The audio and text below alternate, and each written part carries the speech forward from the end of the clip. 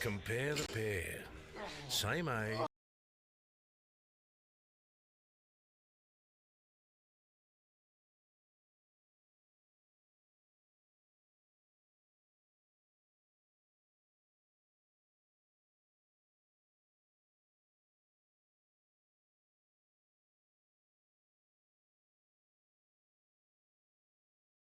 Alright, hello, hello, hello. How we doing?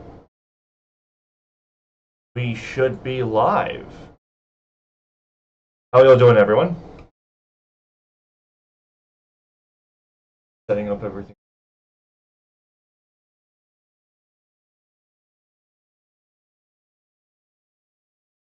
Hello there. Hey, Kikro, how's it going?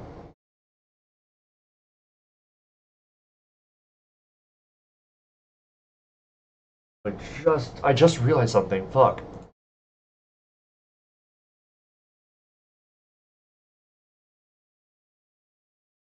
Alright,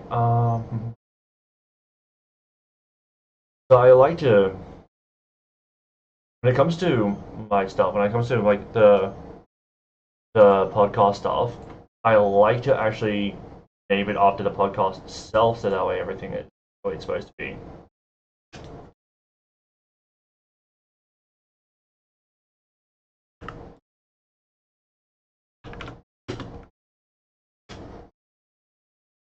There we go. Hello there.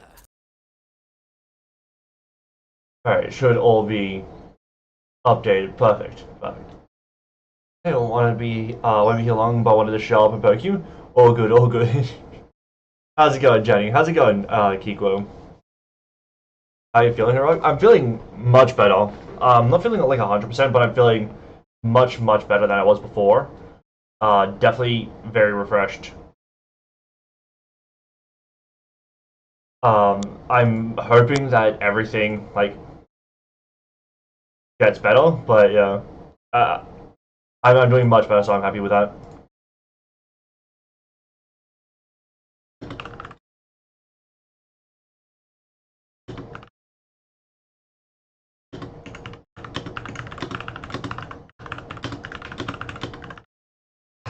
Alright. Trying to just get Corvian in the call.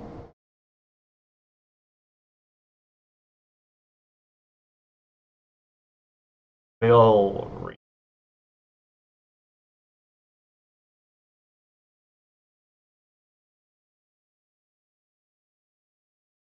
try knocking again.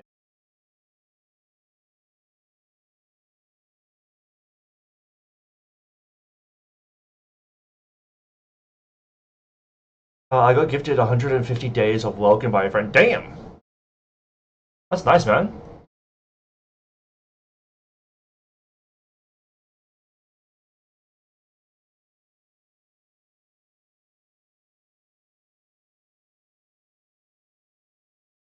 Bro. I can't remember the last time I got gifted, which, like, that's probably honestly good, being honest. Like, there's been some insane gifting, and while I appreciate it every time, um, I often feel, like, weird about it,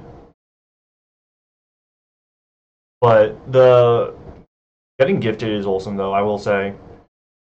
Like, dude, I can't remember when it was, but obviously, you know, Bulu being very generous with like the gifts that she does, it gets kind of ridiculous though.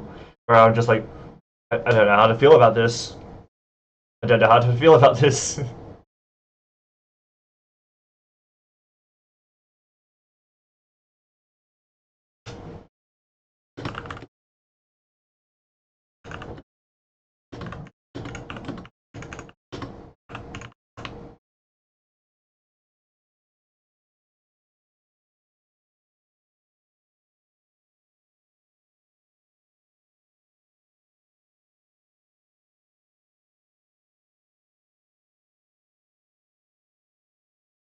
Going for both Escoffier and Flynn's. I'm thinking of heavily investing in Flynn's. Flynn's is really strong. Here's the thing, he's like a top 3 DPS in the game. Because I'd probably put him as number 3, maybe number 4. But I would probably put him as number 3. So the fact that he's top 3 is absurd. Alright, Corvian, you should be in. Yeah, that gave me a stroke, let me tell you what. What gave you a stroke? What the fuck? Yeah, just trying to figure that out, brother. Don't read into it. Alright. Then. Okay, I see you in the collab. Sweet. So do we have... No, we need to do the share chat. There we go. Shit chat started. Alright. Hell yeah. Now that the shared chat has started, I go over to your stream so I can see your shit. Alright, we're rocking. We're moving. Alright, how's it going, guys? Hello, Corvian's chat. Oh wait, let me also do some shouties real quick. Obviously, for the homie. There we go. I'm in your stream, so I don't know if I can actually do that. I'll do it from mine. How's it going, Normans? How's it going, Vital? How's it going, everyone? Welcome in. So when you do the shoutouts on your one, like, it'll only appear to you, which is, I find it kind of annoying. Yeah, that definitely sounds odd. Yeah, because so like, I did the shout out for you, but like the shout out from Stream Elements is not going to appear on your end.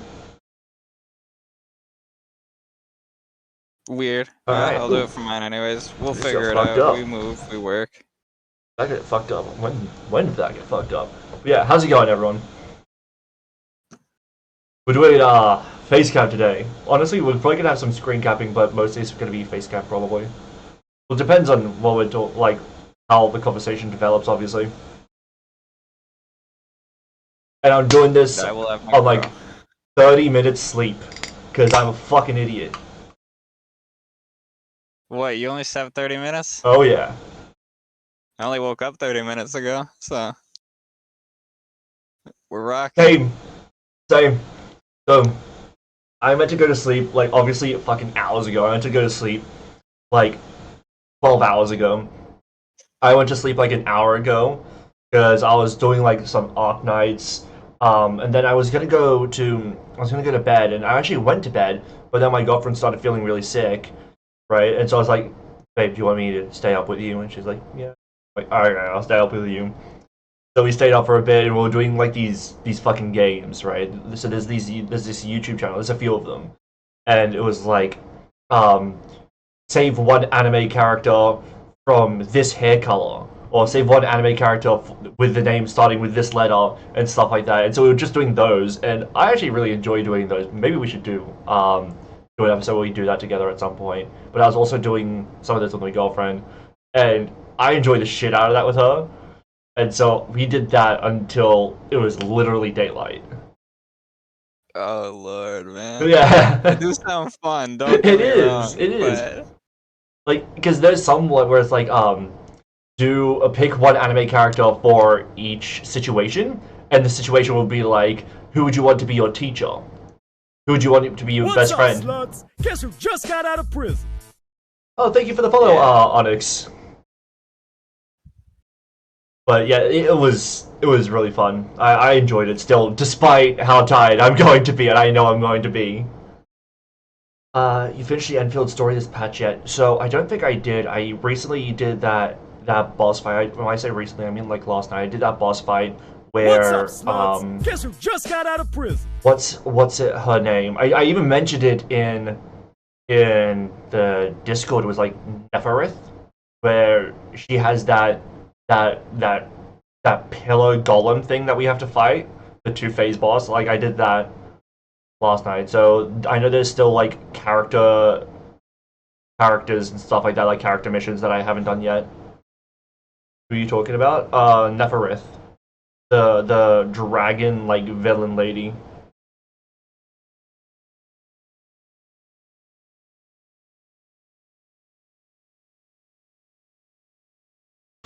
Alright. But I'm looking forward to doing more of it, and today we are discussing the meta in Genshin.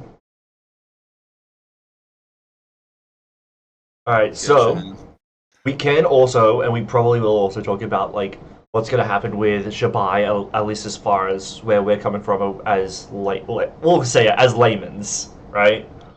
Because while we have a good, strong understanding of the game, we're not like some fucking super calc-based channels, right?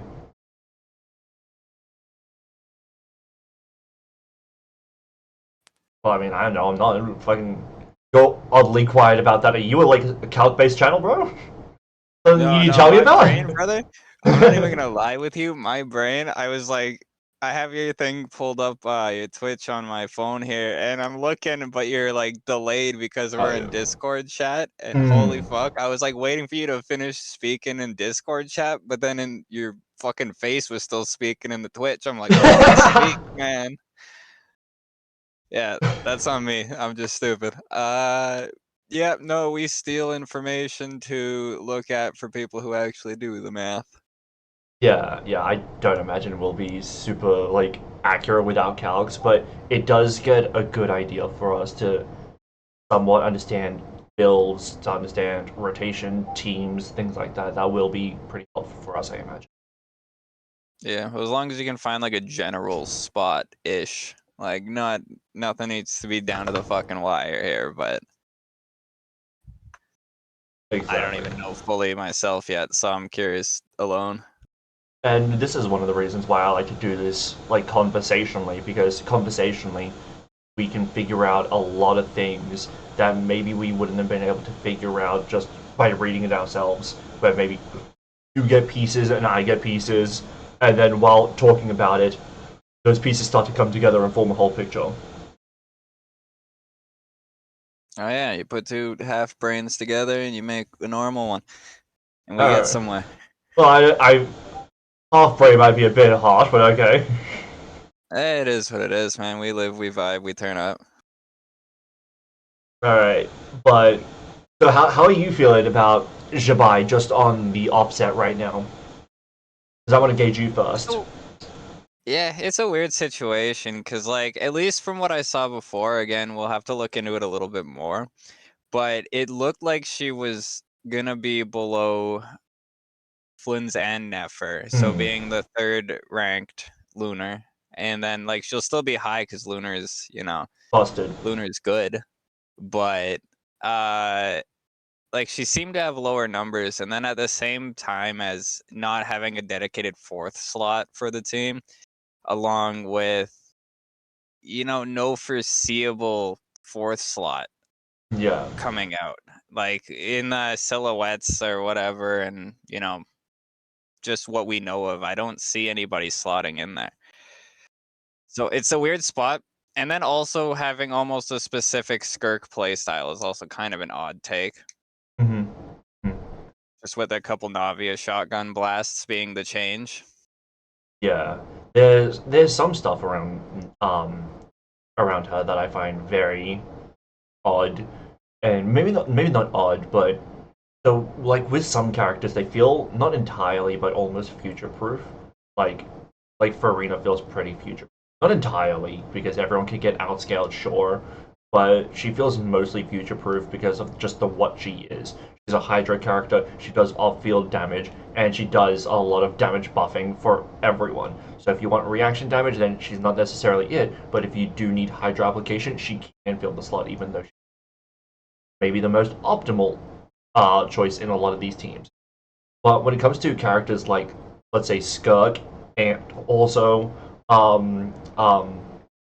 am I blanking on her name? We're literally talking about Zibai. Zibai, that's it. Yeah, when it comes to characters like her as well, they don't feel that future-proof, because if you look at the meta, right, we have Freeze.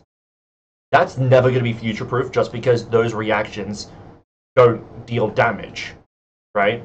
And while the Luna Crystallize can have damage buff, then it's still Geo, and Geo is still pretty bad. So while there's a lot of things that are strong about these characters' kits, they don't feel as future-proof because there's not going to be as many things that are going to be that supplementary to their damage, you know? Because Skirk's been out for a little bit now. She hasn't gotten a side grade. There's not even a side grade for her. Whereas you get other characters like Malwika. Malwika, when she released, obviously top tier DPS, she could work as sub DPS for Varesa now. You know? Yeah, that's true. Another thing that confuses me, one, the design. Let's just say the design is absolutely beautiful. Yeah, We love the design. But so here's the thing, right? Skirk, very anticipated character. People love Skirk. You know, and she's very strong. Don't get me wrong, but like people hate her play style for the most part. Depends, but yeah, I can agree. Like it's not a very popular. Like I know many people who have Skirk but don't like to play her at all. So it was interesting because it is essentially, it looks like a Skirk duplicate, just with added skill in between. And also the fact that Lunar Crystallize does do damage. Yep. Yeah, that as well. Yeah, we'll see soon enough here, but I am curious. Like, I still haven't looked into the exact numbers and where it kind of stacks up to Flynn's and all that. But being that it's such a different playstyle than Flynn's, obviously, it's like 2 or 3 plunges, and yeah. So I'm curious where they kind of equal out there. Also, what's up, Soggy? How you doing? Hey, Soggy. Luna Charge seems to be the one that will age the best. I wouldn't be surprised, especially considering that it has such a heavy reliance on Hydro, Hydro being the best element in the game, and the one that's very, very, very often added to, either with side grades or upgrades. So I wouldn't be surprised if it did age the best. I mean, because you could even consider, for example, Dahlia. Dahlia's trash, but you C6 Dahlia and the attack speed increase can be up to 30%. You put him on Noblesse, then you have also a 30% attack speed increase while also having a significant damage increase or an attack increase. You put that on Flynn's. Well, he's not having any Hydra application, sure, which is a problem, but you could put that with Ino, you could put that with Columbina, and if you have Nefa as that 4th slot, you're still going to be doing some fucking numbers, right? And that's what I'm talking about when it comes to, like, having these side grades. You're not having that when it comes to, like, a Zibai. You're just not. Because while either you have her premium and you have an okay 4th slot, or seemingly she's gonna be mediocre and then fall off quick. But we don't know, but seemingly. Yeah, for some reason it just seems like it was like a second thought. Like it wasn't, you're kind of just running off the fly with Zibai kind of thing, right? Like they release a Nefa before Flynn's, and then the whole team is pretty cohesive. You get Lauma before Nefer, but then Zibai just kind of pops out with a a 4-star, no dedicated 4th slot, no 5-star support, and I will say that in a sense I like that it's a 4-star support, just because we've had so much where it's a 5-star support and nothing can fill that role. Nothing can fill that role. So, for example, we have Nefa.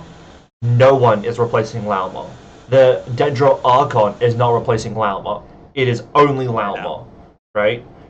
You have, as mentioned before, Skug. We have a Escoffier. When you have Malwika, people will say Sit Lali. I disagree. I don't think it's Sit Lali. I think it's Jalonen. Because you can go Jalonen and then put it with Farina, and that's still going to be really fucking strong. yeah. Right, Also, I meant to say, not relevant to this, but who the fuck busted off the Zhongli fucking emote shit? I heard it and I can't see shit, but It wasn't me. Yeah, no, I definitely don't disagree though. Hey, Zombie, how you doing, my brother? It was fucking Onyx, of course it was. Hey, Zombie, it's been a few days, my brother. Where you been? Good to see you. But yeah, no, I am not against the 4-star instead of the 5-star support. It does get like very demanding when, you know, Everyone's a essentially each 5-star. character you want to pull is 2 characters at Yeah. this point. It used to be that there was a 5-star premium, and that would be super elite for that character. But if you only had the 4-star, it would suffice, right? Where it's like Yeah. it once the 5-star upgrade, it's not needed for the 5-star upgrade for this character. The best example of that is Ayaka and Shenhe, something that we were actually talking about the other day. I think it was last night. Is Ayaka and Shenhe. Shenhe is a very noticeable upgrade for Ayaka when we're talking like prior to a Escoffier freeze bullshit, right? But if you didn't have Shenhe, you could still fucking use Ayaka. You still could. Now, if you have characters like Skirk, if you don't have a Escoffier, you're losing about 30% of your damage. That is bullshit. Yeah. Like, because, oh man, like, so you're having the strongest character in the game, essentially being Mawika, right? Yep. And like, I know at least with C0, R0 currently, Mhm. you know, Abyss is whatever, but like I'll still 36 Abyss with like the Mawika, but then you get, you know, if I were to take off Seat Lolly or if I were to take off Z Lonin or whatever, you notice significantly that like There is a noticeable dip. I will say, Mawika feels like the closest break from that as a premium D, right? yeah. Maybe her and Well, she does Bersa, have yeah. many Eon Sun, fucking Everus, the fuck else? Auroron, Yeah, like there is a bunch of units that, that can work. but it's not always like that. Skirk's the worst, honestly. Like actually, Skirk and Zibai, funny enough, Yeah. are very very rough on that stance because you know having only Geo supports and then who was the other fucker I just said? Skirk having to be only Hydro Cryo. Like you have one team you can run with Skirk that's good essentially. Yeah, and the problem there as well is that while there's only one thing you can run with Skirk, Escoffier will work with so many goddamn people. He'll work with so many goddamn people. Like, you put... Escoffier has... The intervals are... If it's Hydro Cryo, the intervals are 5, 10, 15, 55% res shred. Right? That's 40 gaps. So you could actually put it as the last slot. You can put Carswell for like that res shred of 40% with VV, and then also getting that damage buff with his high EM. If it's 1000 EM, then it's 40% damage buff for what he swirls. So you can do that. But if you have Skirk, there's no alternative there. Escoffier has alternatives. It's not great alternatives, it's not perfectly synergistic for her, but there are alternatives. But if you have Skirk, there's nothing. It's her or nothing. Yeah, it's so hyper specific on that. Also, real quick, Onyx, why are those the ones you have to choose between? Do you have C6 of like? Probably everything else, yeah.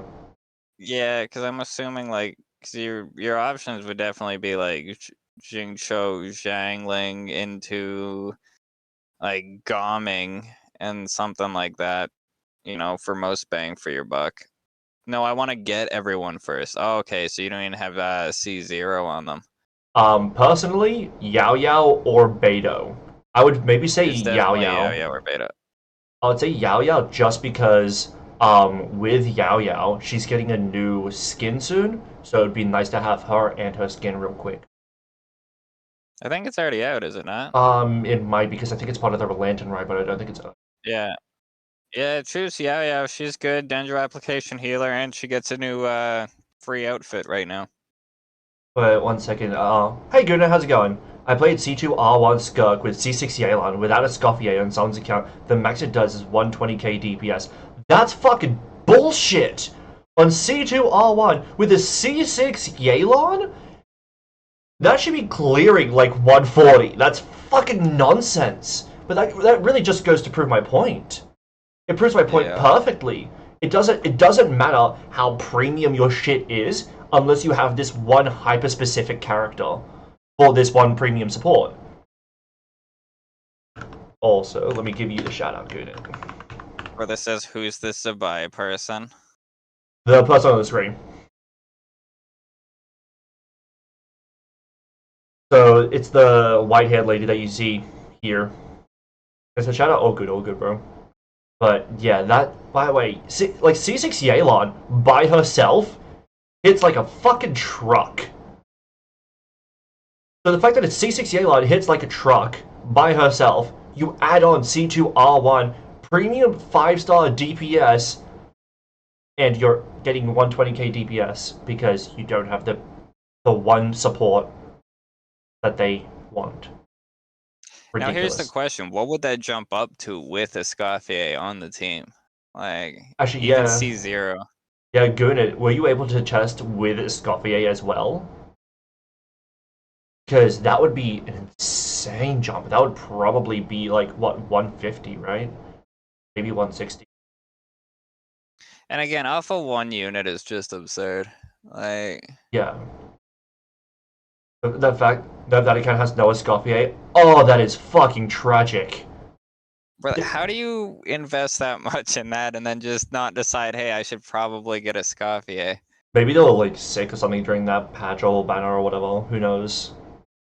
Well, they'll have their chance here shortly. Pretty sure Skirk C0, R0, and Yelan R0 team is already 150k. Probably not. I do expect it to be almost 300k. Almost 300. Jesus Christ, what are these characters built like? Is it like C0, R0, Yelan?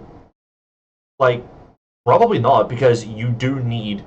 Because even premium Malwika is a bit over 100k, assuming that no one has constellations. Is it like not insanely over, right?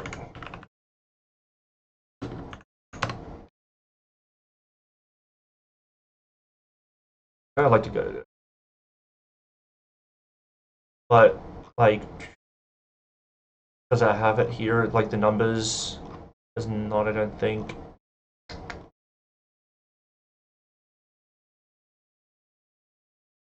So 170k with the 7 melt combo. 170k with a 7 melt combo.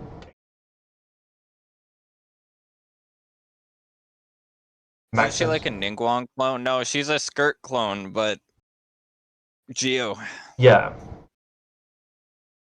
I remember the highest with war cancel was 150k, but rotation. Does that also include food? That's the thing. Does that also include food? That one assumes enemy is frozen and burst first rotation. Okay.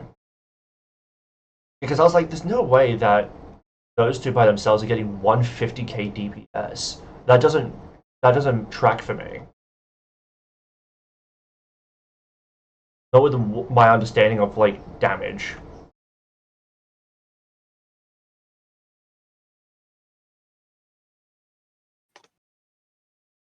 Son of a bitch. The fucking Zhongli. But Zhongli it does seem to be something that Zibai will want, or at least be able to benefit from, which is nice. Right. I wanted to see, while I listen to Zhongli constantly, what it was that I was saying yesterday, that I swear to God there was some type of situation where Zhongli and his construct, right, has some type of relevance with her. Yeah, so you did mention something about that. Let me see. Because let's look into her skills and stuff first before we go further. Defense percent? Yeah, defense percent. But considering she wants Night of the Sky Unveiling, she'll probably want also EM. But I want to look into her stuff first. Does it actually have what the kit says, or is it just telling the build? Okay, Decent banner let's on how to use. for sure. I am watching Yeah, so I'm on the wrong site to do this. You're on game 8, right? That's where you were? Yeah. Yeah, I'm on that too. Let's do Luna Crystallize, giving your elemental skill both Geo and Luna Crystallize damage instances, as well as blah blah blah. So it gives her what? Geo Infusion? Her skill? Yeah. Noise energy base on Her, normal defense and defense percent, yeah, she scales off it. Dude, her weapon is actually pretty insane though. It was special elemental skill. So she has skill mode as well. Single instance of large Geo and Luna Crystallized damage via her Spirit Steed Stride elemental skill, which expands the energy, the charge, and the special state bar. Okay, yeah. And then her burst is just a big chunk, big fucking instance of damage, right? Yeah, it's literally Skirk with 4 Navia shotgun blast throughout the combo. Honestly, I don't even know that it's going to be worth it. She regens elemental energy at night? Yeah, so does Aluga. What the fuck? Yeah, it takes like a minute or two or whatever to fill up the ults at night or something. It's the most pointless thing in the world. As long as it's outside of combat, I have no issue. Yeah, it's outside of combat, and it's So I not won't do in, it in combat at all? Stygian or Abyss. Then I have no issue, but I just also don't really see the point. Again, yeah, you use your skill once and you get like 2 minutes worth of just waiting done already. So it's just like, I don't understand the need for it. I guess it's a little bit of quality of life, maybe, I guess, but it's an odd one. Yeah. They also do speed up though, I'm pretty sure. Like they run faster at night.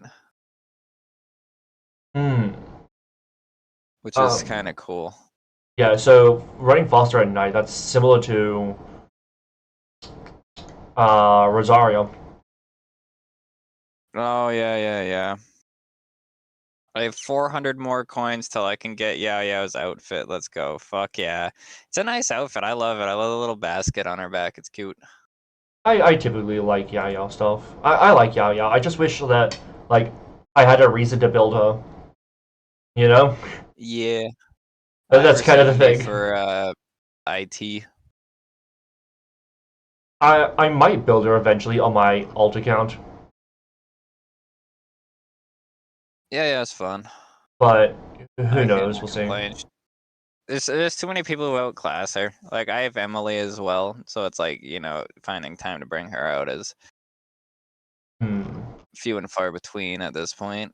Yeah, if you're gonna pull her out, it's probably just because you also want healing, which Emily doesn't provide. Yeah, well, that's the thing. Having Dendro application for Imaginarium Theater and a healer, even if she's not built well, is kind of just nice. Like, yeah, she's a comfort. Works. She's a comfort character rather than like a meta character. Yeah. It's nice to have for Dendro though. There's not too many Dendros, even especially for IT. If we're talking IT, there's not many useful ones, man. Unless you have like, you know, like Emily's does good damage actually. Then you have stuff like, you know, Nahida if you have El Hatham, but I don't, and a lot of people don't at this point. You know, obviously there's Neferlauma, but there's like DMC. when you get into it, if you don't have the 5 stars, like we don't have much. Like Kale sucks. Kale's not the worst if you're gonna be right up in their fucking face. If you're not gonna be right up in their fucking face, she's pretty useless. Yeah, Tainari, unless you have Electro, hits nothing for damage. Yeah. DMC's fine as long as it's in Hyper Bloom. If it's in anything else, he's useless. Yeah, I also don't have my Traveler leveled up to 70. Honestly, Traveler is probably worth putting up just because anytime you have the new stuff, he's gonna be at least compatible with it somewhat. So, for example, Pyro MC, PMC, he's pretty decent because he has okay off-field pyro application. Not great, but fine enough. He can have on-field application if you really need it. But also he's a pretty good proc for Scrolls in the City. So the fact that he's applicable in all of those situations is pretty nice. And then that way you can have PMC and still have him in like an overload comp for like Chevreuse. You can go like PMC, Chevreuse, Bennett, and Varessa. Well, I didn't know you could bring main character into endgame. Yeah. For the longest time, I found this out not long ago, and I haven't leveled them up yet. I'm definitely going to. It just adds another character for regardless of what the IT is, right? Yeah.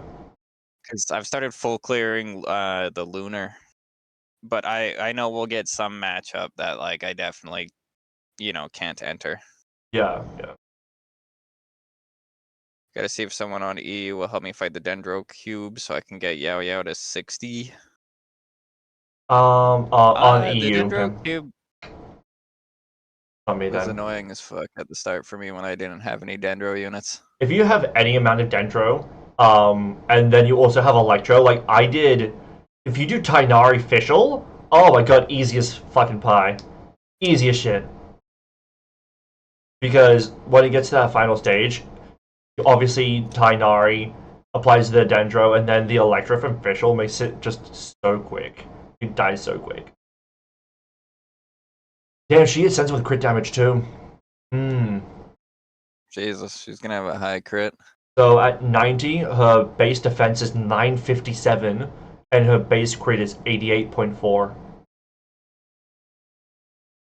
So at once you get to 80, so we'll just say 80. 80 is 844 base defense, and sorry, 85 because of the ascension.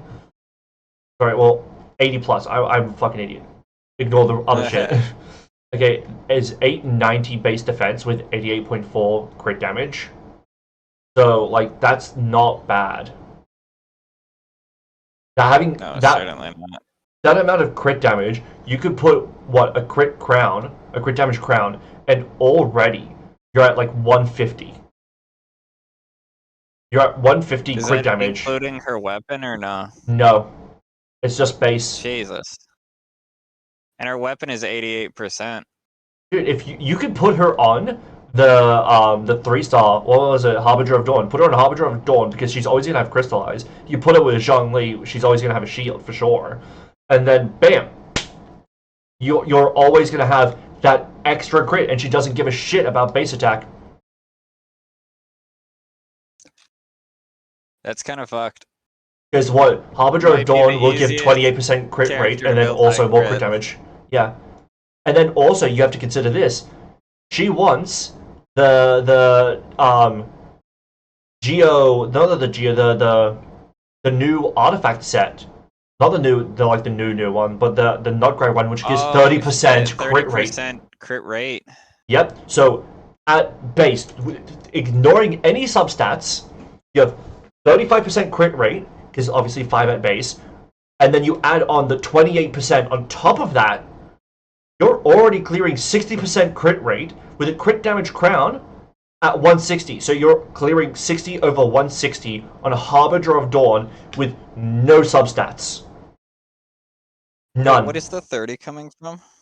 So That's not... Because when you're over 90% HP, you also get like 28% crit rate. Oh...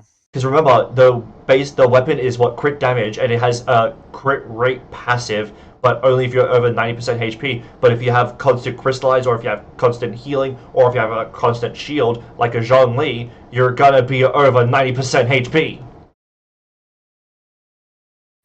Brother, there could be some crazy fucking builds coming out, though. Like, so if she goes like 150-ish off of just Ascension and and the circlet.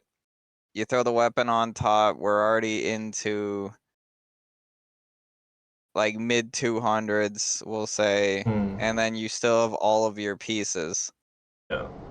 Like you could just go full into rate basically. Yeah. Yeah, this is potentially going to be very, very meta, but I imagine she's going to be very, very meta for maybe 3 months. Harbinger of Dawn is only useful if you have a Neff or Zhongli in the team. And it's only 2% behind Chiori's signature. That is absurd. That's fucking absurd. You're definitely not running a Neffa with this team. What about if you got like another shielder like Toma? Out of curiosity. Because if like Toma has a decent shield, or if you put Layla, because Layla has a chunky shield.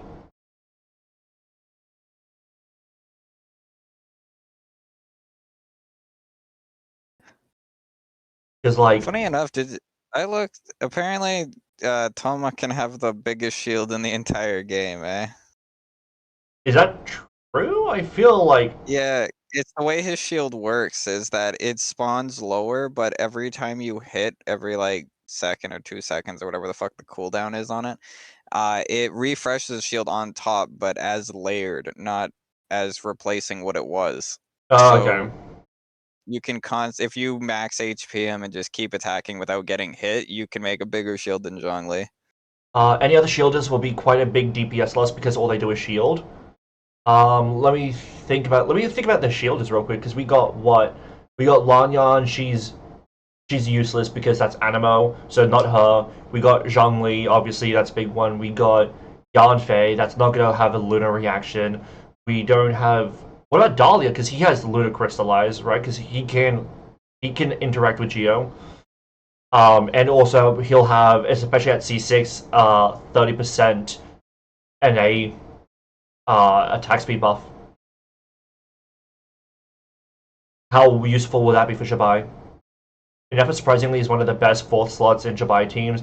The team DPS is competitive with Chiori and Zhongli, only behind C6 Goro. I expected it to be good, but so what do you mean? Oh, right, because she wants Columbina and C6 Goro. So she wants Illua as well. So we do have the premium team, which is C6 Goro, Illua, Columbina.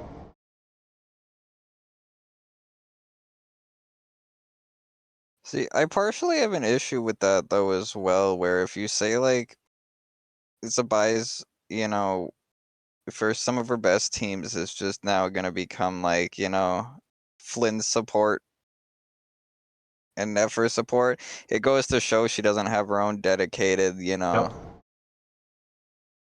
unit at this point. If she's gonna steal that, and then all the teams are gonna be the same. You just Columbina and Nefa, and you throw the DPS in there. So I imagine that she does have a dedicated support in that it's like Illua, but the gap that it's gonna cause if you have let's say a Flynn's team, and then you have the Zibai team, and let's say you go Flynn's with Nefa, and you go and no Columbina, and you go Zibai with Lua, no Columbina. I imagine Flynn's is gonna be in a much, much, much, much, much better spot than Zibai. How strong Zibai is depends on how many cons you have on Lua, which is harder to get than a 5-star. Yeah, because you need 7 copies to get him C6. 7. And then also, there is no guarantee on a 4-star. We have a 4-star problem. We've had it for a long time. Something I will say, however, because people stand on this, is Alua.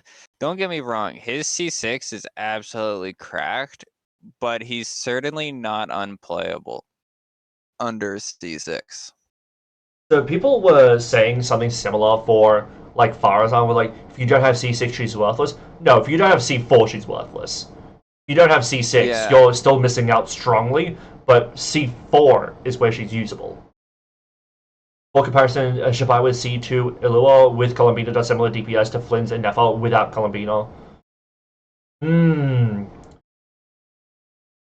So Zibai, C2 Allure, Columbina does similar to Flynn's and Nefer no Columbina. Which, that's exactly what I was saying. Like, the drop-off for Zibai is going to be so much harsher than it is for the others if they don't have Columbina. She needs Columbina. And that aside, let's think about this for a second in terms of lore. She is a leeway character. Why is she so dependent on lunar reactions? Why is she dependent on Columbina? No other Geo character is. No other leeway character is dependent on lunar reactions. Why?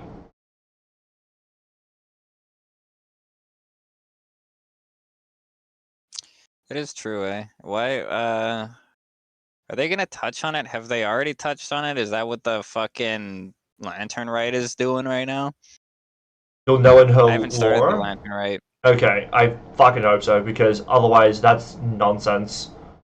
I feel like whatever the explanation is, it's not going to be sufficient for me. But Yeah, I was gonna say, hopefully I'm wrong. Hopefully I'm wrong. Hopefully it's perfectly satisfying, and she becomes my favorite character.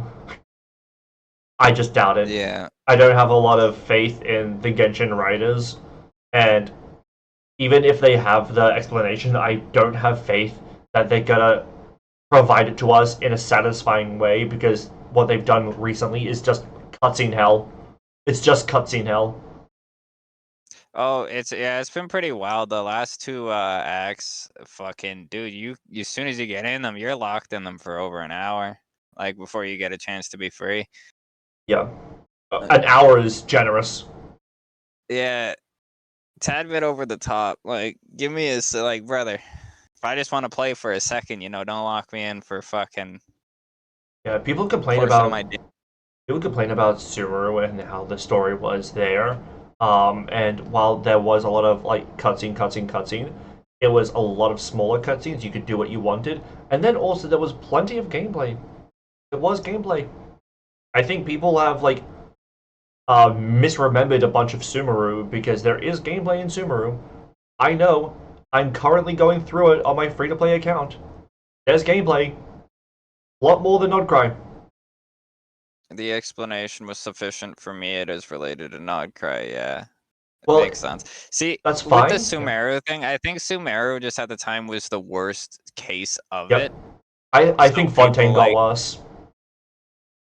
Say what? I think Fontaine got worse than Sumeru So in terms of the cutscene hell. I feel like part of it is that in Fontaine, brother, the story and everything picked up like crazy, animation-wise, this and that. Like, they really dialed in. People also really liked the characters in there. So yeah, I think it bothered them less, but if we're talking about just cutscene hell, I think Fontaine was worse than Sumeru. As for the explanation, if there is an explanation that justifies her being lunar reaction dependent and not quite dependent, that's fine. But seeing as she is still tied to Zhongli, I think she should still have maybe not a dependency on Zhongli, but a good synergy with Zhongli, which seemingly she has some synergy with him. I'm happy enough with that. Yeah, no, that would be cool. That would be a good way to revive Zhongli as an Archon as well. Like, instead of letting the Archons kind of fall behind, like, Raiden needs a buff, Venti got a buff, and he's still kind of lackluster. I feel like the Archons, they should try to find ways to keep them semi-relevant at bare minimum, right? So. Well, it depends on what you mean by lackluster, because with Venti, they brought him up, right? They brought him up, and he's actually a really solid DPS. He's right there in the conversation as the best Animo DPS in the game. As an Archon, that's nice, right? The fact that he has synergy with Hexrai, which means he has synergy with Fischl, one of the best 4-stars in the game. He has synergy with Durin, who's one of the best, if not the best, off-field pyro applier in the game. There's some things that are really nice, So I think they could have gone a little bit more generous with Venti, but I'm still relatively happy with where he is compared to what he was. They didn't have to do that. They didn't have to buff him at all. But they did, and they made him a very viable DPS. If Leeway Yeah, gets a faction okay. buff like No. Adeptus buff, do you think Zibai will get buffed by it too? I imagine not. I think that they should, and I think people are going to be pissed because she's not. But I think they're not going to because she's going to be too meta, and they'll make her too broken unless they do something like Hexray. Because with the thing about Hexray, some characters like Sucrose didn't get a real significant buff from it. Sucrose is mostly the same. I think it's going to be something similar if she does get a buff, where she's mostly the same, and the other Adeptus get bigger buffs. That would add up if anything. It's just weird because she's obviously not like she's essentially a Nod Cry character. She's not a Leeway character at this point. Well, I'm yet to find out about the lore, so I'm holding out my judgments on that. But proceed. Yeah. Well, I mean, entire playstyle. So giving her a buff when her playstyle isn't Leeway, like when her kit isn't Leeway, is like, defeats the purpose, obviously. But But it would be a nice way to tie her in, tie a meta DPS into Leeway characters like Adepti, and then have those units be pulled more into meta because she's meta. It's valid. I wouldn't want that to be the only way in which they're more meta, but I will appreciate the fact that it is happening at all, even if it is tied to her. I think that's fair. Yeah, it could like as loose terms, like benefit bringing maybe Yelan into the team as a Hydro, or bad example, but Yunjin. Just like if characters would work with her team that are also Leeway but wouldn't, currently be her best options. Yeah. I didn't think she would get buffed by it too. Because we had something similar with Hexray, where it's like this character seemingly is so fitting to get a buff, and then not because we wrote in something that just excludes this one particular person for this one niche reason, just so that way they're not actually part of it. Like Hexray is Razor. What the fuck? Hexray is fucking Razor. How? Why? They wrote it in because he's not meta. I'm fine with that, by the way. I'm not complaining that Hexray is Razor and that Razor's more meta and that he's very viable as a DPS. I'm happy with that. But my issue is, who did you exclude to include Razor? Come on. Come on. You didn't have to do that. Who did they exclude? Dude, there's so many like fucking characters that could have gotten it instead of Razor or including Razor. Like, wait, let me go through all the characters. I do fuck with the Razor one though. Razor's lit. We love Razor. I'm not a huge Razor fan, but he absolutely needed a buff. Absolutely needed a buff. And considering that he was, like, for a long time, the meta unit in, like, 1.0, him and Diluc with, like, the meta unit, you win, you have him, you win. I'm happy with that. Yilba, Borp, Asil. Oh, Lisa probably. What the fuck? Why backwards? You said that so well. Confused me. Why I said that so well? What? Yeah. Alright. I'll take it as a compliment. You said Sure. that like you were playing it backwards, brother. But Lisa, yeah, that's the big one where she rejected Hexray. I'm sorry. What? When was Razor like fucking this with like Nicole? When was he like this? Huh? With Klee? Okay, I must have missed that mission.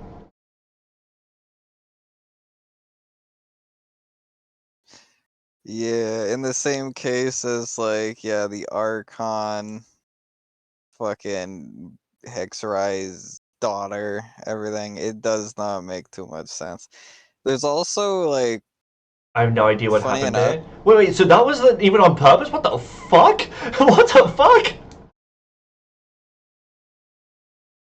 I'm so grateful to the person that just helped me. Was I that think it was Jenny? Frog Yeah, earlier doing Jenny the Lord's is work. Jenny is the fucking goat. You know what, Onyx? If you're helpful for if you're thankful to Jenny, maybe drop her a follow. Maybe drop her a follow. Send her $300 cash money. Send us some Vaga Rule 34 art. Maybe. Oh Perhaps. lord. Actually, that reminds me, I forgot to do a shout out for Jenny.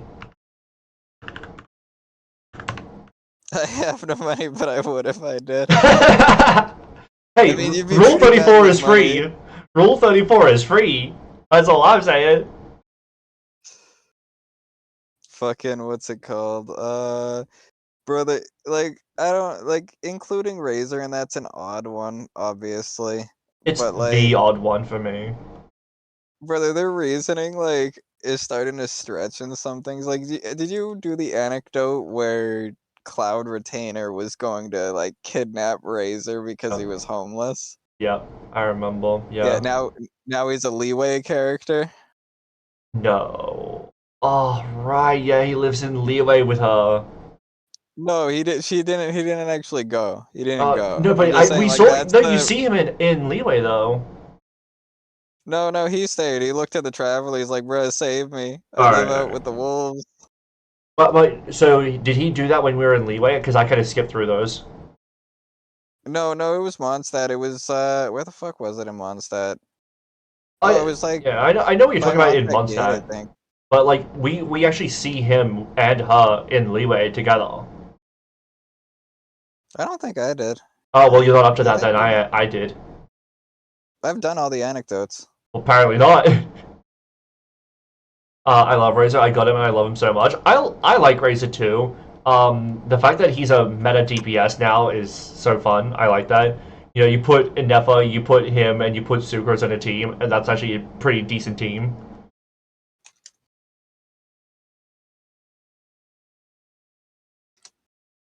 I'm googling this. All right. Well, when I'm right, what do you think about that?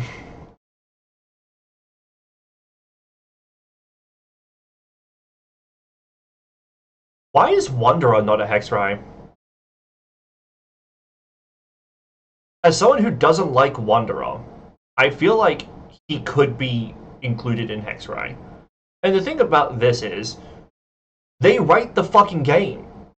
They could write in some nonsense about these non-meta units about to why they're now Hexray. We see him in these quests tied to Alice and Nicole. And he needs the meta push. He deserves it. As someone who doesn't like him, he deserves more of a meta push. I love Wander. If he was good, I would pull him right now. Also, you're wrong, by the way. Just to let you know. No, I'm not. Okay. Yeah, no, he turns it down. He says, Traveler, get this lady away from me. And he stays in Mondstadt. Could have sworn I saw them in Lilo. I'm like positive. I don't know why I'm doing it through I love this. the anecdotes, brother. I watched all of them. I did all of them. Is there... are there new ones? When are they adding new ones? It's a good question. It's not per patch, right? Not per patch, like per version or whatever the fuck. I really hope it's not per version. I feel like there was in the last one like ads, but like along the way. Some question I didn't ask for won't let me access the adventurer thing to get my rewards. Yep. Yep. Yeah, that's kind of rough. I'm not seeing it. Well, until I have proof otherwise, I guess by default, you're correct. I'm correct regardless, all the time, every time. Sometimes. This is gonna dissolve this podcast, I swear to God. Yeah. We're just gonna butt heads and we're just both gonna be like, no, I'm right, no, I'm right, no, I'm right. Yeah.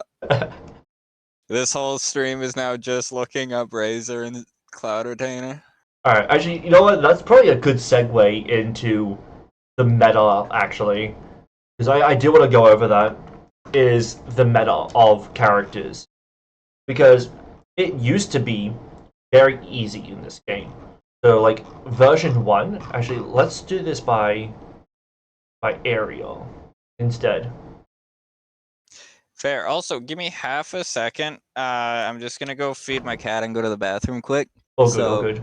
They'll give me a chance to pull half things a up. moment here. Okay. That's not where I wanted to pull it from. Genshin. Alright, because, yeah, when you go from the Genshin side, they have it based on area. That's actually a better place to pull from. So, yeah. We have Mondstadt, Leeway, and Azuma Sumeru. We have a bunch of shit, right? Wait, ooh. They used to have Snezhnaya here. For Child. Why'd they get rid of that? Is Child in Leeway? Yeah.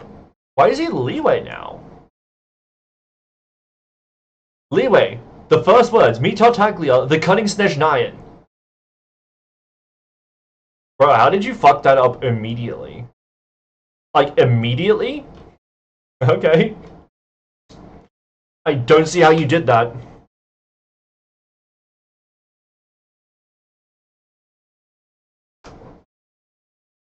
But yeah, the game used to be pretty easy. As someone who started in, like, mostly taking it seriously in 2.8, the game used to be serious, where you could go mostly based on one character, get one good character, and not actually have a coherent team comp, and you would still clear everything you needed to clear. Now, if you have a strong enough character, you can still do that in the overworld today. You can't really do that in the endgame. The fact that they had to basically immediately nerf based on other things, rather than the actual individual kit, they had to immediately nerf a Venti, is very interesting. That of like where their head was at. He was an instant win for endgame of Spiral, and they decided to have it as a no-win for Spiral. That's very interesting. I'm actually highly allergic to cats. I start sneezing as soon as they enter the vicinity, and... apparently I can't even think about cats without... And we're back. My bad. She was being a menace, brother. But that's fine, bro. That's fine. But, yeah, so... Overall, talking about this, I'm on the Genshin.Hoyoverse site, by the way, so that way we can do it by area. It's probably going to be easier to go through characters by area, so we can actually keep track of the meta. What site are you on? Just so I can pull it up on my screen as well. Genshin.Hoyoverse.com. And then I just went to the characters page. So yeah, it used to be pretty easy with how it went. It used to be you could have one fucking superstar character, and you didn't even need a particularly strong team around them, right? So scroll up all the way to the top. Okay, just do. Yeah, I'm just okay. Yeah. You know what, I'll just send you the link. That'll be helpful. You'll probably see it in my chat just because it's easier if I put it in just the OBS thing. Yeah, you should be able to click it now. It's in the stream, in the chat. Hey. You're not very good at this, bro. You're not very good at this. No, I'm not, brother. I have my phone on the stream, right? So, can you send it to Discord? Yeah, I got you. Hey, brother, I just work here, man. Alright, I sent it in the call chat. Alright. Let me figure that out. It's on the right. Far right. Far right. No. Go back. Go back to the to the Right, Discord. yes. Yes, Okay, my we're one, good. my server. Yep, far right up top. There you go. All right, Good job, we gorgeous. got there. All right, yeah. Party time. So yeah, it used to be that you could pull up a superstar character. You could have like a Diluc, right? You could have a Razor. You could have a Venti. If you had any of those, you could even have a Klee, right? Any of those, you would clear. Now, that is a worse time of Genshin because we had no idea about team comps. It is just we had a character, and we kind of get to, in a way, a similar point to where we are now, where we have a superstar character like a Maluika, you win. You have a superstar character like a Lauma, you win. But that's where we were. And then I think Swirl got buffed. And then you could do, that's when the national team started to form. We had Sucrose, which by the way, we also had the Power 5. Or since version 1, we didn't have as many 4-stars, so the chances of you getting one of the Power 5 is astronomically higher. But even outside of the Power 5, you had very strong units like Beidou. Beidou was not Power 5, very strong. Yanfei, if you have a Yanfei and you had a Bennett, then you had a Sucrose and a Xingqiu, that's fine. That's strong. Because you have a strong Vape team. But like, we would have these things. And it works, but it's a worse time in my mind. Because Yeah. Well, what was the actual like? So artifact sets were an odd thing at the time too, being that we only had for what do we have for support set? We had VV, Noblesse. VV Noblesse. That's mostly it, I believe. We still Yeah, had it instructors, but back then, the mindset of the time was, is it a 5-star set? Nope. Okay, well then, nope, we're not doing it. It's Yeah. only premium sets, and we didn't realize the value of instructors, which I get. I only even bothered starting to farm instructors very recently. That's a recent addition for me. But yeah, Well, wasn't at the start Benny was like a fucking like a tier 3 character to everyone, where Diluc was like, tier 1. It was a weird. yeah, it's a very Weird interesting thing because we didn't. This is what I was saying. We didn't understand the game. If you look back, a lot of the shit from then, even when you look back at what the game was then, was ass. But from our understanding of the game, like, it made sense because we didn't think about team comps and rotations and energy dependencies and batteries. We didn't think that because why would we? Yeah. You know, Well, it's a brand new thing. The power 5, right? Yep. Like we were focused. It seemed like we were focused on individual damage, Yep. like where Ling can do damage, Fischl can do damage. Like it was more just getting your entire team set up with damage dealers. Yep. And so a pure support like Bennett was seen as, well, he's taking up a role where you could have somebody else's damage.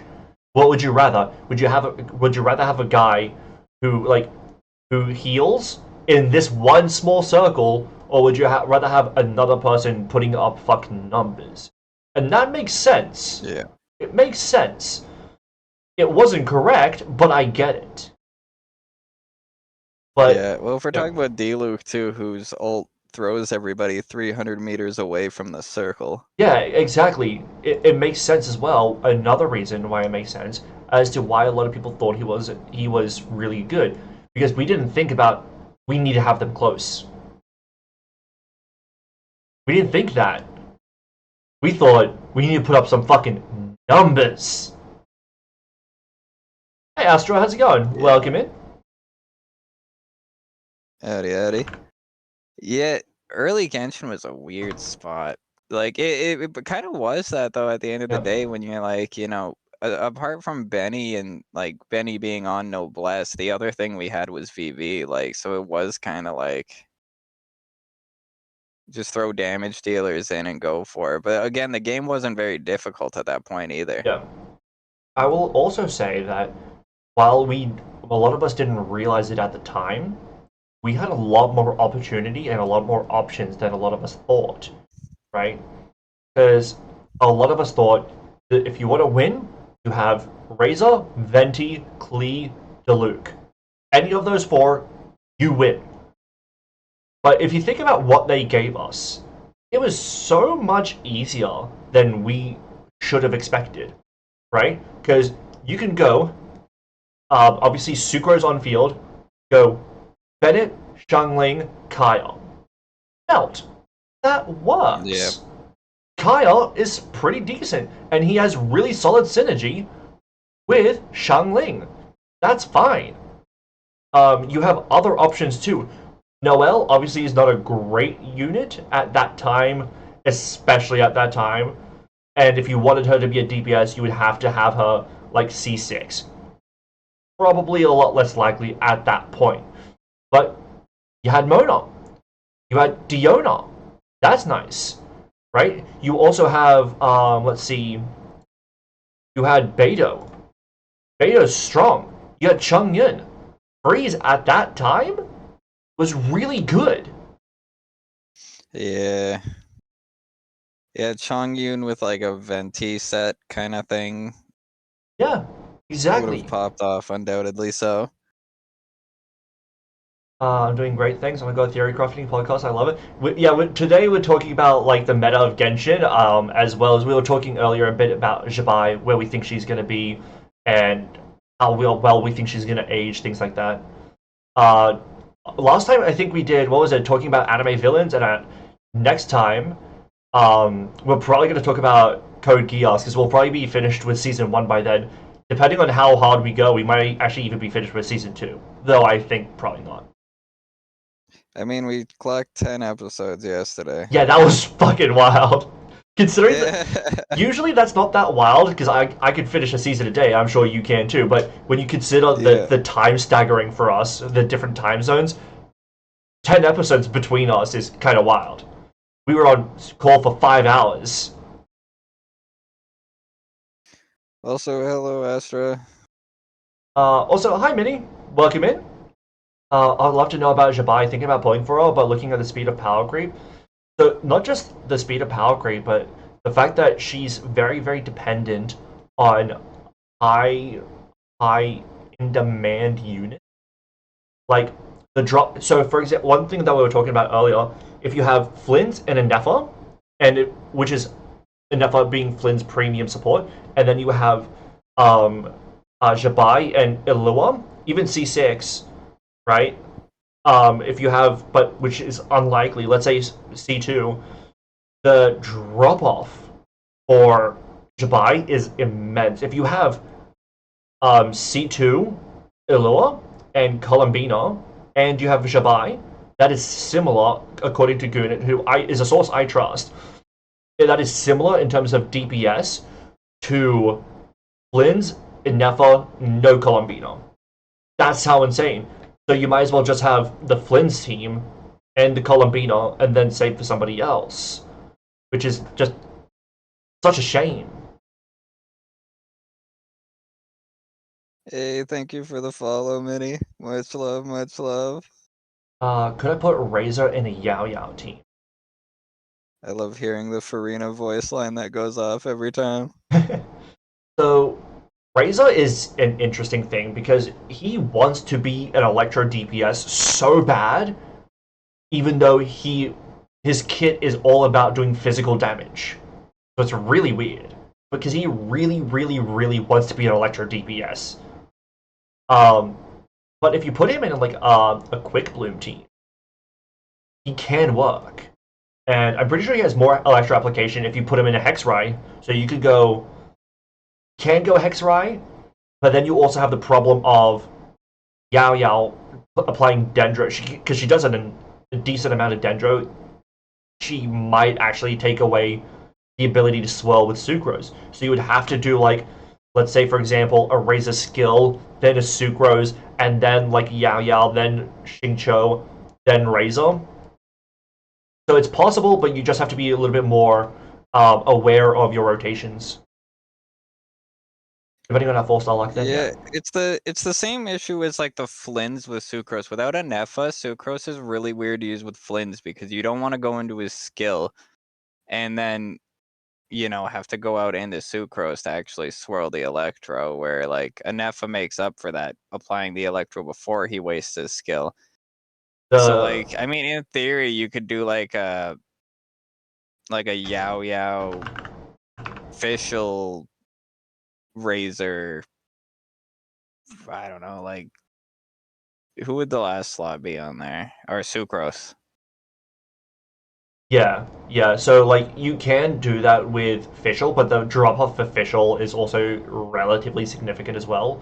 But yeah, when you're considering the fact that you have premium supports that are kind of required at this point of the meta for a lot of these characters, and if you're going to have Columbina anyway, you're better off choosing someone other than Zibai unless you really like her, right? So there is that kind of an issue, which is very unfortunate. It's very unfortunate because Zibai looks great, and Zibai being a character that wants a 4-star support opposed to a 5-star support is great. Because we have too many 5-stars that want premium 5-star supports. But her being Geo as well means that there's a decent chance that she's going to fall off pretty soon. Because the Geo support is minimal, and not just minimal, the rates at which you get more Geo support is not great. Yeah, well, Navia in theory is good, and like she can hit good numbers, but then you miss like all sorts of reaction, which really, like, if she got reactions, Navia would be really good. Well, she is still pretty even strong. It's just that yeah, she partially relies on other elements. like funny enough, so in Fearless, my Navia can clear the Electro Shield boss, the second boss, right? Which honestly was very surprising to me. So I guess Geo Crystallize is its own thing now. Yeah. Like is its own reaction. I guess I entirely skipped over that, but Geo is just it's a weird element, man. It takes away other reactions. Like you get the one. Yeah. I think that's the main reason, and maybe not the main reason, the sole reason that they have Luna Crystallize. They wouldn't have done it otherwise.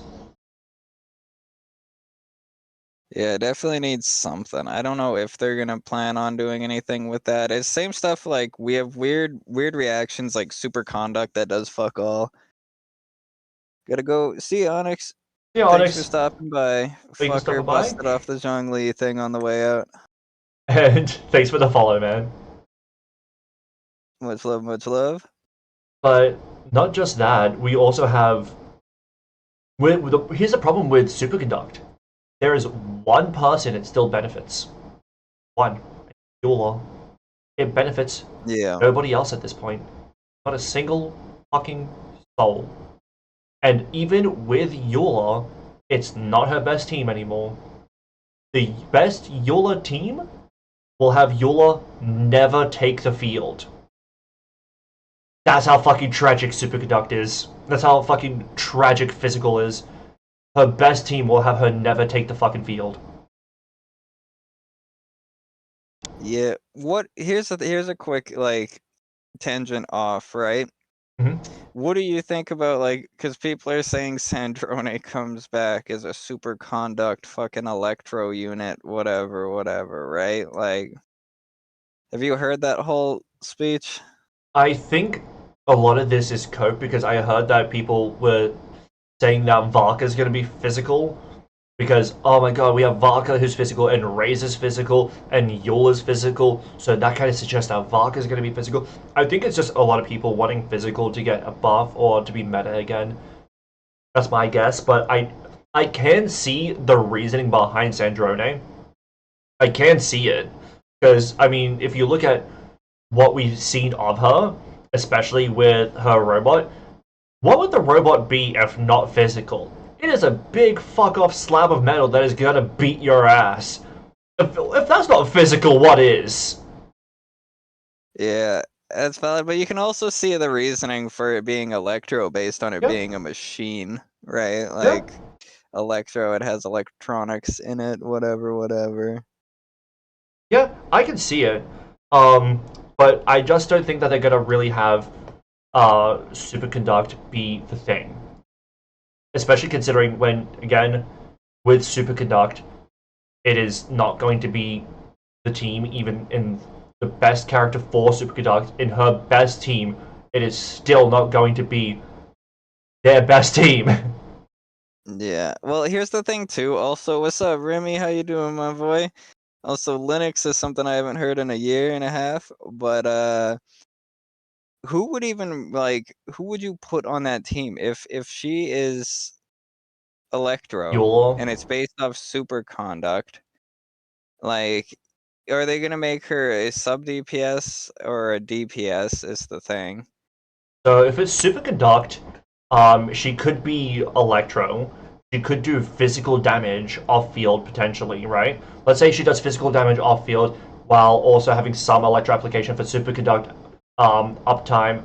You could put her with Eula. You could put her with Raiden for off field Electro potentially, or you could go Fischl, and then you can go a fourth slot maybe for more cryo. You could go Mika, double cryo, double Electro. That way you have crits, and you also have bursts, potentially. But that sounds super bumped and, like, scuffed and just thrown together. It doesn't feel cohesive. It also, the amount of stuff you would have to do to make that team not just feel like shit. Like, in comparison to the stuff we have nowadays, it's so, again, like you say, it's fucking scuffed, and, like, the amount of, like, damage multipliers and everything you'd have to change to have that have any keep up with the current meta. And then again, you're talking stuff like Eula. There's a couple things I thought of with that. With Eula, one old unit, odd play style just doesn't kind of work all that well. And everyone has their build for crit fishing with like 5 crit rate and stuff. Like that would make everybody have to absolutely scrap their builds. Like what Eula currently is would just disappear. And here's another thing that I think we have yet to talk about. Okay, if you think about what Zandrone would have to provide for her to be viable for a physical DPS Eula, right? When you consider how backloaded Eula is. That's the thing, she's not even front-loaded, she's backloaded, which is trash. But let's ignore that for a second. Let's ignore that bullshit for a second. Okay, if you think about the damage or the buffing that she would have to provide for it to be meta, what she would provide would be better served literally anywhere else. Because let's say she does X amount of damage, that's physical damage, so that way the team can keep up. Throw her on another team, and she'll just do a similar amount of damage, and every other unit will do so much more damage, and that team's better. The best team with Zandrone is still going to ignore Eula entirely. Yeah. I don't know, like, the only way around it would be they'd have to buff the fuck out of Superconduct itself as a reaction. Yeah. It's going to have to be like Superconduct Explosion. Yeah, but how do you balance that at that point then? Because other teams could do the same fucking thing and they'd be better than Eula. Yeah, you could just have, like, one cryo unit, one electro unit, and then have the rest be like Pyro. Bro, or Hydro. Rosaria, you could throw a Scoffier for no reason, just have Cryo going on something. Yeah. And then just throw, like, Varisa in there. Yeah, exactly. Because whatever they provide, you have to be able to balance with what exists, and what exists, you could just throw in one cryo unit. Because let's be honest here. Let's be fucking honest here. The cryo unit is the one who's just going to be tacked on because we know how good the other elements are. We know how much better than cryo Electro is. We know. The Hyper Bloom, the Overload, it's not competitive. So it has to be a cryo unit that's just tacked onto an already made team. So let's say it's the cryo unit that's tacked on. We can go any fucking cryo unit that has any off-field application, let's say Layla, it's a shield, a chunky shield with off-field application, and she can battery. That's a decent unit. It's a 4-star that everyone has access to, right? You throw her onto, like, a Marika Overload, or you throw her onto a Hyper Bloom team. What do you think's gonna happen? It's just gonna explode the shit out of everything there, significantly more than what she's going to provide in a Eula superconduct. Yeah, again, there'd be no way to safe it. There is no way to safe that. Unless you go the Escoffier route, where it's every element has to be electro and cryo. Which, let's say you'd get a, like, say Sandrone is that designated support, right? Yep. Then it's, yeah, then it would take out Malwika, but it still leaves the problem of Verisa, who obviously is a million times stronger than Eula, right? Yep, exactly. And then you're screwed. Chlorinde a million times stronger than Eula. Raiden's a million times stronger than Eula. And Raiden's not good. Well, I turned your volume on. Skirk out of her element would do better in that team. Yeah. You know? Domain expansion. Like, Malevolent fucking shrine. Chongyun gives her a run for her money, brother. Like, it doesn't matter. Chongyun giving also Res Shred is insane. Yeah. Like, it's not competitive. You wouldn't be able to do it. Fucking Kaching! Kaching, as an Electro DPS, would run the fuck out of Eula, and she's standard banner. Yeah. She's standard well, banner. There's also Ryo, who's a catalyst user, so every single hit is element.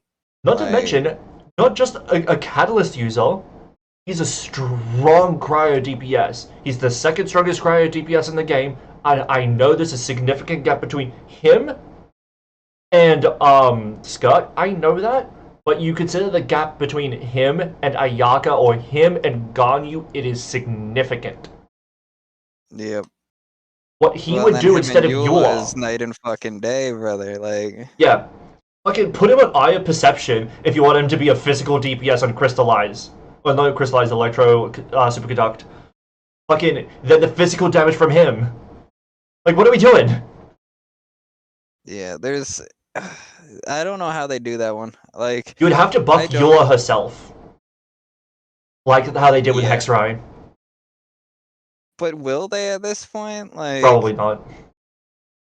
I don't see it coming. Her kid is just too ancient, man. Like, I can't believe how much Diluc is ducking every buff. By the way, there's some buffs for him, like Jalonin and Zitlali and Shanyan. But when you consider how much buffed everybody else got compared to him, tragic. Funny enough, I I built Diluc for, what was it? I think it might have been IT. It might have been just earlier in the game. I don't know what the fuck. I don't know how we ended up here, but his build's not great. Don't get me wrong. It's like 70 over 160, something like that. He has like probably 1800 attack. I don't know. It's not good, but it's not bad, right? And brother, he's so bad. I bring him into IT, and it's just like, bro, he doesn't help at all. Like, he literally, I just leave him on the team and don't touch him. That's the easy, like, better way to play him.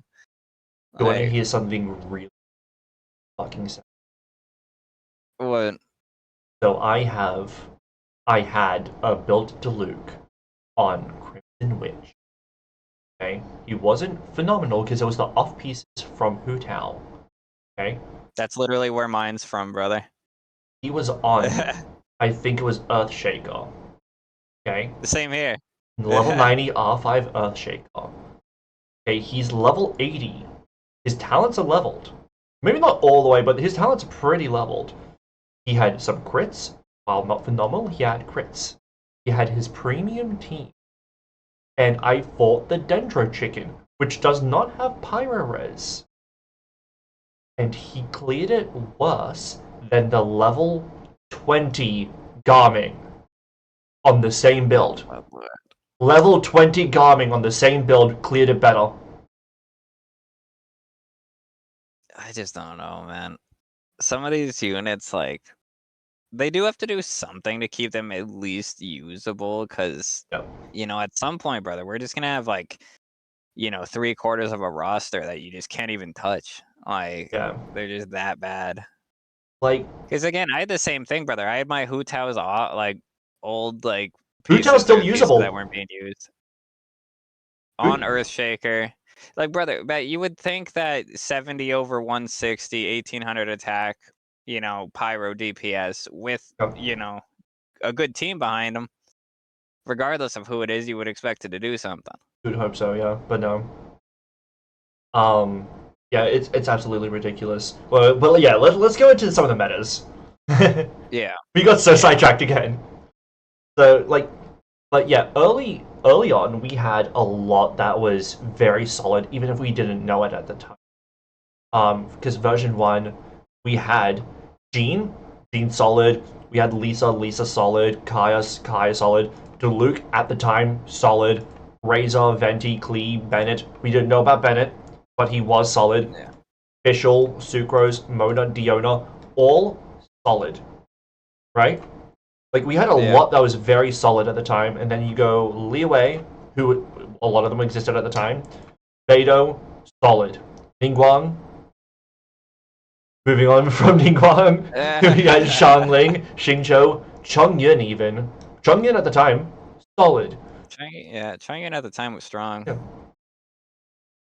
Okay, later, it's nearly 2 a.m. I gotta sleep, or Corvian, you'll take care, drink water, hug a loved one. Thank you for a nice stream. All good, Jenny. And we plan on also uploading this on the YouTube channel, so that way, anyone who's missed this, we don't have to worry about the VOD being deleted. So, by the way, I did check. Let me check now. Actually, I'll check later. But the VOD might be uploaded by now onto YouTube. So I'm not certain, but it should be. Much love, Frog. I appreciate you. You have a good sleep. Yeah, good night, Jenny. Thank you for stopping by. And also, thank you for helping Onyx it, I think it was. Yeah, I couldn't. I'm not Europe. Yeah, same. Neither am I in Europe. I'm Taiwan and Asia. I'll watch and give a thumbs up and comment. Oh, thank you so much. You're the best. Yeah, honestly, she really is. That's why in my Discord, she's the mod Archon. She really is. Fucking That's goat. fire as fuck. That's sick. I'm still trying to find the 7 Archons. So we have the mod Archon. Hey Nina, how's it going? I'm still finding the 7 Archons. So that's what I I'm had a hoping similar for. thing in mind. Guy named Zoga. Fucking like I have my mods, which are the baby birds, and then he's Corby's favorite child or some shit like that. Nice. Just feeling, how are you? We're pretty good. We're pretty good right now. We went over Zibai briefly, and now we're kind of talking about the metas of Genshin. But yeah, we had so many units that you could use that were very, very solid, and even like considering, like, yeah, Barbara is not phenomenal, but perfect holder for TTDS and team-wide healer. She's a healer. Chi-Chi, healer. The fact that we had these options available from the start is nice. We didn't understand the game, and then Chi-Chi's not amazing. She's not good. Meta team. Yeah. Like, yeah. The fact that we had the national core right from day one cannot be overstated as to how good that is. It cannot be overstated. It's still a good team, good in quotations, because obviously the power creep's real, but it's still like a cohesive enough team. All the Power 5 are still top tier. Abyss. Sorry, what was that? I was just saying, people 36-star Abyss still with Child national. Like, all the Power 5 are still top tier. All of them. Yeah. Well, dude, Child is my first hard carry. Child is my first, like, real hard carry team. Because I got Ayaka first, but, like, I couldn't, like... I wasn't a Inazuma, so I couldn't level her up. And then, you know, I didn't have real members for her or whatever. Yeah. But Child comes out, I get Child. He was my hard carry forever. Yeah. But you consider like that we didn't even need all these like really strong things. We had so many strong cores. So, for example, Xingqiu Lisa, strong core, especially with Beidou, very strong core. Beidou Xingqiu as a core is immense. What they did for Taser, the damage reduction that those two had together, the synergy that those two had, right? You have Jean Bennett for Sunfire, strong core. Kaya DeLuke, strong core. Razor Fischl, yes. Venti Fischl, strong core. Li Xingqiu, strong core. You had so many strong cores, and it wasn't even just like you have this one and that's the one you need to have. You have so many others. You can go DeLuke Diona. That works. Shield, healing, cryo, pyro.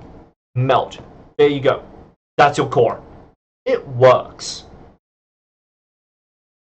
Yeah, we released. If we didn't release with the 3 like absolute bangers of sub DPS elements being Zhanling, Xingqiu, and Fischl, Yeah.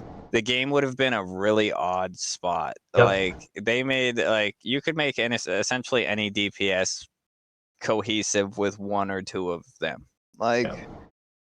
And it's kind of crazy that because Genshin is one of the I think it's like it's pretty game changing literally for all of gaming history when you consider what it is as a gacha with its team building, all of that.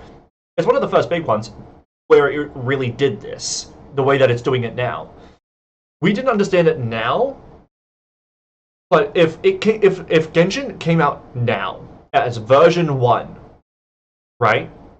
After Wuwa, and it came after Arknights, and it came after all the other Hoyo games. If Genshin came out today, right, with our understanding of from all these other games, we would see the Power 5 immediately. We would see these team comps immediately. And right away, we would understand the potential of all of these teams, where we didn't at the time. Oh yeah, undoubtedly. So imagine like the runs people were doing and like Abyss back in the day. If you actually knew what you were doing and you stuck a team together, brother, the game would have been too easy. It was easy mode, yeah. Yeah. So they were maybe they didn't realize, or maybe they did. I don't know. But with what we were given compared to the difficulty of what existed, Hoyo was incredibly generous. It was incredibly generous. They didn't have to give us all of these things, all of this damage, all of these units as 4 stars, and characters like Xiangling being giftable. Yeah. Well, dude, like, so here's the thing, which blows my mind. So we started the game, right? Mhm. And like, so nearly right off the bat, we have again like Xingqiu, Fischl, Sucrose, Zhanling, Power 5. We have even Rosaria is a very good unit, and then now She was in version 1. This is when the game was shit. Like this is when everything was, you know, I don't weak as think fuck in comparison. I don't think Rosaria was version 1. No, I just mean like around the start. Okay, yeah. Because like I'm comparing to nowadays, where like we get some good units. Don't get me wrong, Yeah. Chevreuse, Sarluga, whatever. But like we're also getting units like Dahlia and fucking this No. abysmal fucking like This you is some pair it up abysmal against lineups, Xingqiu, like we're going Hydro for Hydro, and like Yehoda sucks. Yehoda just straight up sucks. I love Yehoda's design so much, so I'm so pissed on it, but fucking Aoife's pretty trash. Mizuki's is insanely trash. Fremine is fucking trash. terrible. Yeah, Fremine bad. Sijuan. I love Lynette, but she's not remotely close to Xingqiu. Like she's not. I love Lynette. Good. I love She's Lynette. Just not. But when you consider what she provides, what does she provide? Animo? Like every other Animo? She provides an infusion, so she could take that element and infuse it into her own burst, like every other animo. Yeah. Like Kazuha's done that for how many fucking years? Sucrose has done that since version fucking 1. Since day 1 of the game, Sucrose has done that. So what's special? I do see that's my thing. I have a big issue with 4 stars for that fact that you start us with literal gods and then like Pathos dude, the 4 stars are Kave. just so bad 9 out of 10 times. Yeah, like I They're don't. not usable. That's the thing. They don't need to be 5-star power, but like they're Yeah, not even usable. I will say that they've done a little bit of a workaround. So I was mostly that middle tier of the game where that happened. So like Inazuma, I think, and Sumeru had some dog water ones. Kushosaro, she's not great. Like yeah, you want to hit a big number with Raiden Shogun. You want to do some decent damage with Raiden Shogun. She's great. Anything else? What the fuck's the point? Sayu, she's Terrible. Temujin. She's Temujin. Toma was better in Sumeru than he was in Inazuma. And he wasn't great at Inazuma. Goro, useful in one team, and that team sucks. Yep. He's Kuki getting is a the revival. exception. Kuki is the exception and the sole exception. And that only happened in Kuki's that Sumeru. thing. Brother, Kuki's that thing of what I was saying is in like, here and there we'll get a Chevroose, we'll get a this, but Exactly, but that's what I'm saying. Like, I was saying that in agreement. Like, yeah, she's an exception, yeah. the sole exception. Kale, unless you have C6 and are staying right in their ass, trash. Dory, pretty fucking bad. Candace, mediocre. It's okay. She's okay. Layla, she's okay. Barazan, if you don't have C4, worthless. If you don't have C6, not good. Kave, ass. Sethos, ass. Like, that middle chunk was pretty fucking tragic. Lynette, Kave was so Remde? bad, and I was hyped for Kave because I played Hyper Bloom at the time. yeah. And you see Kave, you can instantly detonate cores, whatever. And It that seemed heals cool. him. And it heals him, and that's neat. But, like, his damage is fucking worthless. I pulled for him just for that, and he sucks. Yeah. Charlotte is fine with Farina, so I can accept that. We got Chevrouse, which is a fucking godsend. I think outside of Bennett, she is the best 4-star in the game. I don't know if that's an unpopular opinion, but I think she's the second best 4-star in the game. I agree. You just can't beat Bennett's versatility. Like, Yeah. like what she does is just as good, if not even better. But like, In it's ways. just too niche. Yeah. Well, I mean, you consider the fact that her healing is skill-tied instead of burst-tied, and that's immense. And then it doesn't cap at 70% of your HP, and that's immense. Yeah. But then then we get to Natlan, and that's where we start getting better 4-stars. Kachina is fine. She's not great, but she's okay. But we have Auroran, who's a really strong 4-star. We have Yansan, who's a really strong 4-star. Aoife, who's not good, but like that's like again, we have more good ones than bad ones at this point, or at least equal. So Not great. here's We have my thing, Aino, where who's I solid. think Aoife just Aoife's- sucks. I think Aoife's worse than Kachina because like Kachina's at Yeah. least a scroll user at the end of the day. Like Yep. Aoife Is wants to VV be on the and on field. DPS. Yeah. But yeah, Kachina is gifted, and she's an off-fielder. You could put her in a Marwika team, and Marwika will still fucking crack. But if you have an Aoife team, you're gonna be struggling unless you hyper-invest. You Yeah. better hyper-invest or Yeah, you're gonna that's the thing. struggle. Natlan's 4-star's got the cheat code of just an artifact set that makes them inherently useful. Well, kind of, but like even outside of that, Auroran's good. Oh yeah. Auroran is I'm just saying straight up good. for the two Yansan's shitty just ones. straight up good. Yeah, I'm saying for the two shitty ones, Eonson and Auroran are both fantastic. Yeah. For what Yeah, absolutely. So, I think in Natland they started to turn around. Nodcry will still need to see Because, like, I know so far and Yahoda are the only ones. Yahoda not being good, we already have how many people who could replace her?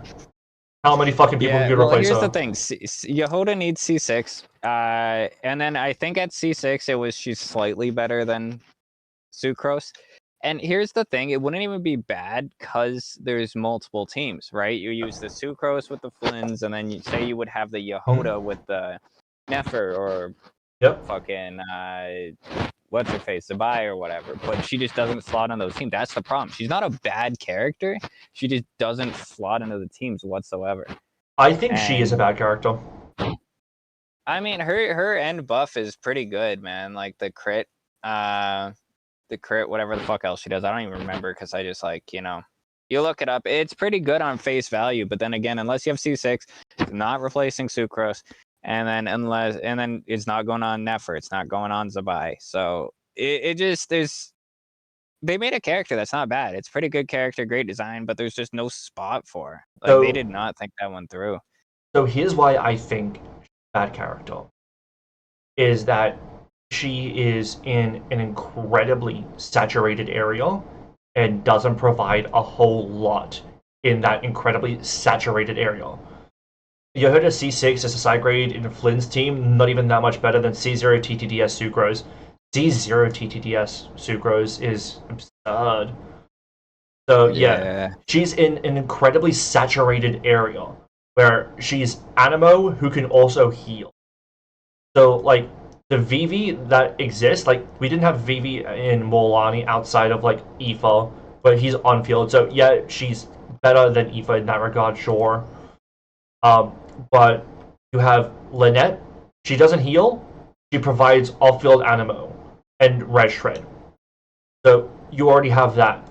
Sumeru, do we have one? No wonder. We have Farazan, but she's not a off-field Animo that does Red Shred outside of Animo. So we can forgive that. But Sayu, off-field Animo healer. Already another one. We have Jean, off-field Animo healer. There's another one. Urara's an on-field Animo healer, so I won't count her. But Hazo, put on Prototype Amber on him, off-field Animo healer, Red Shred. And then also, considering he has a 40 burst cost, you get it back like that, instantly. It also has a very short cooldown. He could be a pseudo healer. He can. It's not great, but it works. So she doesn't provide a whole lot.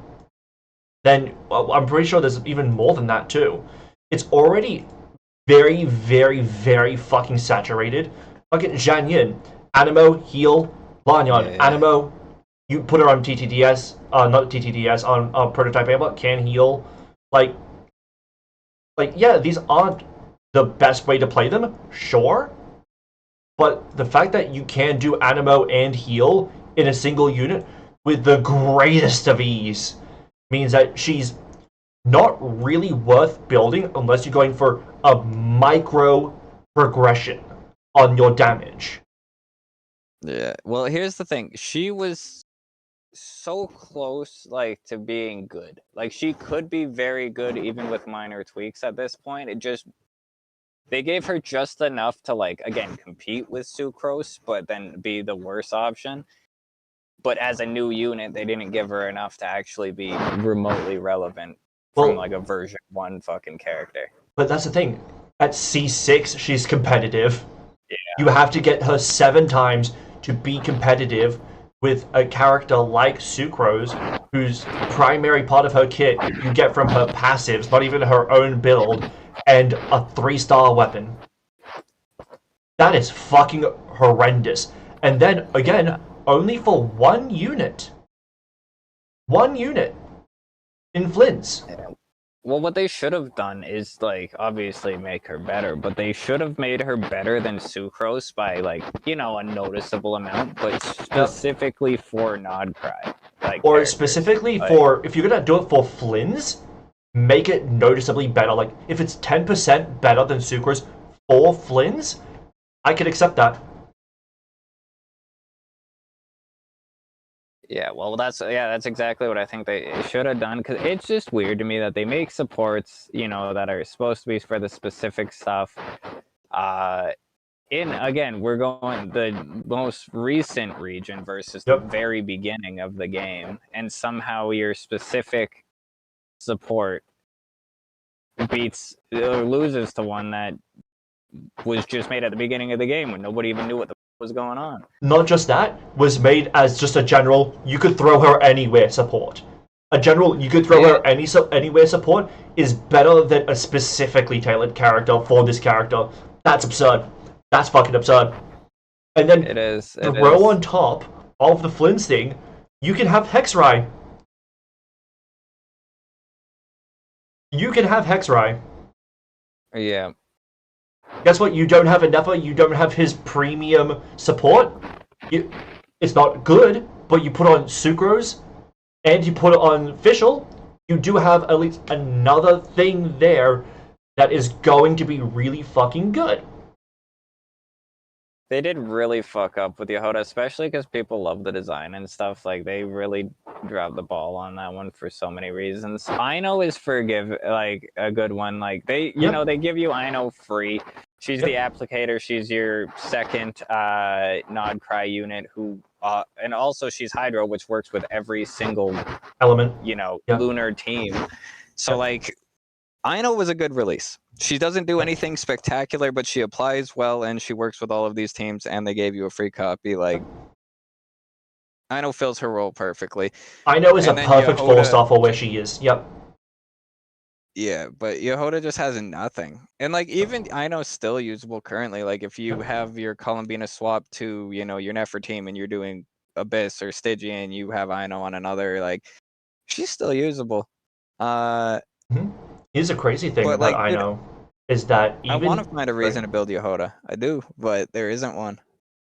Here's a crazy thing about Ino is that because of what she provides and the fact that she's Hydro, and she's a Hydro off-fielder, that means if you're brand new, starting this game, you've never pulled on a single character, okay? You'll have Amber, Aether, you'll have Lisa, you'll have Kaya, you can get Lynette, you can get Barbara, you can get Xiangling, you can get Ino, you can get Kachina. All of these without pulling. That's not even, that's including no Noelle. Okay? Ino can work in a team there. You want to go, you can go DMC and Ino as a core for blooming? You have options right away. You have options right away with Ino.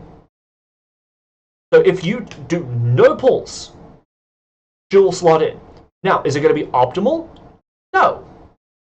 No, it's not. But the fact that it's an off-field Hydro that's gifted day fucking 1 is really good. Because she does her stuff with EM. So let's say you go the National Core, but you never got Xingqiu. You put an Ino in there, it will still work. It's not going to be as good. It'll still work. Where is Yehoda going to go there on that National Core? Where Sucrose is going? No.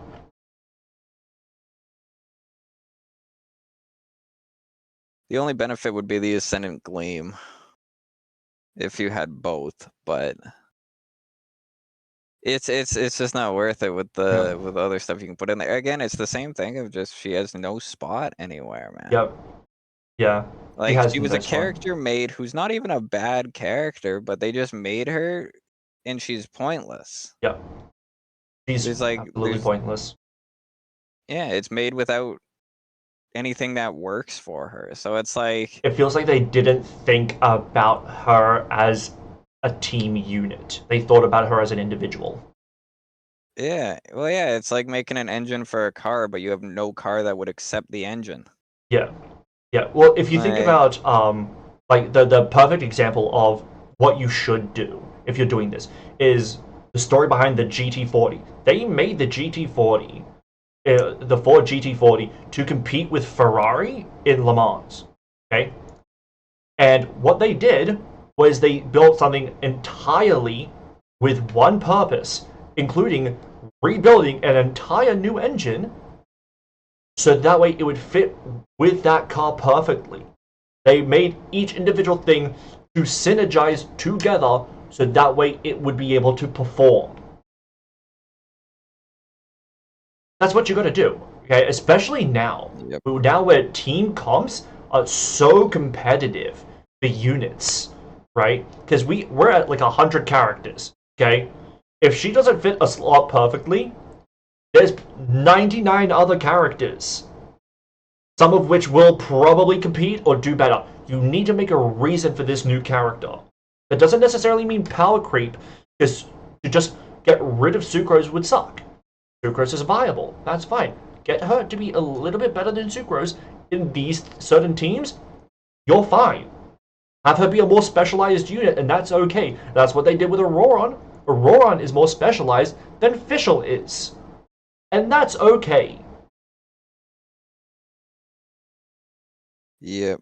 They'll give us very specific 5 stars, but then the 4 stars all compete over themselves as well. Like if we're talking like Stygian or Abyss and all of that, it's like sometimes it feels like they want to be so hyper specific, and then other times the complete opposite. Like it's a generic ass character that has no, Yeah.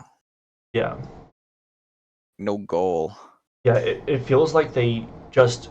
Well, it feels this is why they're doing this. I feel like it's intentional, because I think they're doing this because, well, it's a 4-star. Who cares? We want you to pull for Lauma, because that's the premium. We want you to pull for a Nefa, because that's the premium. Oh, what's that? You need off-field Hydra? I guess Ino can work. But Yeah. oh, you want a really good unit for Flynn's? You go Nefa, you go Columbino. You want a good team for Nefa? Oh, you go Lauma, you go Columbino. Yahoda, is a 4-star. Like that. We want these teams to feel serviceable until you can get their upgrade. Ino is serviceable, and then you can get her upgrade, and it's a significant jump.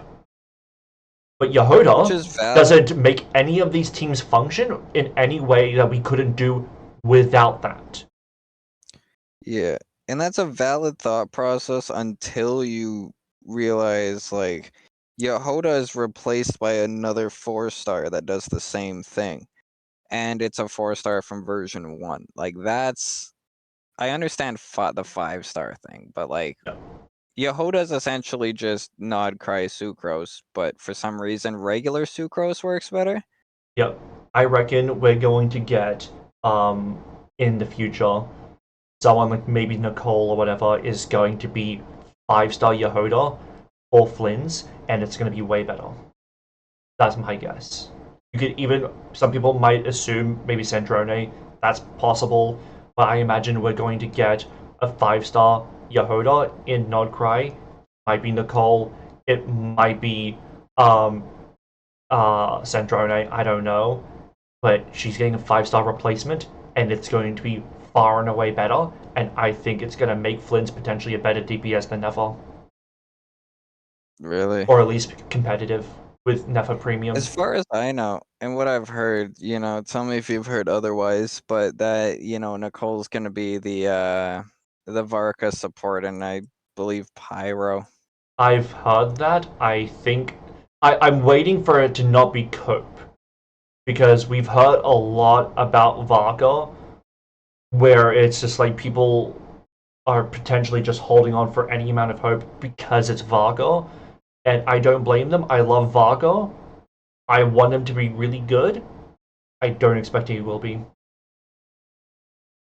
I don't think he will. Like, his numbers, they're on the fucking. So I'm speaking specifically. I'm actually gonna try and Google this quick.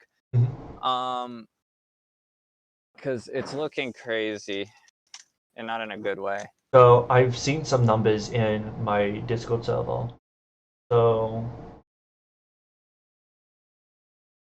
let's see. Where is it? 99.3k team DPS. So I want to see if it's the same here. My one. Yeah, version 3, the only thing they buffed is charge attack according to Goonit. again, Goon that I trust. Apparently, Nicole would have to be a 40k DPS increase for Varka to even be on par with not great DPS. But yet, now he's barely reaching 100k DPS. When you consider just how insane the other characters are, yeah.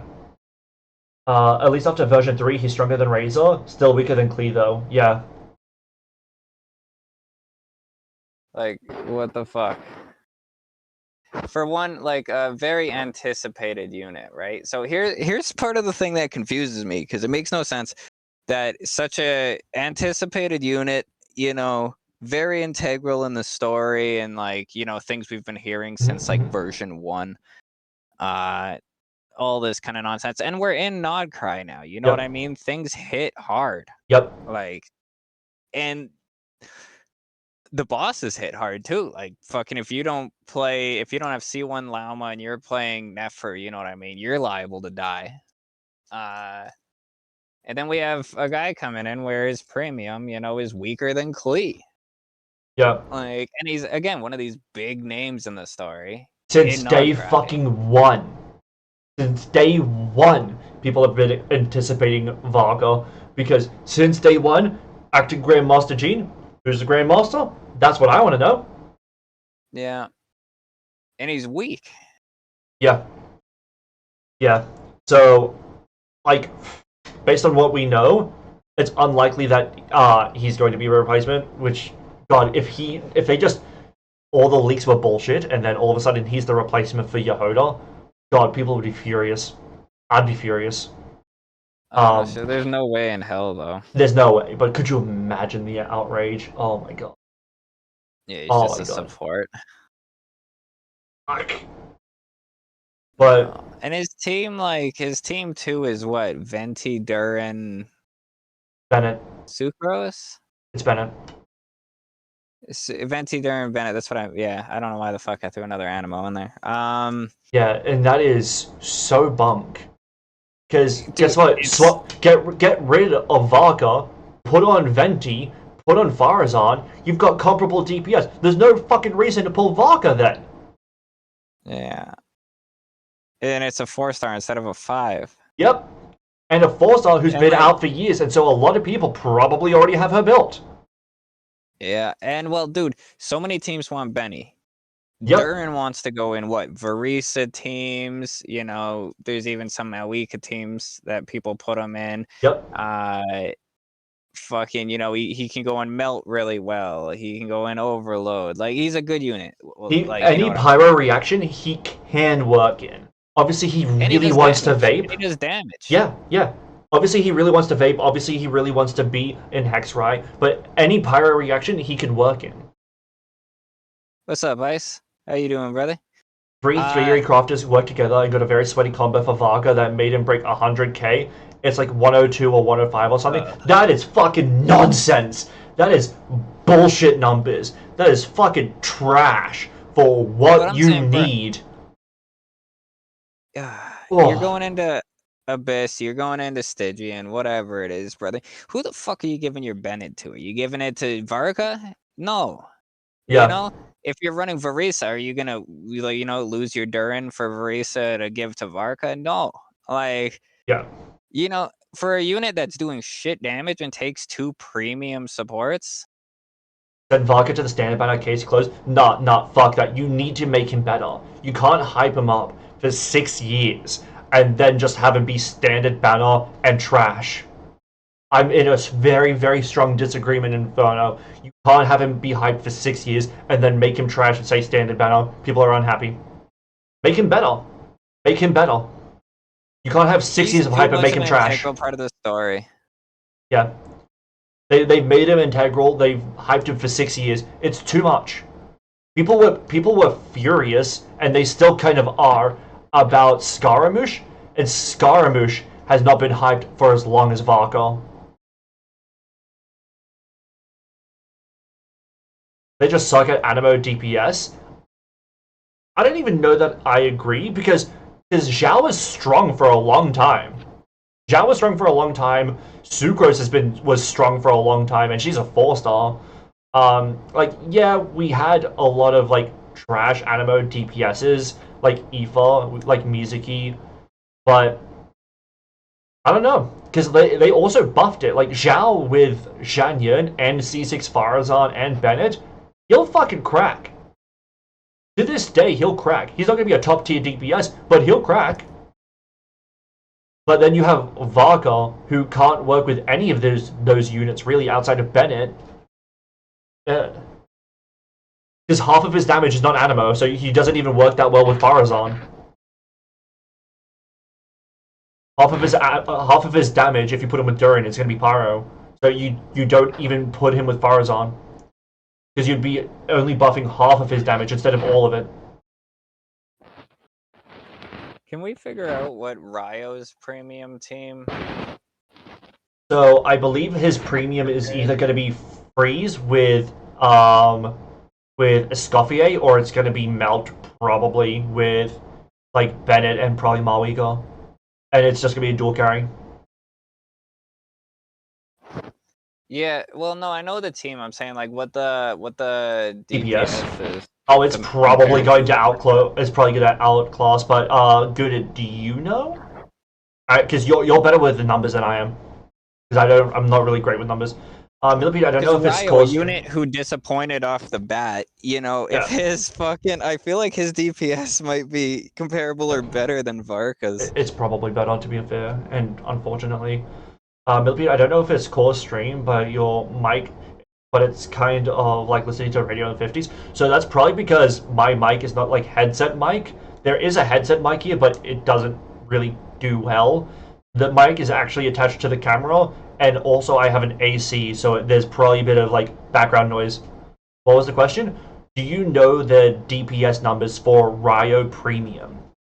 Excluding like constellations and shit, right? Is it going to be better or worse than Varka Premium? But here's the thing, even if it's a little bit worse, you have to consider how synergistic Ryo is with a lot of other units. Like, you could put him in a bunch of other things that are, sure, in-demand units, but he's a lot less closed off and restricted in what he wants. Like, you could put him in Freeze with Escoffier, you could put him in Melt with Xiangling and Bennett, or you could put him in Melt with Xiangling and Malika, and you'll still get probably okay damage. Well, you can run him. The way I run him is Burn Melt with Emily as well. Like, but yeah, there's Freeze, there's Melt. You know, Burn Melt, whatever the fuck. You know, you have multiple units you could use for, especially for Burn Melt. Even if you have an Ahita, you know what I'm saying? Like, you get a Dendro applicator. And then you have any pyro applicator. Durin, Zhanling, Mawika. Last time I checked, they are similar in DPS, and he's so much more flexible in team comps. He's so much less restrictive in what he wants. He's also 2 regions ago, and people said he was shit 2 regions ago. Yeah, he's so not restrictive. You could put him with Xiangling and Bennett, and then a 4th slot. It doesn't matter. You want to put him in Freeze, you can put him with Yelan and Farina and Escoffier, he'll hit. Right? There's several teams where you could put him in, where you have many different alternative units. You don't have Yelan? Alright, put him with Xingqiu. Put him with Xingqiu. Okay, you don't have Farina? Swap that out, put it in Yelan. You have 2 Hydras, that works. A lot of Hydra application. Not to mention, he can self-shatter. So the Suwani, self-shatter, eat shit. I actually used him in my Suwani IT instead of Skirk. Because he self-shattered, and so that made it easier for me. I chose him over Skirk, and it made more sense. Well, what is Varka? Does Varka actually want specifically 2 pyro units, or is it just elements? So he wants Hexray, and he needs Bennett. It has to be Bennett. Without Bennett, he's fucking dog shit. So he needs Bennett. He wants typically probably 2 pyros, so that way he is also having his other damage being pyro, and also that way there is pyro resonance, so he has the attack buff. And then it also has to be someone like Venti. So he's so fucking restrictive if you want him to have his best DPS.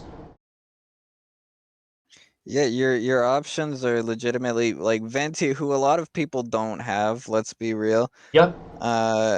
And then so you'd have to pull for Venti, who's, not a peak unit to begin with. Yep. And like it's only like your time you're gonna be using it is probably specifically with Varka, other than like the random abyss and stuff. But Well, I mean, and then yeah, if you're pulling you're for thinking, Varka, then yes. If you have Venti yeah, outside of that, honestly, you'll probably get similar DPS just using fucking Venti. yeah, and then you have to like Pyro too, such a impactful element.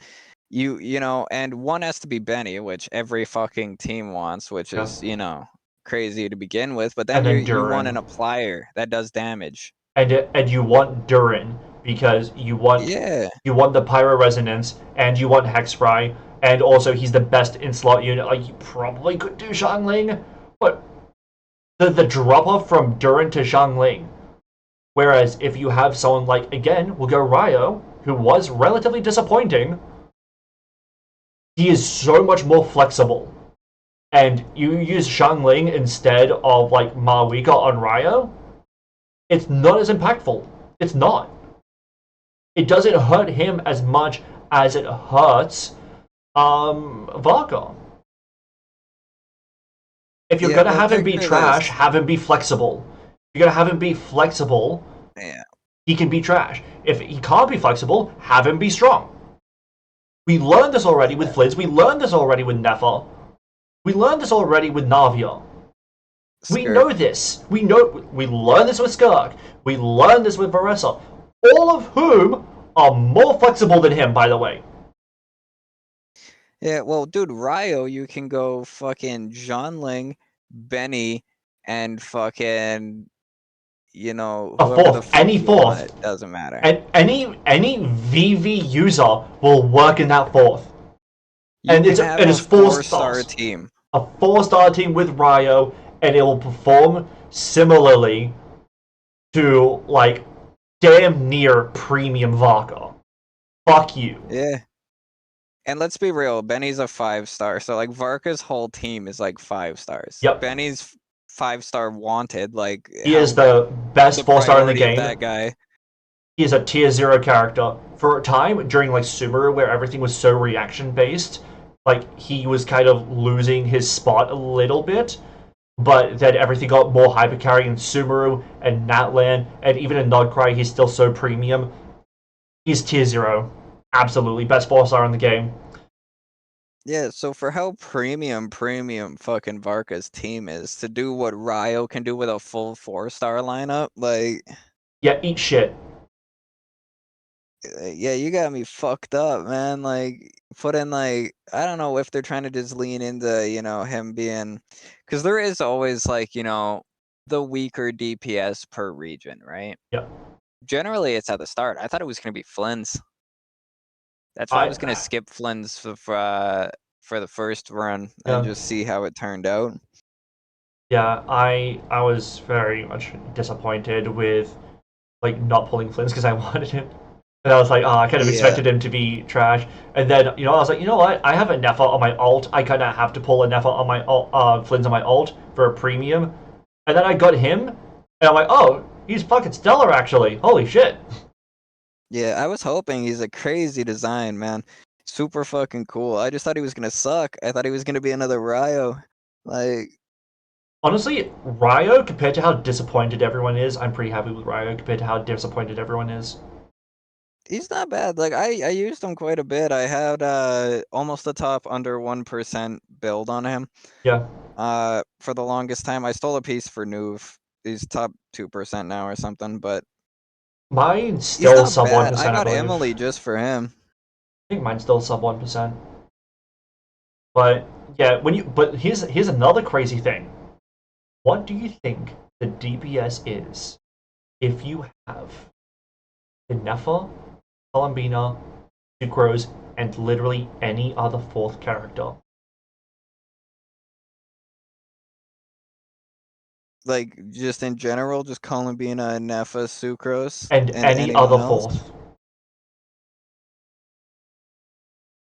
What Do do you you assume? have this information available? Yes. What do you think Like the DPS is? 70, 80. It is closer to 95 DPS. So with literally those two units, a 4-star from version 1, and literally any other fucking 4-star or 5-star, it almost doesn't matter. You will have a 95k DPS team, which is what, 3k DPS away from Varka fucking Premium, which is everything 5-star. For units you probably already have. Yep. And are so goddamn flexible everywhere. Fuck you, Hoyo. Buff Varka.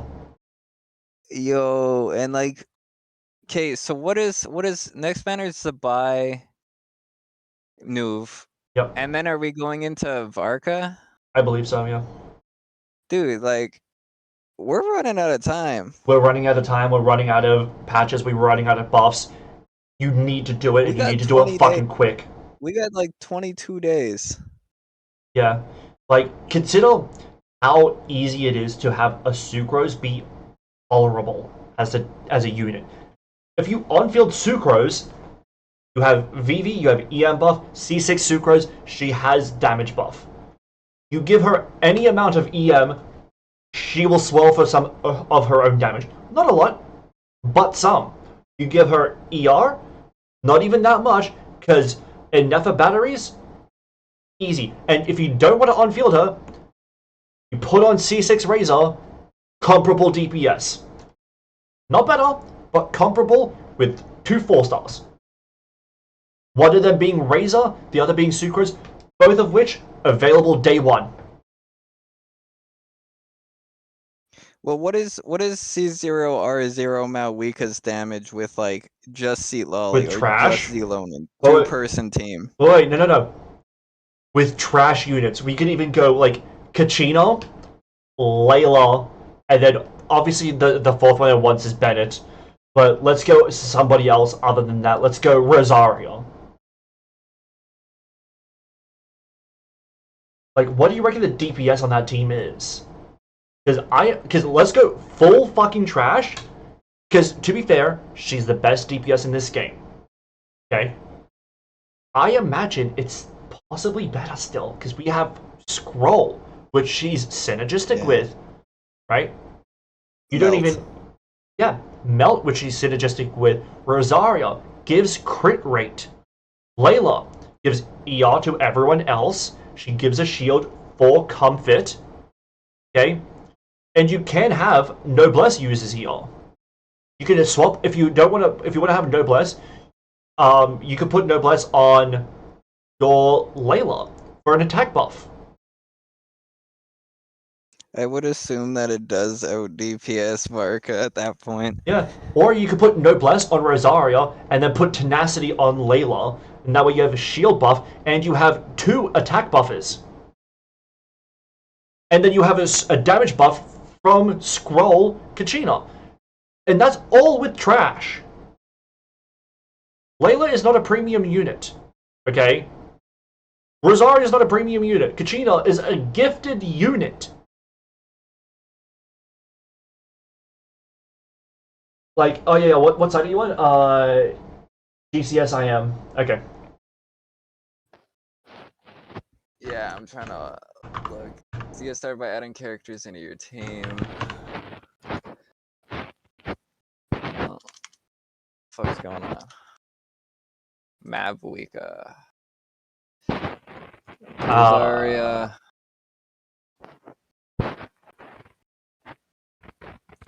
Who the fuck else? Kachina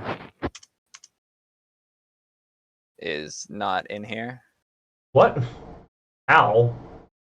That's interesting. Aurora is, but Kachina's not. Right? Yeah, that's so weird. My C6 Nefa does 75k DPS. Zibai is def new metal. If you have a C6 Nefa and she's only doing 75k DPS on her team, then that is horrendous. Do you have anything on her? Where's the... No. Not what I want. Actually, I'll go to calc.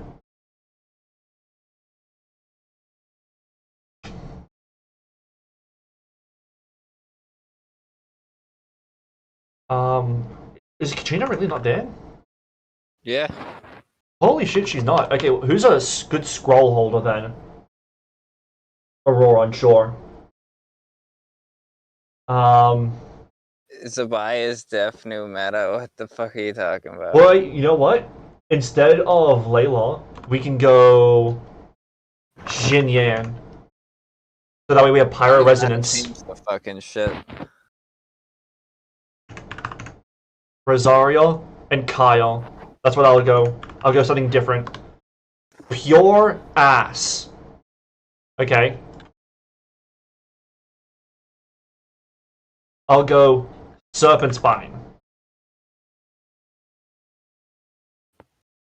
How do I change her weapon? Okay. That's what I'm trying to figure out. I've never used this before. Same. Characters. Already done. Artifacts.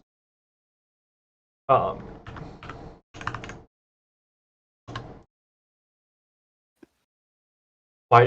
I don't know. Peak is crazy. What comparison? I tested a C4 Nefa Oh, without and Lama. Arnie. She's doing 300k DPS. Holy fuck! I think Varka might be the new meta. Brother, you're tweaking. Is a JCS? I am down for you too. Oh, so okay, so this isn't working. Okay, okay, it's down. Apparently, Well, that's helpful. that would Let's make more calculate. sense. Okay, but yeah, with Ass, you could get comparable shit. Nuvi gets better DPS, no matter what, basically. Like, you put Nuvi in basically any team, and he'll work. He will work.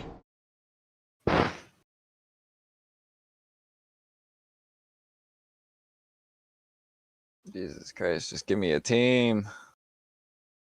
What side are you on? I went to the one below it, the damage fucking thing or whatever. Yeah. It's GI damage calculator.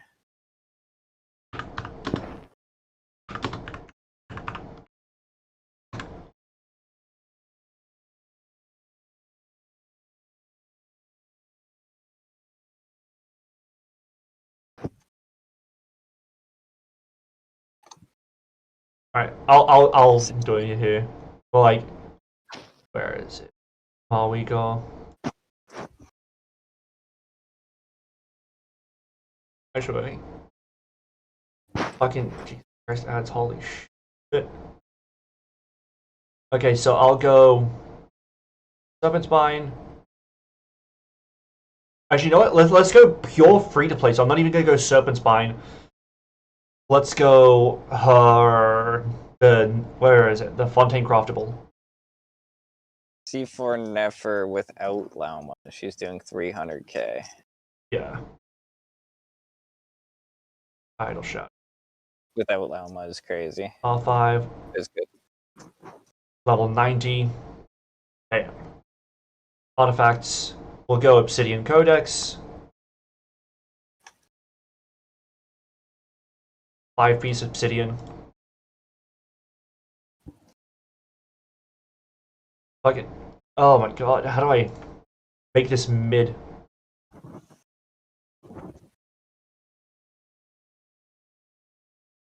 How do I make this mid? Yeah. I'll make a flat attack, EM, no attack percent, double crit. Yeah, dude, I wanna fucking get rolls in this, please.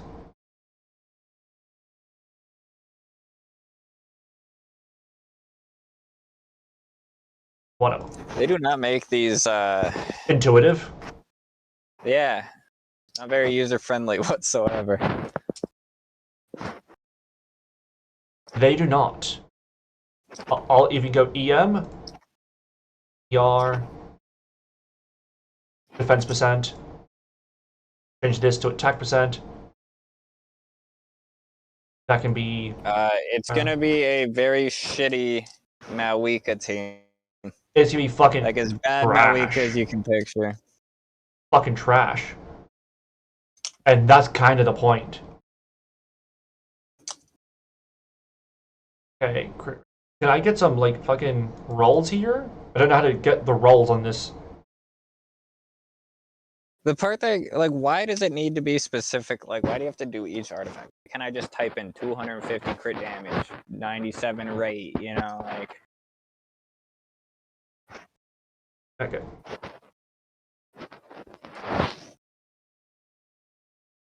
What team are you calculating right now? Just a random fucking trash Mawika team. We'll go 80 out of 90.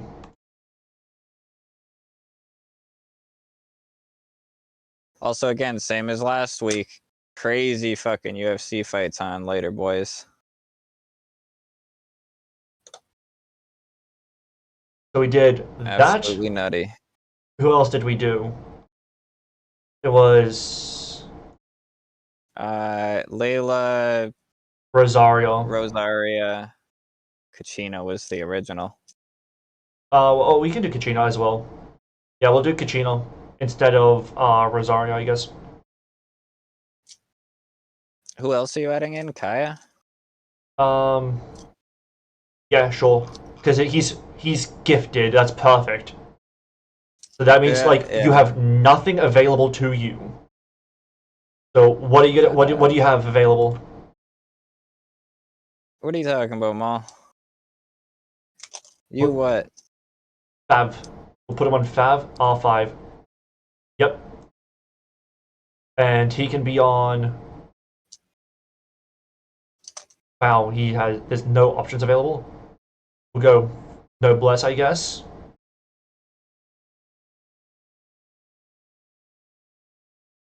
Who else was there? Rosario?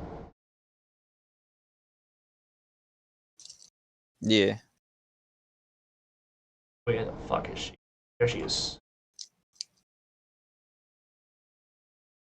Actually, she's probably a better Noblesse user than Kaya is. And she can be on... Oh, god damn, do we go triple Fav? Actually, you know what? I'll go catch on her. Fuck it, burst damage. I'm at 27 boss mats for Zibai. What boss does Zibai use again? I do not remember. It's not bad, you're over halfway. Or no, you're not. The new purple cat. Yeah, that would make sense. That makes sense. You still got a few days here. 2 days, almost 3, probably, something like that. I'll go. Her trial will also give you... Does her trial give you one? Or no, that's flowers, right? Or am I stupid? It's flowers. I cannot remember. And then Kachina, she can be on Natland Craftable, fuck of it, and she's on Scroll. Now can I see what damage exists on this fucking team? I got my gems for her, but not for Aluga. And how much gems is that? Like, for her, what do you mean? For, like, C2? Or do you mean just, like, to make sure you get a copy? Okay, on a melt? Is there no melt here? Oh, gems. That makes sense. But not for Aluga. Well, don't you need them for Goro still as well? 2 of them being on Geo is a little rough, I'm not gonna lie with you.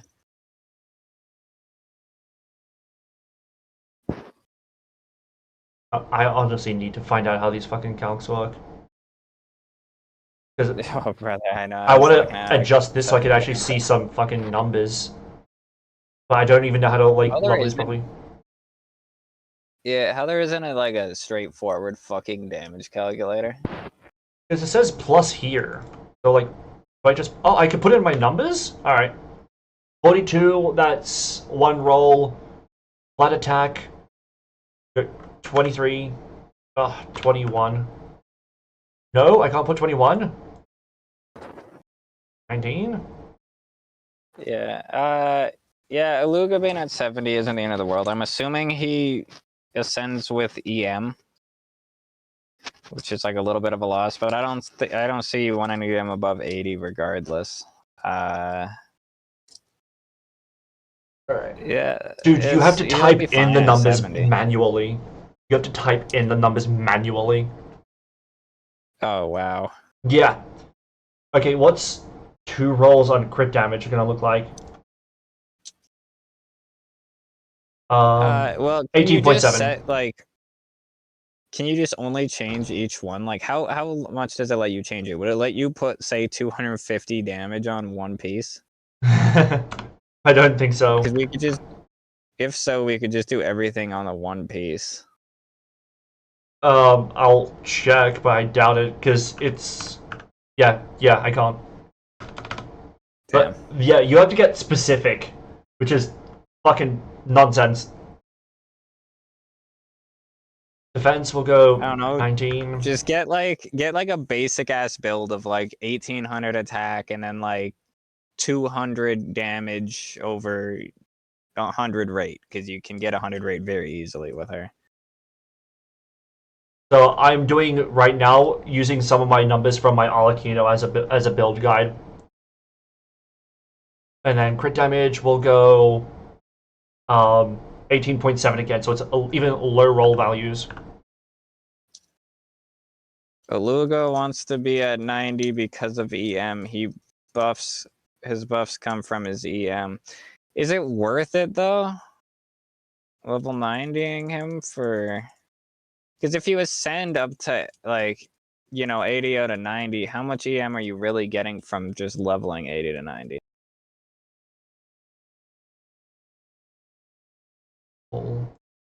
And is that worth the bucks?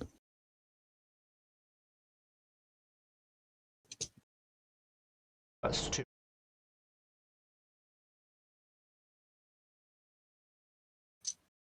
$7.4. And then crit damage, I'll put it 6.5. Can that be a number? Actually, I'll go 7.8. So let's see, that's what? 7.4, that's 1 roll. That's 1 roll. No rolls, no rolls. Okay, so that's 2 rolls overall. I'll go another 2 rolls into ER, so it's even more worthless. Well, how much is 2 rolls into ER gonna look like? What's the number for that? I'm gonna look now. 11.7 is for 1 roll. So that could be what? 17.5? Let's try that. Yeah, 17.5 in ER. There we go. Fire damage. Go 19 defense. Go 5.4. That's not a 1. God damn it. What's a defense percent fucking base roll? I never go for defense percent, so I don't know. 3.1 to 4.4. 3.1 to 4.4? Yeah, 3.1. Sure. It doesn't accept it. Are you sure? 4.4. Doesn't accept it. Well, or wait, hold on. 5.1? Or is that 6? Hold on. Try 6 or 5.1. Yeah, 5.1. So I'll go 10.2 for extra roll. Attack percent, let me check my Kyle. I keep attack percent.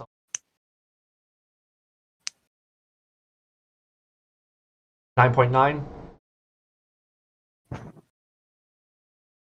Okay, so They even that's say 1 roll. Aluga is more priority at level 100 than Benny, so yeah, he has to be 90.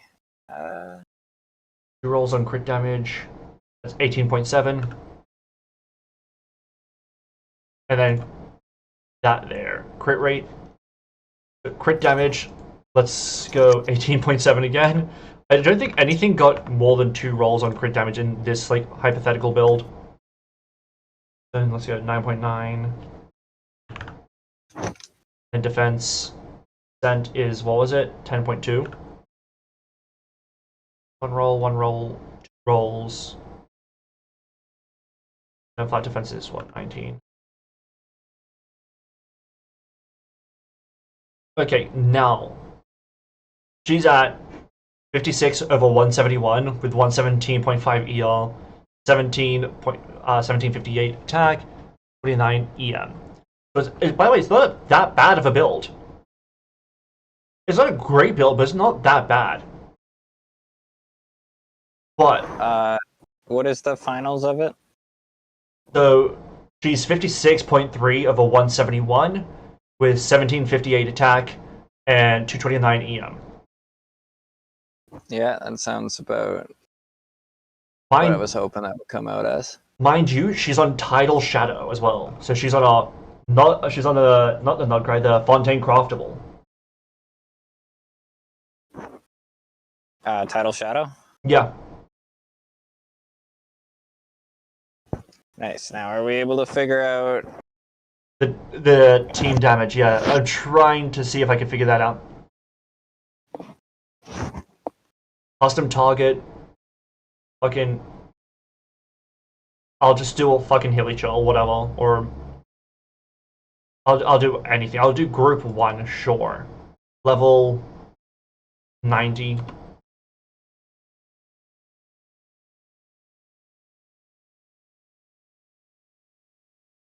Sure.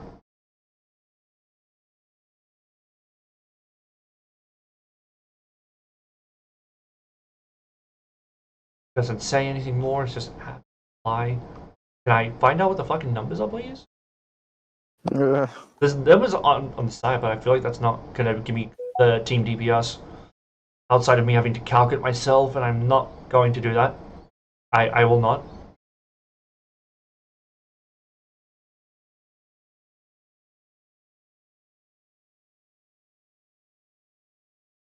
By the way, there's no melt here on the side, which is very concerning. Or Marwika as a DPS. Brother, you would expect this to be a lot more straightforward. I would expect to see melt before I would shatter. That's what I would expect. Oh, Lord. So it says the burst damage is on crit is going to be 24.483. I do not believe that is accurate. There's no way.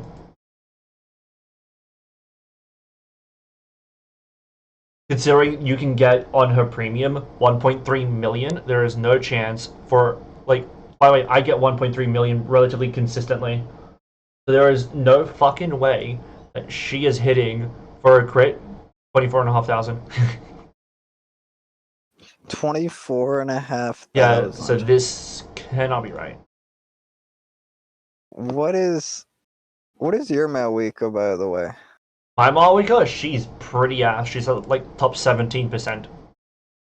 What what con and she has her weapon, I'm assuming? She has a weapon, she's C0. She has her weapon C0. Yeah. Oh, sorry, I was wrong. She's top 19%.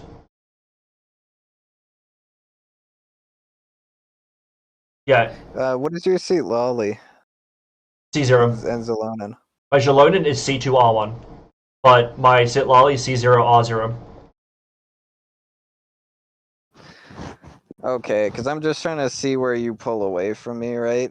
The Zalonin definitely helps, and then the weapon is the main. Yep. And then the weapon on, I guess, both Zalonin and Malwika. Yep. Yeah, but C2R1 for Jalonin is insane. C2 especially is insane. So, who was the first one you said? 4? Like, Well, you said something and then Zalonin. so, like, the C2R1 for Jalonin is insane, but especially the C2 is insane for Jalonin. The C2 is nuts. Yeah, well, see, Lolly's the bigger hit, isn't it? So, the thing about Sitlali is that she's more limited. So, the C2 for Sitlali, I imagine, is probably better than it is for Jalonin, but Jalonin is so goddamn universal, whereas Sitlali is basically freeze or pyro. Jalonin can go anywhere. You want it for a Geo DPS? You have it for a Geo DPS. You want it for a Pyro DPS? You gotta. Hydro? Gotta. Cryo? Gotta. It does not matter. The only way she doesn't really work is Dendro or Animo. But C2 Geo DPS works. Like I put her, Benny, Farina, Noelle DPS, she'll fucking crack. Yeah, that is a very valid choice, actually. So how I've been speaking about how I'm gonna be looking towards vertical investment now. You know what I'm saying? So I was thinking about when I got to that point. I'm like, do I go see Lolly? Whatever. That's a very valid process. I would probably do the same thing then, is go towards C2 Zilonin instead. That's good to know.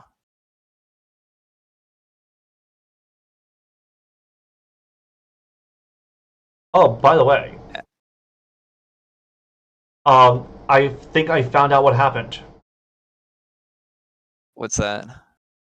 Let's see, 120. So I didn't activate all the buffs, which I didn't think I would have to do manually. Oh, rip. Also, Navi, I'm gonna be streaming the UFC fights in Discord there after I'm off as well. Oh my god. Okay, yeah. With the buffs active, guess what the burst hits for on a crit? What's that? 220,000 damage. Yeah, that sounds right. Yeah, 220,000 damage with Kaya, Rosaria, Kachina, none of which are any of her best units by far. Yeah. Also, good luck with food, my brother. Also, hey, Pulu. What's up? And Pulu. Oh, hey, Pulu. Didn't see you there. Sorry. But yeah, on this trash team, Marwika, with energy recharge, with some defense, with EM, like, with the buffs, like, it's on double, I think it was on double fab, no, sorry, single fab, we got Noblesse, Instructor, Scroll. She's on a free-to-play weapon, a free-to-play team, okay? With not even a very, very super premium build, she'll hit 220,000 damage at level 80. What would it be if I got her to level 90? Like 90 out of 90. 232,500. That's just burst activation. That doesn't even include the charge after. Just the activation of the burst is way more fucking damage on this fuck ass team. Gifted, early character. So it does. I don't have a doubt that does either match or surpass. It is surpassing, and not to mention, how fucking flexible is Marwiko? Yeah, you could throw anybody in there and do the same fucking thing, essentially. Yep. You could throw anyone in there, do the same thing, or you could have her be sub DPS. Brother. Yeah, that certainly does surpass 100%. Boy, I got 40k DPS with this Marwika team, lol. You got 40k DPS. In what way? How? There's no fucking way you got 40k DPS with Scroll, Noblesse, and Instructor on a melt with 100% crit. Fucking Novi's struggling. Yeah, there's no way there's 40k DPS coming from that, though. Even using the Marwika combo? What sort of stats are you getting?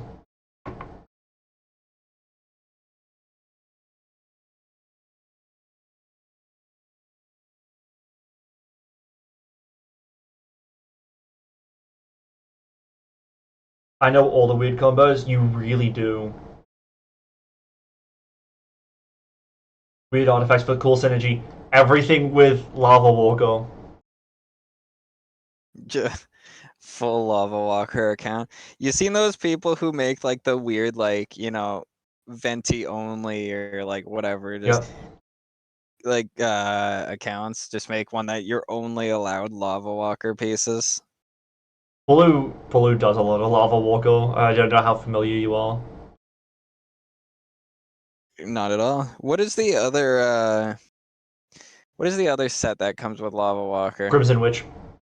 It is Crimson Witch. Okay, yeah, like in all the Crimson Witch, you gotta just strong box into more lava walker. I got 140k with Shalon and Ben and Silali. No idea why 40k happened. Well, yeah, the 140 with Shalon and Ben and Silali makes sense to me. But 40k, there's no way that we're losing 100k. What? Are you using the same calculator I am? Also, Malwika has big burst uptime problem with Kachina. I wouldn't be surprised. I haven't built Mika, I straight farm Lava Walker. Yeah, Pulu is kind of nuts with the Lava Walker. Kachina is ass. Look, she's not great, but when you consider what she is, she's fine. We also love No, I'm doing it in Kachina. Miliastra. Interesting. Wait, so do you have all of these units built?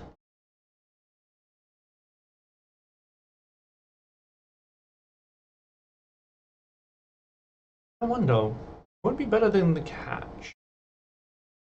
Probably a lot of things, actually. On who? Rosario? Yeah. That's... About DPS Kachina, hit was 105k. Damn! To be fair, they don't need to be built. I mean, if you're doing an ass team, you need all the damage you can get. Well, Does it contribute 2% of the team's like, are you DPS? at least on Bless, Scroll, and Instructor. what is the instructor? I was gonna go wait. I could go back missive. Let's try missive. Another gifted weapon. Her cooldowns are too long. Yeah, like she has a lot of problems for sure. But like they add to, so Rosario wants to be built a little bit just because the crit rate buff. And then Kaya can provide some damage, even though it's not amazing, but it's some. Well, even with the best DPS build on Kaya, Rosario, and Kachina, they are still doing 2% of the team's DPS. Oh, Mawik is such a fucking carry. It's such a goddamn carry. Yeah, what sort of stat spread are you looking at? Because let me see. 4. It's A4s, yes. Artifacts. Let's assume Noblesse is not active, Instructor's not active. Obsidian being active doesn't really matter.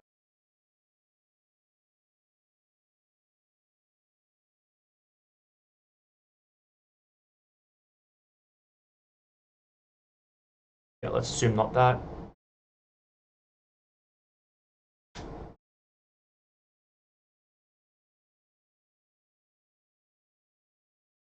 Bonus. Yeah. You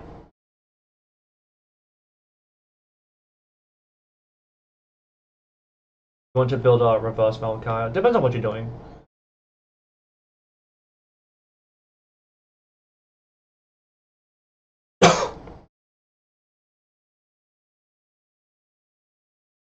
If reverse Malachi, the overall DPS goes down because Malweek is not looking. I've got something stuck in my throat. But yeah, what sort of stat spread you're talking about for your Malweeka? Fuck me. Alright, I should be okay.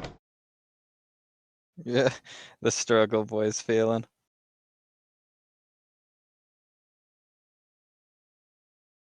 Should be okay. That's what ends up taking him out. Fucking hurt not. You want DPS Maui Kai and not Maui go? Yeah, now you're fucking trolling. I know you're trolling there. I know you are.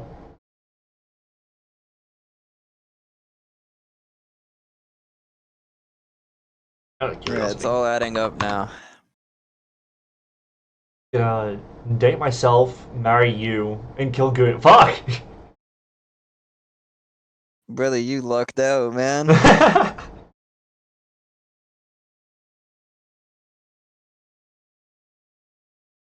Damage contribution for my team is 100% Malwika and 0 for the others. Then about what I'm talking about, what's the stat spread for Malwika? Like, what sort of stats is she looking at? What's her EM? What's her attack? What's her crits? Yo, Fulu's gonna date you and kill you, really. That happens every time! That happens every time! Every time Pulu gets me, it's kill me and either date or marry. Oh, dude, we really are getting married, brother. Scorpion, you're living Pulu's fucking dream right now. By the way, the funny thing is, you dated yourself, I dated myself. You married me, I married you. Yo, We are both dating ourselves and marrying each other. As long as we're on the same page. That's so good. That's so goated. That's fucking hilarious, brother. What are the chances? Waifu, 75 with Farina, that's a fucking win. Right off the bat, too. Take that. On rip. 44 with Shao. But, you know what? Let's go back to the meta while we're figuring this shit out. Well, Yeah. but, yeah. The... actually, not that. I didn't mean to go. You. 1879 attack, 187 EM, 48 crit, 230 crit damage. So is that 48 crit including, or I'm guessing excluding, Obsidian? That's a sad. Well, we're trying to go for a sad build. That's the thing. Because if we're going like full, like insane, very high damage, I did get 53k now by letting Malwika have full burst rotation. What do we get if we put on Bennett in one of those slots? Like, replace Rosario with Bennett. One premium unit that's a 4-star. And I imagine she's clearing 70k. The other question after that is if she doesn't, what does like a singular premium do? Where it's like, Yeah, what literally if what you does go Set into- Lolly do instead of Kyle? Yeah, well, what does just Meow Weekend Seat Lolly do without other units even?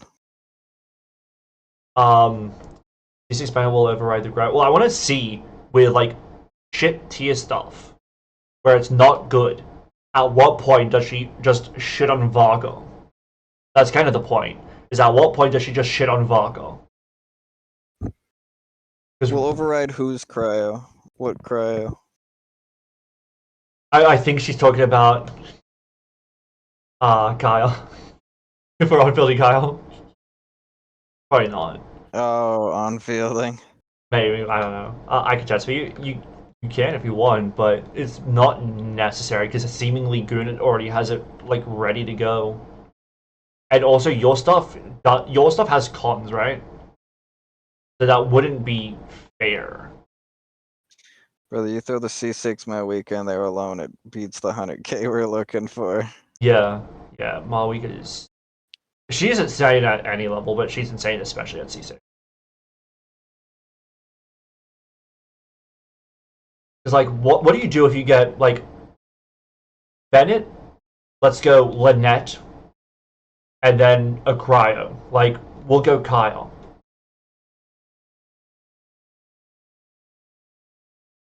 Or you can even go any scroll user.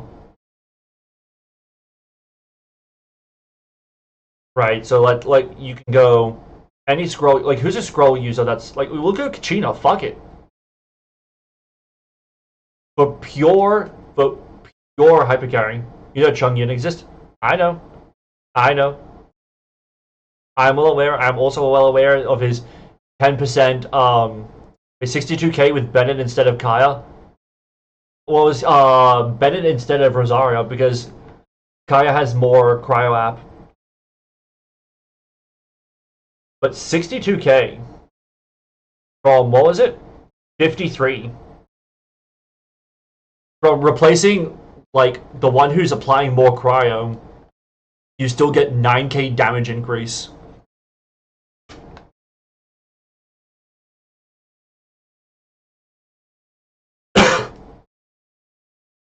What a weird situation. Yeah. It's not even like, what was the new number? 62. 62.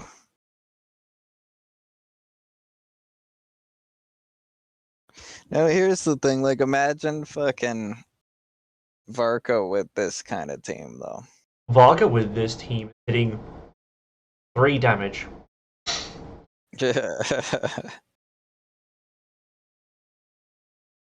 It's gonna be Hazo without supports. Non-premium Varka hits for Hazo level 1 by himself. Fuck. You should try like literally just like Seat Lolly Mawika solo. But yeah, I'm very much not happy with the damage that is existing on Varka, but which is weird because I'm both enjoying and not enjoying what's happening with the meta. Right? Because if you look at what changed with the meta, right? So we had initially just individual units instead of team. That is ass. We had team comps that existed, but the game was fresh. People didn't understand the game. Fair enough. Then we're starting to get team comps. People started to figure out how to put characters together. So like the Xingqiu Beidou obviously being the classic. That was a very good, strong, early combo. Right? So we had Mona Ganyu. That was a big one early, right? Morgana. The Morgana team. Kaching, like people started to figure out how to use these characters. And then also, the Child National was so good. So good. So reliable. That was what you said was what hard carried you for a while, right? Yeah. The first true like meta team. Like what he did with his Hydra application was very, very fucking useful. The fact that he was so synergistic in that core, and the fact that the core was so good, is beautiful. We had other units that worked that are now trash. Venti is not trash anymore, but yeah. Tested again with half burst, got 74k with Rosario, and 73k with Kyle. That's the thing. Already, we have Bennett, and it's creeping up on Varka with a 4-star unit. With But like we're 25k off, bro. Like yeah. In this team, Kachina is the problem. Malwika couldn't burst. God, see, like right there. Kachina's the problem. We couldn't burst. So with Kachina, who is not great, but gifted, Kaya, who is gifted, and then one 4-star that you can pull in something that's not synergistic, we're at like 73, 74,000. That is ridiculous when you compare it to the premium Barca team being what 25k off of that. That's horrendous.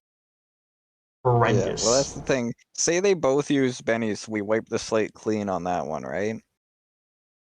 You throw one 5-star support being seat lolly, Zlonin, and now Mike is already there, and she has more room to still grow with another one. And she's also more flexible. Yeah, that too. More flexible. She can be off-field. You want an off-field Pyro and your Xiangling's on the other side of Spiral, you can go Malwiko. It was a Hydra AoE unit before a better Hydra AoE character. Not just that, but he had good application as an on-fielder. So he could be AoE, but he could also be single target. He also just had good application, so that means you could have constant reactions. Like, it was just reliable Hydro.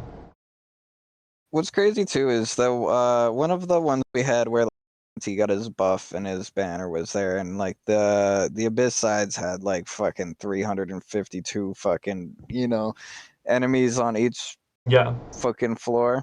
Brother, you see Child still fucking ran through on that shit. Like, it was just such a cohesive team with such good sub DPSs, and then Child with the best element in the game being constant, like his every hit is Hydro. Well, like, it's just a good team. It wasn't the best element in the game at that point. At that point, it was still Animo, but Hydro was still one of the strong ones. It was never trash. Yeah, well, I'm saying even nowadays it holds up though. Like that. Yeah. He was putting fucking work in there, brother. The Maple Story numbers all over the fucking screen. Yeah. Heroes like Child, I don't see how, but okay. I like Child, I guess. But like, keep in mind, I'm doing the combo for casual players. It'll be lower. Okay, that does matter. Considering you said that, like, if you get super fucking sweaty with his premium team, he'll crack 100.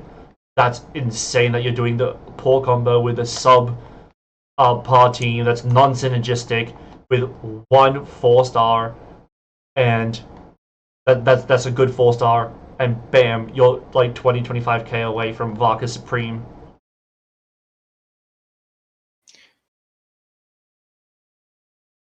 Brother, Child doesn't even have like big muscles. He has muscles, but he's a fairly slim guy. Well, I'm lean, I guess. I have muscle, but I'm lean. I was talking about Child, not you, by the way. I'm not No, just I dissing know. you. No, I know, but she was saying that I'm like Child. So I was like, I mean, he has muscle, I guess, but he's lean. I'm also lean. He can punch an arrow. Well, everyone can punch an arrow. It's just whether or not you're gonna get fucking skilled. It just matters which part you end up punching. Like, you look at Ganyu. Put Ganyu on Zhangling and Bennett, you're goated. You're goated. Same thing with Hu Tao. Hu Tao, you could go Xingqiu and then Vivi and any other 4-slot support. You can go for Zhongli. You're fine. Like, that's not super amazing for a lot of these characters, but with no matter where you go, they are fine. They will perform.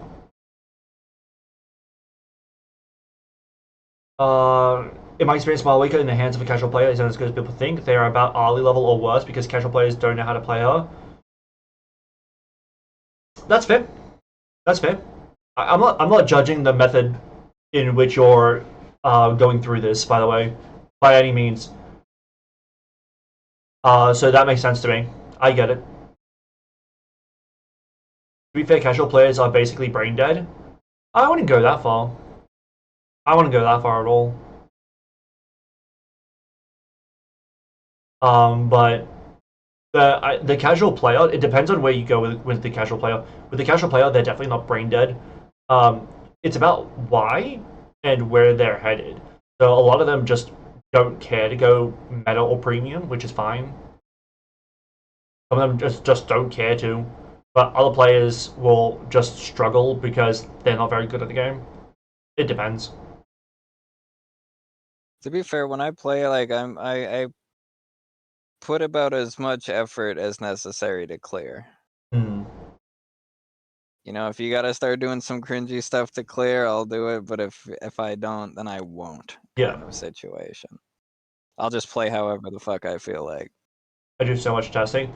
I know that you do, but there's kind of like a difference between like higher tier players and then like good players. There's kind of the same thing when it comes to any sort of potentially competitive venture, right? So like you have the super supreme athletes, right? And then you have like just good athletes. The gap between them is absolutely enormous. So like the gap between like Michael Jordan and just a bench warmer in the NBA is insane. Even though they're both NBA players will be better than someone who's a really elite player on the street by an enormous margin. So, like, you get to these sorts of gaps, and it makes it seem like the people who are just fucking street tier, but really good street tier players, it makes them look like trash. It's just, no. There's just so many levels. That's a good example. Like, there was a guy in the NBA, his name is Brian Scalabrine. He was considered the worst player in the NBA, okay? And he was a bench warmer eternally on the Chicago Bulls. And with him, he would say, I am closer to LeBron James than you are to me. And so what he did was he had an open challenge to any fucking player on the street or not, does not matter, anyone who is not like an NBA player. He never lost in a one-on-one. Never. They never even scored. Jesus. Also got 90k with Mawika, Benny, Rosaria, Seat Lolly, which is Varka level. Yep. So that's still freeing up the last slot. Yeah. But that's 90k, yeah. Keep in mind 99k DPS on Varka. Count is also sweaty combo. Most players are just gonna NA spam on Varka, yeah. So the fact that Mawika, who's flexible, with 1 premium, 1 4-star, and 1 admittedly pretty trash unit in Rosario, is gotta be Varka, super premium, super sweaty relative. Insane. I hate watching Genshin players who can't do endgame. It's so boring to me. Man, why the hell did you join my stream that one day then? I don't even know what I was doing, but it was something stupid. I was helping somebody kill like Cryo Regisfine, for fuck's sakes. Alright, so at the end of... So we'll go now talking version 2. At version 2, when it came to like the Inazuma characters, because at that point we had obviously a lot of the Inazuma. We had, I think, Shenhe by then. We had, who else did we have by then? We had Yelan by then. Obviously, we didn't have Dendro. By Mondstadt, we had Rosario. How are you feeling about the meta then? Because we had Eula then, too. So how are you feeling about Honestly, the meta there? Wasn't bad. Like, the Ayaka Shenhe situation was actually fairly decent. Like, it wasn't a bad, meta time. We had Kazuha as well. And then there was also just Raiden National. Like, on top of that, it's just Child National again. Yeah. So, like, we had a similar one, but we got introduced to, like, burst nukes with Ayaka, essentially. Yeah. And then just another version of National. So we were kind of in the same spot, honestly. Yeah. Give or take. It felt like a good spot with just a sharper increase in supporting, but also a sharper increase in the damage that everyone else can do, because Kazuha obviously being super premium for everyone was pretty big, but then you also could go hyper investment. I think this is kind of the era in Inazuma's the era where people started to find out that they could go hyper investment, because you could go Raiden and Yaimiko Kusho-Saro, and you're just like, oh shit, this is gonna fucking crack. This is gonna hit like a truck, right? You had starting to be dedicated supports with Ayaka Shenhe, and Ayaka Shenhe, which I'm not angry with, because could use Ayaka without Shenhe, but if you had Shenhe, it's a noticeable increase and it's good. Strong increase, but you don't need Shenhe for Ayaka to work. At that point, anyway. we had some disappointing units like Ito, sure, and we also had Yoimiya, who was a bit disappointing, sure, but it's still like relatively early, right? We still had Ayato, who, yeah, he's not amazing, but he can be off field, and he has very, very fast Hydro application. So it's something where it's like, you know what? We don't, outside of Child, we don't really have a Hydro on fielder, and he could apply it very, very fast. You put him with what? Bennett, Changling, and either Sucrose or Kazuha. At that point, he can still hit. He can still hit. You know, so Inazuma felt like a bit of a shift in where it was headed, but it still felt fair, and it still felt strong. So here's something I think as well is Inazuma was honestly a very good point for the game, because it started like you were saying, people realized, you know, instead of slapping like these random fucking shit all over the place, you can hyper carry. Like Yeah. the realizing the fucking, you know, there's a character on your team that's supposed to do the damage. Why don't we help them do the damage instead of making a bunch of people do shit damage? Yeah.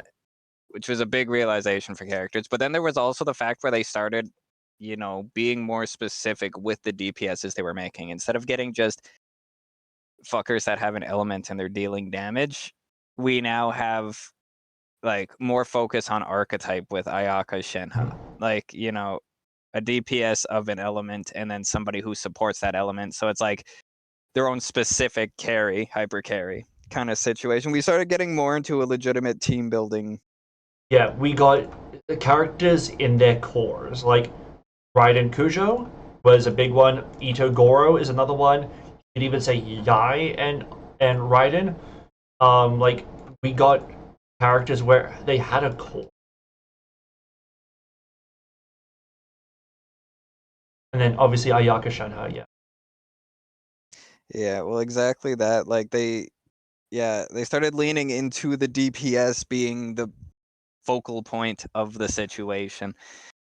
Because I feel like, and that's a big point where people had issues at the start of the game, was just you just looked and you saw, you know, fucking DPS, a bunch of different just damage dealers. You didn't look at any as supports. Yes. That's crazy as fuck, brother. Watching your dumbass laugh was like, I was so lost in my brain. I'm like trying to figure out what's going on while speaking. I don't even know if I said anything, brother. I'll be real with you. I think I was trying not to laugh too hard, but I'm pretty sure you said something about Yuno, and I'm just like, in my head, thinking back now, I'm like, that's fucking woo-wah and recent. What? I didn't process any of what you said. I don't think I said, you know, if I did, I'm not sure. But, you know, just I don't think anyone knew what to do with anything because nothing was like technically relevant to anything else. It was just a bunch of characters. Nobody was technically relevant to anybody at that time. Yeah. Except Benny, but everyone completely overlooked that one. Yeah, but outside of the core. I hate myself. But outside of like core units, like we did have some that were like that, where like Xingqiu was pretty much very, very strong for Beidou. We had some cores where it's like they are somewhat tied, but a lot less so. Like Hu Tao and Xingqiu. But that was just because Hu Tao is phenomenal, not because it was made for Hu Tao. Right? We had other characters like Diluc and Kyle. That's just because like Kyle does off-field cryo and Diluc wants to be close to whoever he's hitting. Right? It's not because I'm relevant in the fact that their elements work, right? Like not specifically to their kit, the same way Goro is to Ito and Ayaka to Shenhe, etc. Yeah. Zhongli was a game changer. He was, yes. And only because they giga buffed him compared to what he was. But Yeah, I was never around for V1 fucking Zhongli. Yeah, but people would. But Inazuma, I'm still feeling good about the meta. Subaru, I think, is where I feel maybe the best about the meta? Question mark? Hyper Bloom, fucking Dendro makes its fucking Yeah. entrance. So the thing about Subaru is that it was similar in a way what we have now, right? But instead of it being hyper reliant on specific characters, it's hyper reliant on an element. And anyone who can perform this element is going to be strong.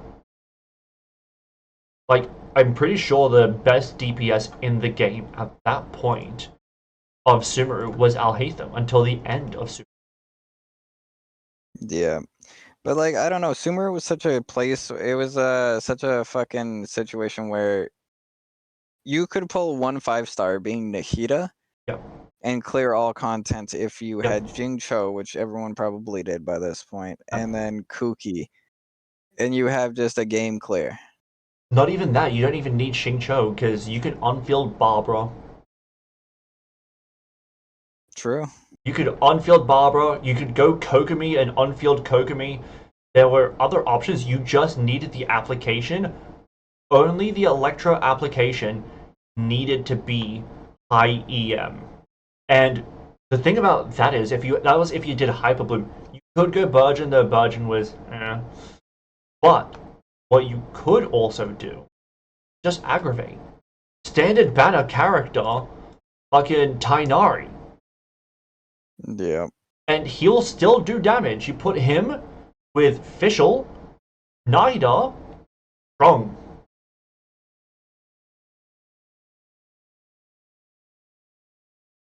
Like, you have a lot of options. The most disappointing one at that time was Sino, which to me is crazy considering that he's probably the best from this period in terms of where they are in the meta now. That's hilarious. Are you saying Alhaitham? No, Sino. He outpaces Alhaitham if we're going premium for premium. Yeah. Yeah, as of recent.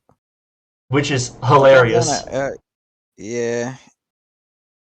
My Yeah, because boy! Nilu's weird case at C2 in Nefer teams, but that's too specific. Yeah, and then you have to get 2 cons on her for it to be, like, that good. And then it's just like, okay, well, then what? Are we going C2 Sino? Yeah, but no, it's true. I mean, Nahida technically is, because, like, she's still in Nefer teams, and Yeah, Nahida... but she's the most replaceable on that team. Although, to be fair, so is Sino on his premium. Yeah. But I'm saying because he's the DPS in the DPS team. But you know what? We could say Nahida, sure, but Nahida and Sino are the most premium, and she was the meta, and he was the least meta, which is wild to me. Yeah, well, not Nahida. Sumeru still has some relevant in meta today. Yep. Relevance, in either of those. Like, Corvus heard my suffering. Oh, I've heard much of your suffering, my brother. Sino more like hell no. Fuck that. No, I love Sino. He's my boy. Like, brother, fucking Sino's dope. The motherfucker's hilarious. But we also have Candace, who actually has a lot more use in Fontaine than she ever did in Sumeru, which is interesting. Nilu is interesting as well because of her place in the meta show, like with Lauma. Wanderer, sad. Alhaitham was super duper meta and then just isn't. Unfortunate. What's up, sluts? Guess who just got out of prison? Thank you for the follow, wannabe. And then Dea in Natlan actually started to be more meta with Kaniche.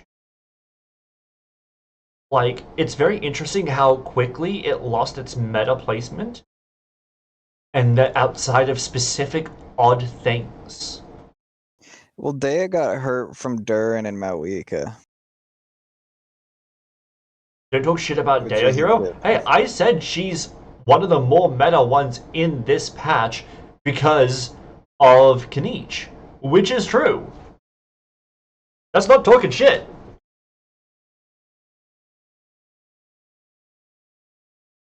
Zeta C6 unironically was the best Guess carry who in just got out of Sumeru. prison? But no one tried to optimize war cancel him back then. Yeah, also people typically don't like to DPS bow characters.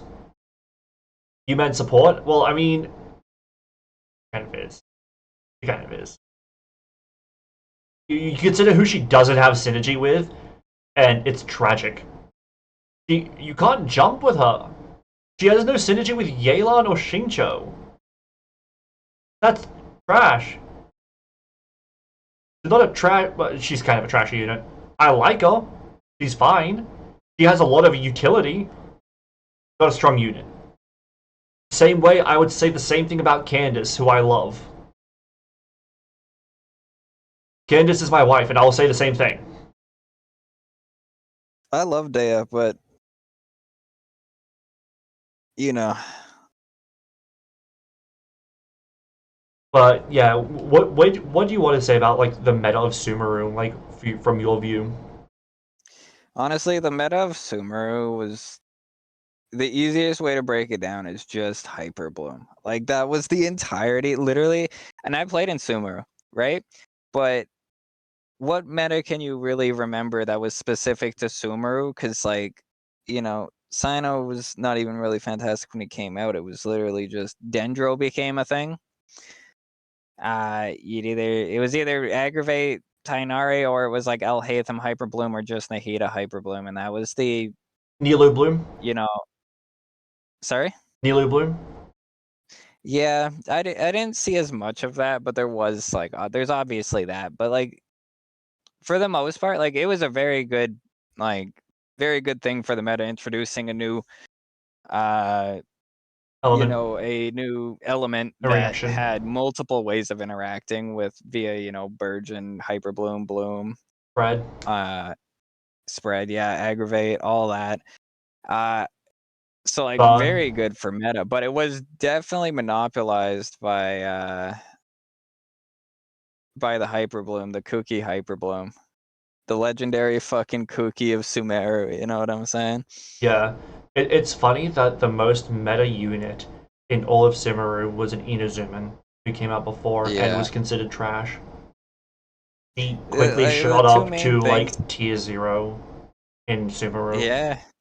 Well, she had no spot before that too. Like before that, she was just an electro healer that did like no damage. Well, that's the thing about her was that she was someone who wanted EM on a reaction that didn't really give a shit about her EM. And she healed, which was nice, but then like, fucking cares. Yeah. Because like, what? It was pretty good healing, but you have so many other healing options that do more. Like you could. Sayu was in the same patch and she healed and would give 40% red shred from Vivi. And she's trash. Yeah, what up, Alu? But there's also more there, I think, that I appreciated. We got a free chunky shield in Layla. Oh yeah, Layla's peak. Wanderer was fun for a lot of people, but he wasn't meta, but he was fun. And he wasn't bad in the meta at that point. And Farazan single-handedly bringing Zhao back. She was also one of the more meta units, which is crazy. Yeah, Farazan bringing Zhao up and Wanderer was definitely like... If we're talking meta, though, it was definitely not there. Like, if we're talking about just in general, like, yeah, so... It definitely opened up different portions of the game. It was like the first time, like, a unit kind of was made to... It wasn't made to do it, but it's a unit that was made that, like, brought an old unit. Like, super back. Yeah, like, super back into the spotlight with Zhao. Yeah. So it's the first time we received a support like that. I will like say... Sumeru was a huge turning point. Obviously, new element, Very, very niche support. I will say yes and no, but I will say only no because you have some units that did work but were more niche, even though they were brought super back from the brink of death. So, like, for example, Burge and Razor, it's like Burge and Razor is not good in that, like, it's good, but it's not because Razor's good. And you have other units like Aggravate Lisa is good, but that's because Nahi does good. Whereas she showed that Zhao is good, he just needed an actual support like all these other characters have. You are Gaston, Crow is Lifu, tell Crow to Google Lifu. So that's the... Is that the short fat guy that followed Gaston around? Brother, what? I'm neither short nor fat. Google Lifu apparently. Lefou. Your examples are weirdly off. But yeah, so I do like a lot of what happened here. We got free super chunky shield in Layla, who one gives energy if you put her on Fab, which is going to be great, and then two also has cryo application, which is great. Three, tenacity, perfect tenacity holder, which is great. Nilou for Bloom, which outside of her is a dead meta, which is I don't hate that. Right? Candace for a fucking giga buff of NAs, beautiful. Dory at the time was pretty trash. Yeah. Tainari for a Dendro DPS, that's standard banner, that's neat. By the way, are you gonna Google Lifu or not? I already did. I didn't see. Was I right? Oh, I did it on my phone here. Oh, okay. But I'll pull it up. I just met Hero, but I can get behind Slandering Crow. Well, the thing is, I'm tall, and I am not fat. That, Navi. I'm not fat, unlike Crow. I'm jacked. Brother, I'm fucking neither short nor fat, brother. I'm a lean king. Whatever you say, Pulu. I was fucking right. By the way, Pulu, do you want to know something really funny? On my Disney Plus, my avatar is Gaston. I chose Gaston for my avatar for my Disney Plus. Saying you are a bottom, Crow? He's my bottom for sure, yeah. Oh, no, both of y'all are tripping now. But yeah, Farazan Farazan for Animo DPS, phenomenal. Al Haytham for like a premium Dendro damage unit, phenomenal, right? Tave for Nilou Bloom. You want a 4-star DPS? He can do it.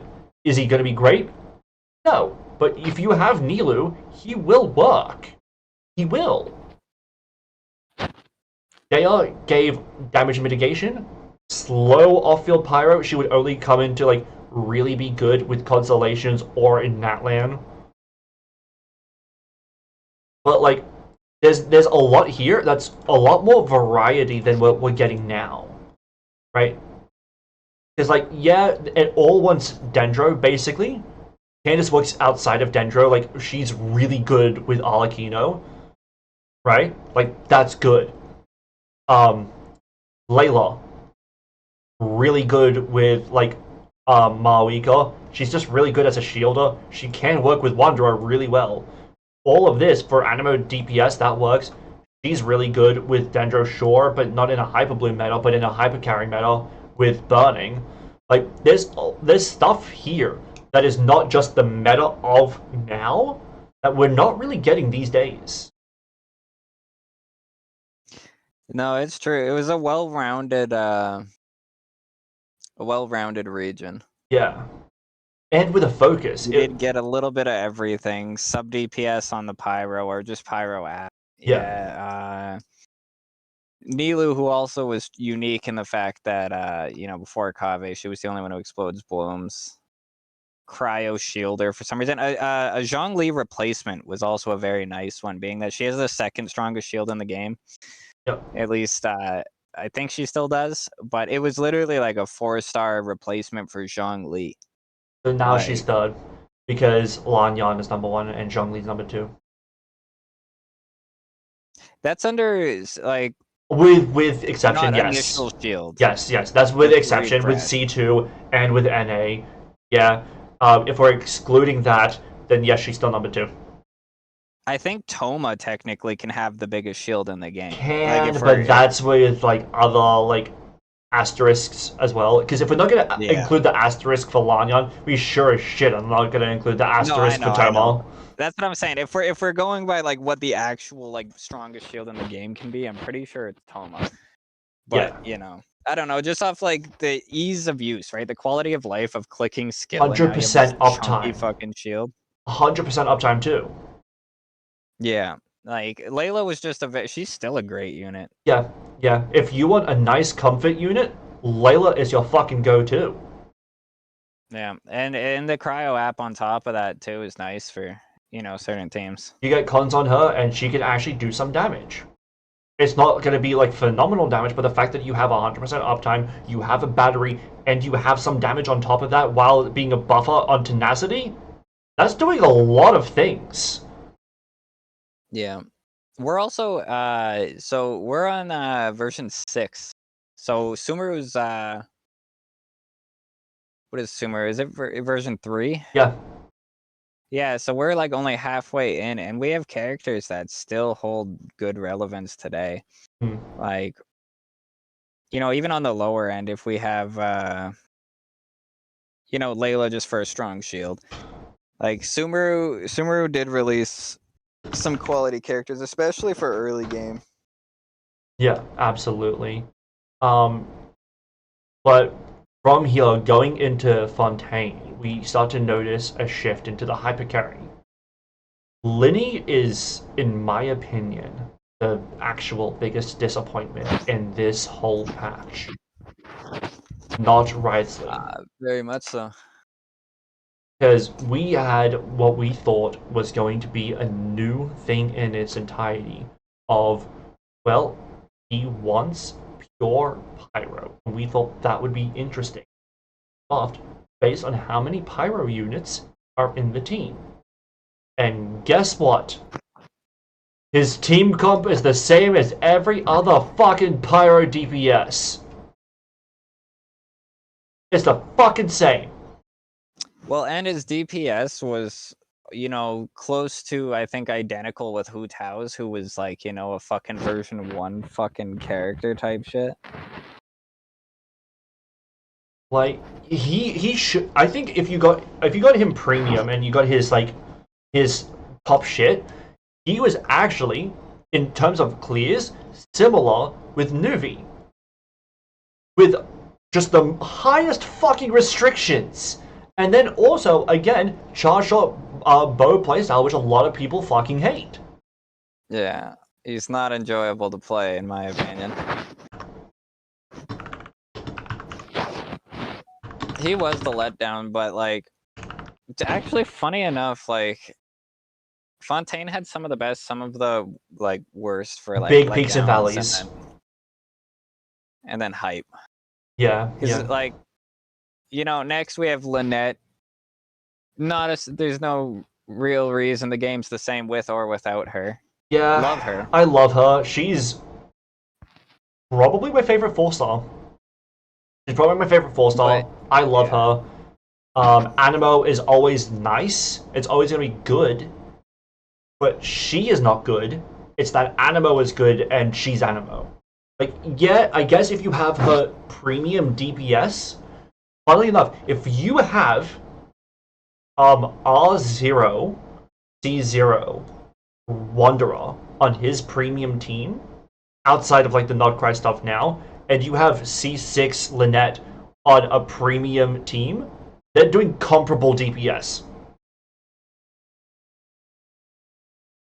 Yeah, that's valid. Like, I think it's her, Barazan, Farina, Zhanyan, they're doing comparable DPS to like a prime Wanderer team. That's sad. But that's not because she's so good. It's because Wanderer is unfortunately so disappointing. Mm-hmm. But Lynette at C6 as an Animo DPS, just changing her entire playstyle to be a viable DPS, I appreciate. But Me too. She just doesn't do enough, though, is yeah, the problem. yeah. But I agree with that. Yeah, she's just not special in her kit. If she was like, I'm trying to think of a 4-star DPS level. If she was, even that, I'd be content with it. But she Charming. just fell short, even on being like a, mediocre. You want to know something very funny and sad? What's that? If you C6 Bennett, C6 Shangling on a vape team with Sucrose and Xingqiu will just do really good damage. You could unfield Shangling at this point, and she'll actually do well with C6 Bennett. Because, of course, it's the Power 5, it's Bennett, it's Shangling, no matter what she wants to be used, and every new fucking polearm she could work with. Any new polearm is an increase for her. She could use. Fuck this chick, man. Yeah, so like, she's not bad, but she's not good. She's irrelevant, is what Lynette is. She is someone that you can always use, but you should never go out of your way for if you care about meta. I'm still going for her C6. Everyone else get fucked. I will hear nothing of it. Yeah. Here's the thing. Here's the really weird thing. So Arlecchino, super hyped, really good character. Especially at this time, right? Like, she's still a good character. Yeah. But then her 3 children, bro. You're hype as fuck for them, right? Lynette, irrelevant. Trash, irrelevant, Linny, giga trash. well, yeah, but Linny, again, the same thing. Like, the playstyle's harder. The team is more like, He's super demanding, super niche, just to be competitive, not blowing anyone out the water. Yeah, and then Hu Tao still keeps up for just spamming charge attack on charge attacks. Yep. And then, so, like, that's disappointing in its own. And then Fremine is just the worst thing imaginable. So the 3 children are, nobody uses them. Yeah. What a weird flop, especially when they're behind Arlecchino, right? It's very disappointing, and Fremine being one of the most trash units of all time is very disappointing, because you think that by Fontaine, version 4, you would assume that they kind of have their act together, they kind of know what they're doing, and then they release one of the worst characters ever. Yeah. Like, not a single character in Sumeru was as bad as Fremine. Like, who would be the contender? Kale? Better, just by fact she's Dendro. Dory? Better. Like, who else? Ain't Sethos? Probably Candace. Candace? But, like, even she had some things that work. She could work with Sino. She could work with Wanderer. So already better. The fact that we had some characters that attacked decently strong as per their personal damage buff is quite nice.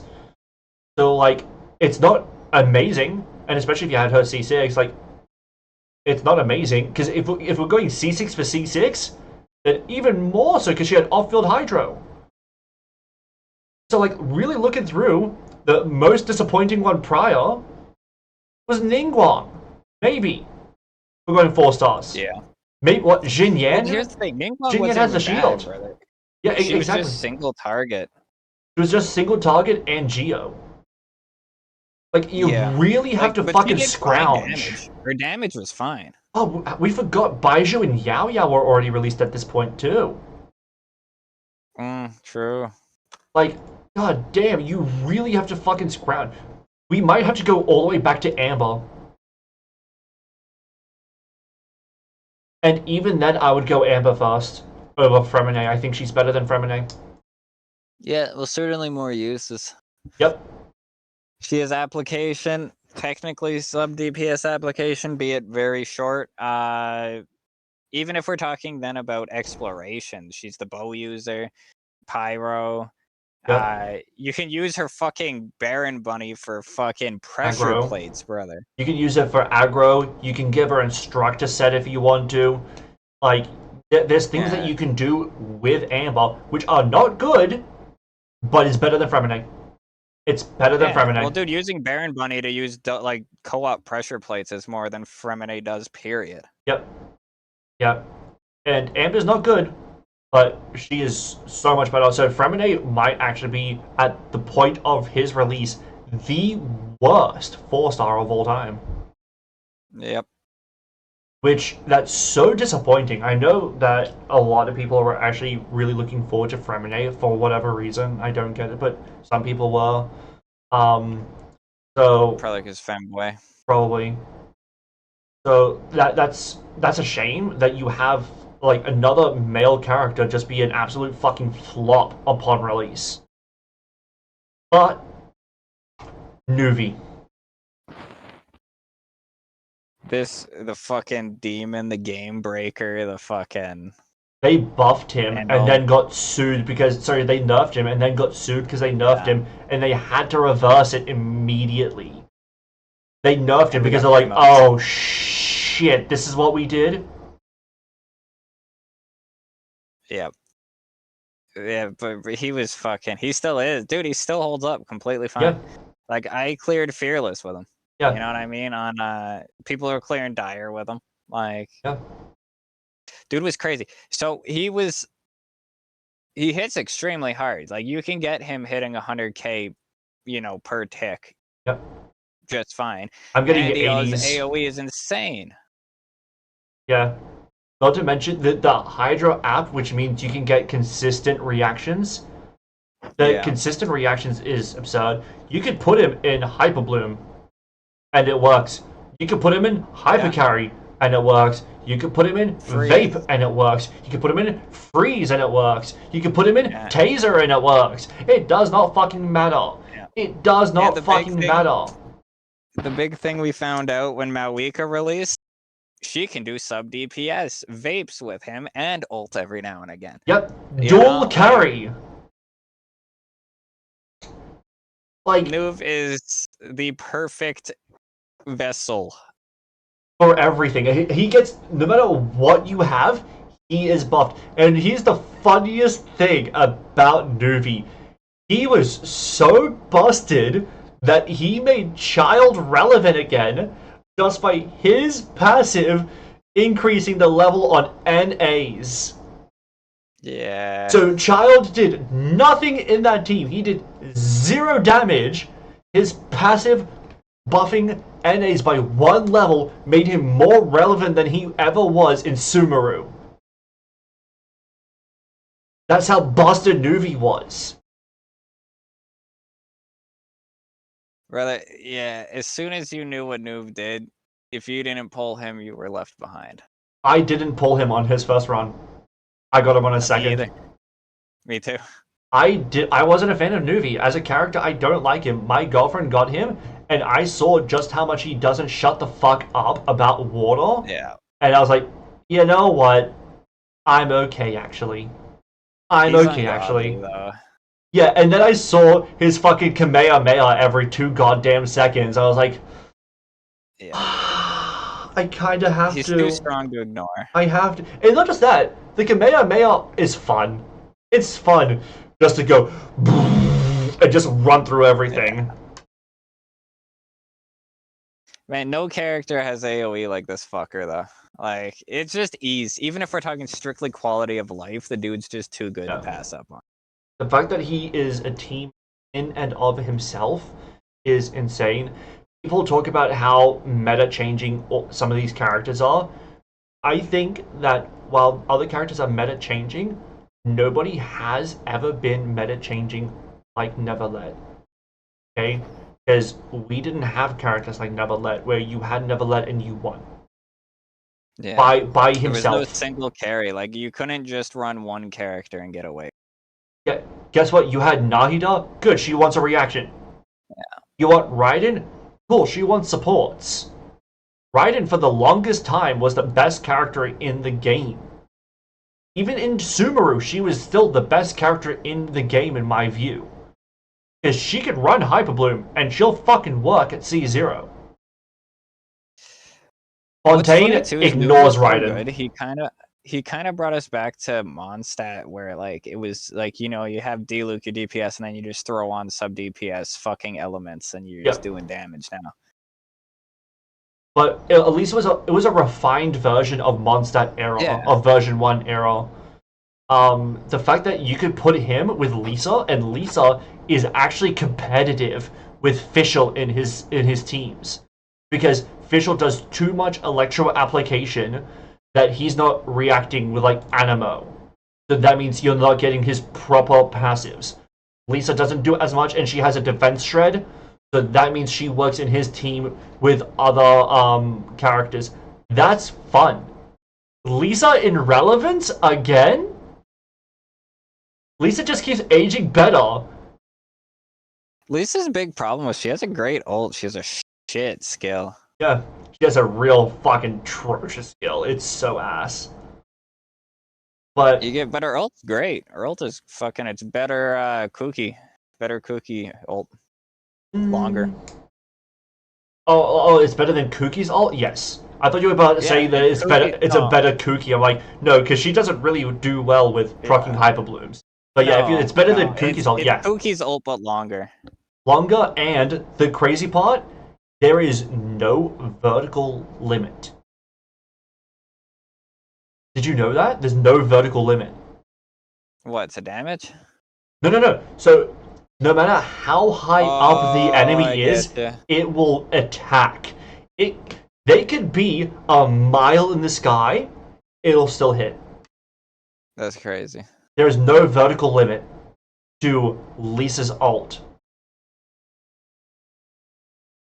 That's kind of nuts. That is absurd. Yeah, that's kind of nuts. But yeah, Nuvi was so well because he's so universal. He is probably the most universal character in the game. 100%. And it's absurd. So he kind of stole everything. And if he was what Fontaine was, I would have hated Fontaine in terms of their meta. But he wasn't. Yeah, we have a lot of big hitters in Fontaine. So many characters that are meta-defining in this. Give me half a second. Yeah. I want to step for a quarter of this last smoke I own real quick. Alright, I'll stop talking to Ryo. 4 hours, and I have barely smoked. I'm like in the last 2 days, and I'm losing my brain, brother. Oh, good. Well, I'll start talking about Ryo in the meantime then. Yeah, no, you can cover that. We spoke of that anyways. You know my feelings on it, so. Yeah, he was disappointing upon release, but while he wasn't particularly strong, he was very flexible, right? Like, he was also the new best cryo DPS in the game. A lot of people had Ayaka and they had Shenhe because Ayaka was the meta for a time. You have Ryo and Shenhe? And then what? You have Xiangling and Bennett? He's putting up okay numbers. He's not going to be meta breaking.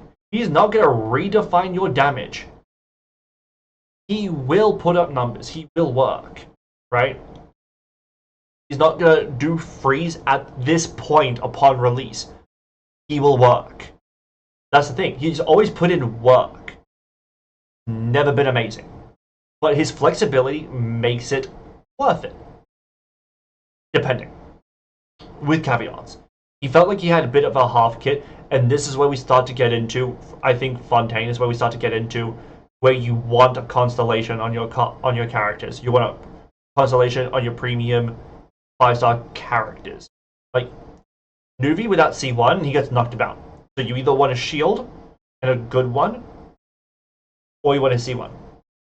Ryo, he feels like he's missing part of his kit unless you have his C1. Then it feels like a full kit. Right? but you could still put in work with him. Disappointing? Yes. Useless? Fuck no. Charlotte. She is purely for Farina. That's okay. That's okay. You know what? We have a very, very strong team-wide healer that'll freeze and have cryo app. That's fine. I'm okay with that. And then we have the new best character in the game. Okay? Nuvi usurped Raiden Shogun as the best character in the game.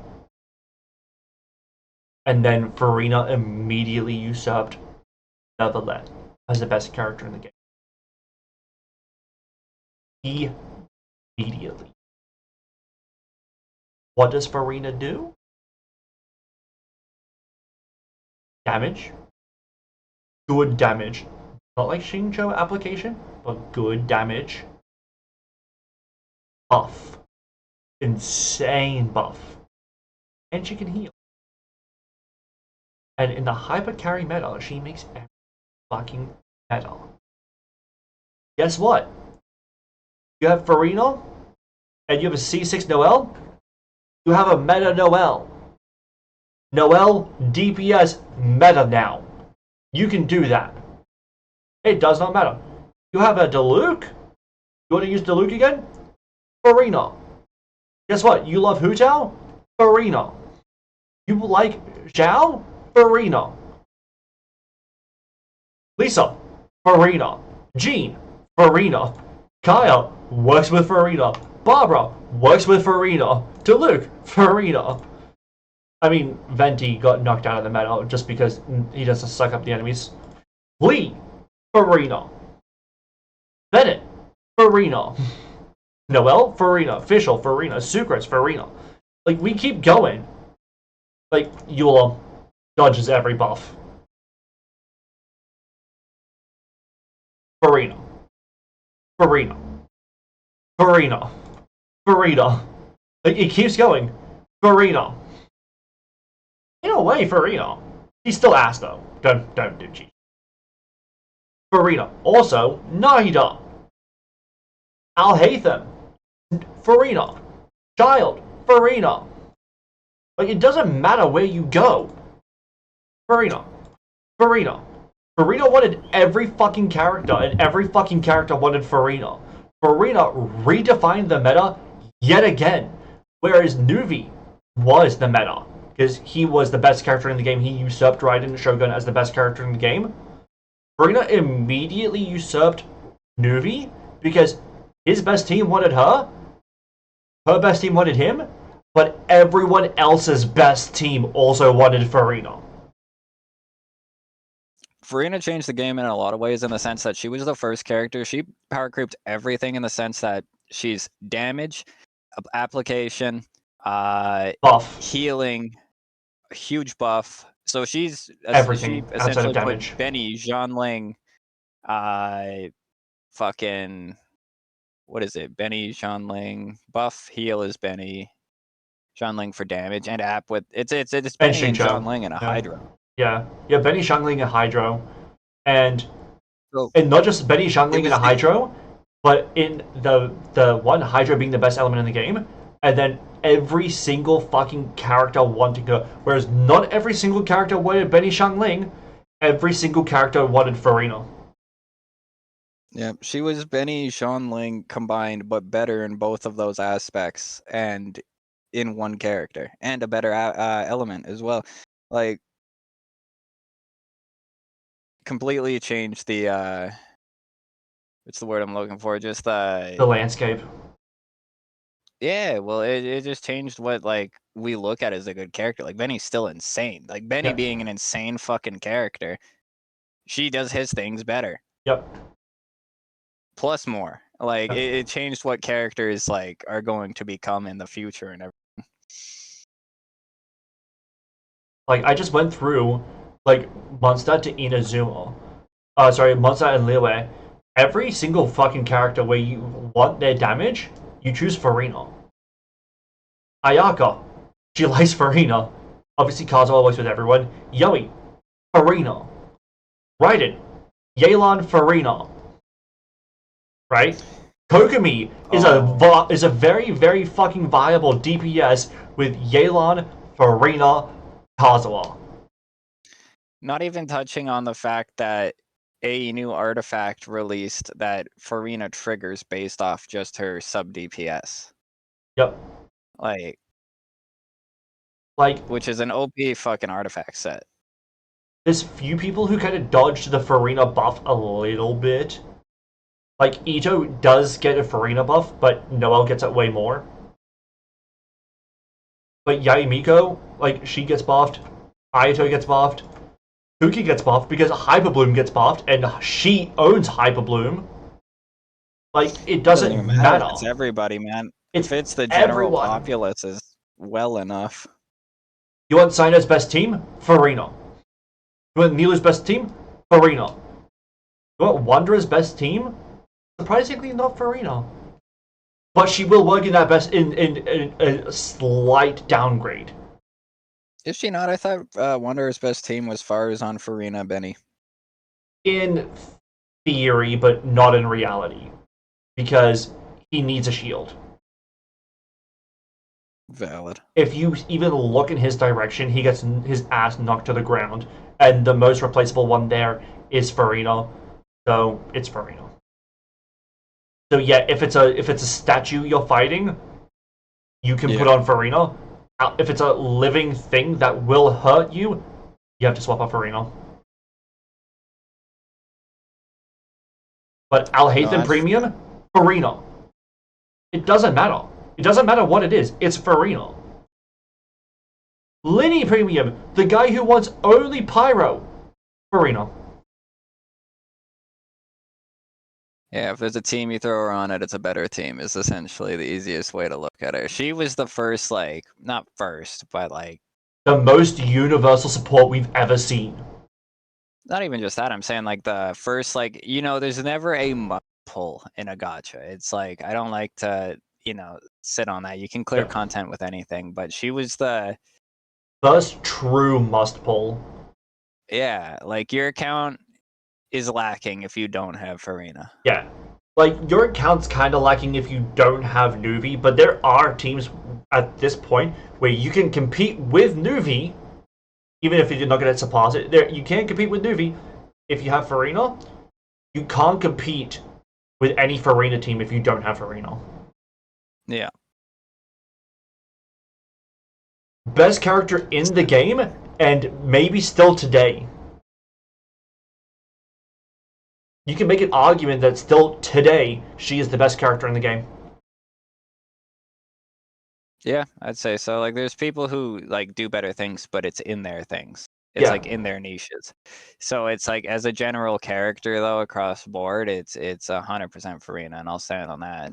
Yeah, like Columbina does more for a lot of the teams than Farina. Like, yeah, Columbina with Lama and Nefa and Nahida, sure, is going to outpace any Farina team. But look at what you there's need. Also Seat Lolly arguments, and even, you know, Chevrus, who we're not at yet. Like, there's characters that keep up with her, but they're niche. I don't think there's a Sit Lolly argument for best character in the game. Because she only wants two things, Pyro or Hydro. Yeah, well, that's what I'm saying. Like, there's, like, they do... like, her impact is what I'm saying is comparable in the instances where she's used. Yeah. You can get a slightly better buff with a way more niche unit, or you can get a slightly worse buff on someone who works with every goddamn character in the fucking game. Absurd. Yeah. It's absurd. It's not every instance she's better, but it's as a general thing, she's significantly better. Yeah, she's kind of, in today's meta, I kind of view her as a duct tape.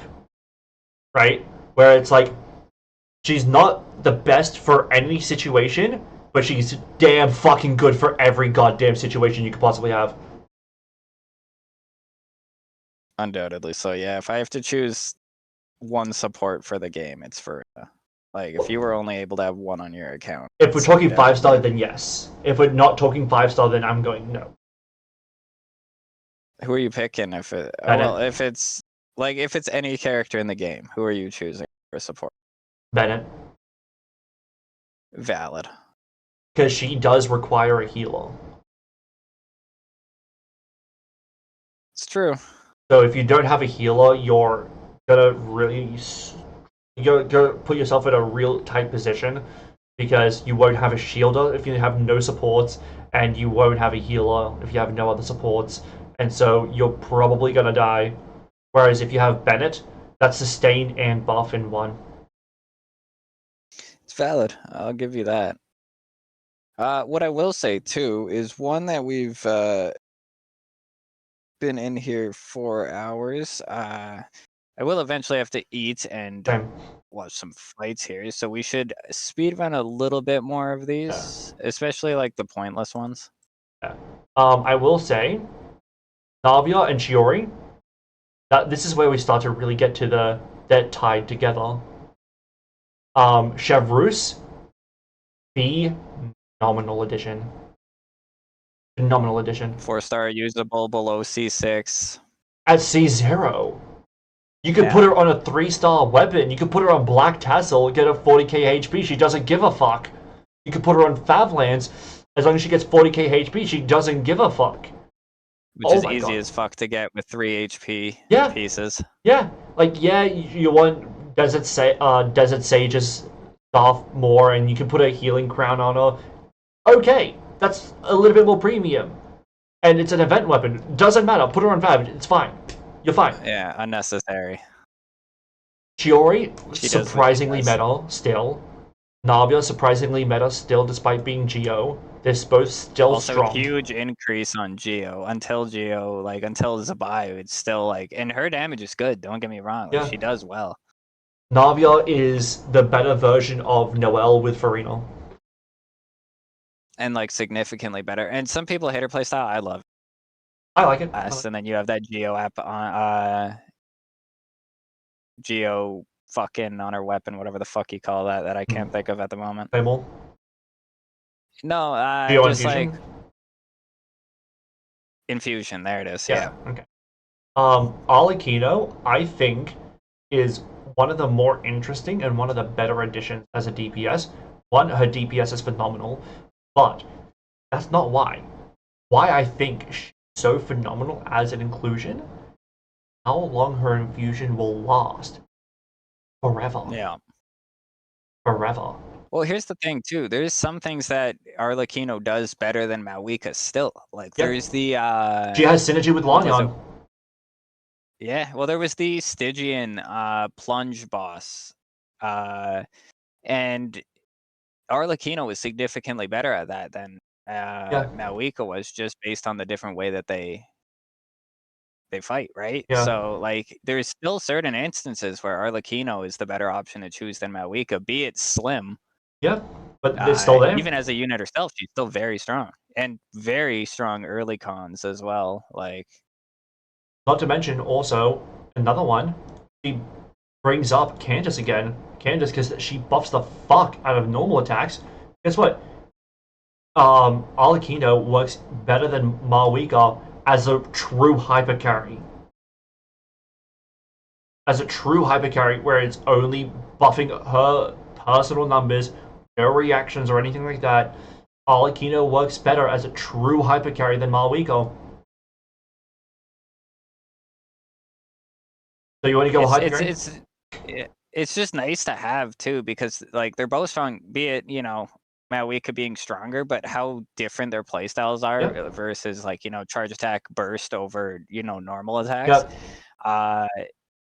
It opens up, they do have their own uses together, as well as on top of that, Arlecchino having a 3-star weapon that's extraordinarily good for her in White Tassel. People overlook the fuck out of White Tassel. People overlook the fuck out of all 3-stars. I get why, but this is why I have one fully refined 3-star of every fucking 3-star. Every single one. I don't care if I know specifically though, like, dude, it's made for her. It's a crit rate weapon with fucking normal attack damage buff. Sino actually got White Tassel to be pretty decent too. Here's another thing about Fontaine that I don't think we mentioned. The additions of the BP. Ballad of the Fjords? Yeah, Ballad of the Fjord, also absolutely insane for Wolfang. Arlecchino. Wolfang is nice, but dude, Ballad of the Fields, I swear to God, I was furious when I found out about Ballad of the Fields. Not because I thought it was ass, but because I saw it, I'm like, that's fucking good. And when I went online to look at what people think about it, people were saying it was gonna be ass. I'm like, 240 EM on a crit rate polearm? Fuck you. It's 120. It's 120 at R1, but it's 240 at R5. Yeah. Either way, That's even more than even Dragon's R1, Bane. 120 EM. Yeah, on a crit rate. Yeah. But Like, 240 is more than fantastic Dragon's weapon. Bane. 240 is more than Dragon's Bane. Fuck you guys. Yep. And on a unit that wants it too. Like, if we're talking like, so as a polearm, you know, Yep. Hu Tao, Arlecchino, like EM Raiden you get such good use out of out of it. EM. And the requirement to get the thing off is every one of them use it anyway. Yep. So let's see what polearm characters we have that like would enjoy it. Which, by the way, the thing about the weapon as well is it was very clearly like future proof. Zhang Ling, because of course it's Zhang Ling, but 240 EM on her is huge. Yeah. You Oh, meet a most Nepha, of it's a her. beautiful weapon on a Nepha. Oh yeah, but it was so clearly basically future proof. Where it was like, you'll be fine if you have this forever. Hu Tao obviously being an enormous one. Yao Yao can like EM. People forget that Yao Yao can enjoy EM. EM Raiden, as I mentioned prior. Toma. And then we get to Sumeru. Obviously, Sino being an enormous one for Sino. Depending on what you're doing, you can put it on Candace. Depending. Like, it's actually the best one on the BP out of the new 5 stars. Well, it passes out deathmatch in 99% of situations now. In terms of the new DPS meta, yeah. But that's what I was saying, it was so clearly future-proofed, and it was designed to be future-proof. And then people were like, nah, it's not that good. We already have deathmatch. It's not going to be as much crit as deathmatch. It's not going to be as much attack. Okay, so you have an attack crit stick and an EM crit stick, and you're saying the EM crit stick is going to be useless? Why the fuck would it be useless? Doesn't make any sense. Well, for the ones that matter, it's better, and for the ones that don't matter, maybe deathmatch. If like it's going to be competitive, but like the one, what matters really? It's the units that are actually putting out these numbers and shit. Arlecchino, even Hu Tao, like fucking Sino, and this is back before Sino was buffed with Nodcry, yeah. Yeah, so like what? Who gives a shit? Like Arlecchino is where we want the buff. Hu Tao is where people want the buff because also just people love Hu Tao, and she was still strong at the time. Yeah. Honestly, if you have her premium shit, she's still okay today. She's not great today, but it's hard to tell with some of these units because people forget. I think it was in Natlan where they started having buffs every floor 12. They didn't used to do that, remember? So before, you could just do what team you fucking wanted, and so Hu Tao would crack. But now because everything wants a buff, and it's a significant buff, it's not like 5% plus to lunar reactions. It's like 60% buff to lunar reactions, which eat shit Genshin. But people forget that you could do like a Hu Tao plunge team on a Fontaine thing where it doesn't want a Hu Tao plunge team. Yeah.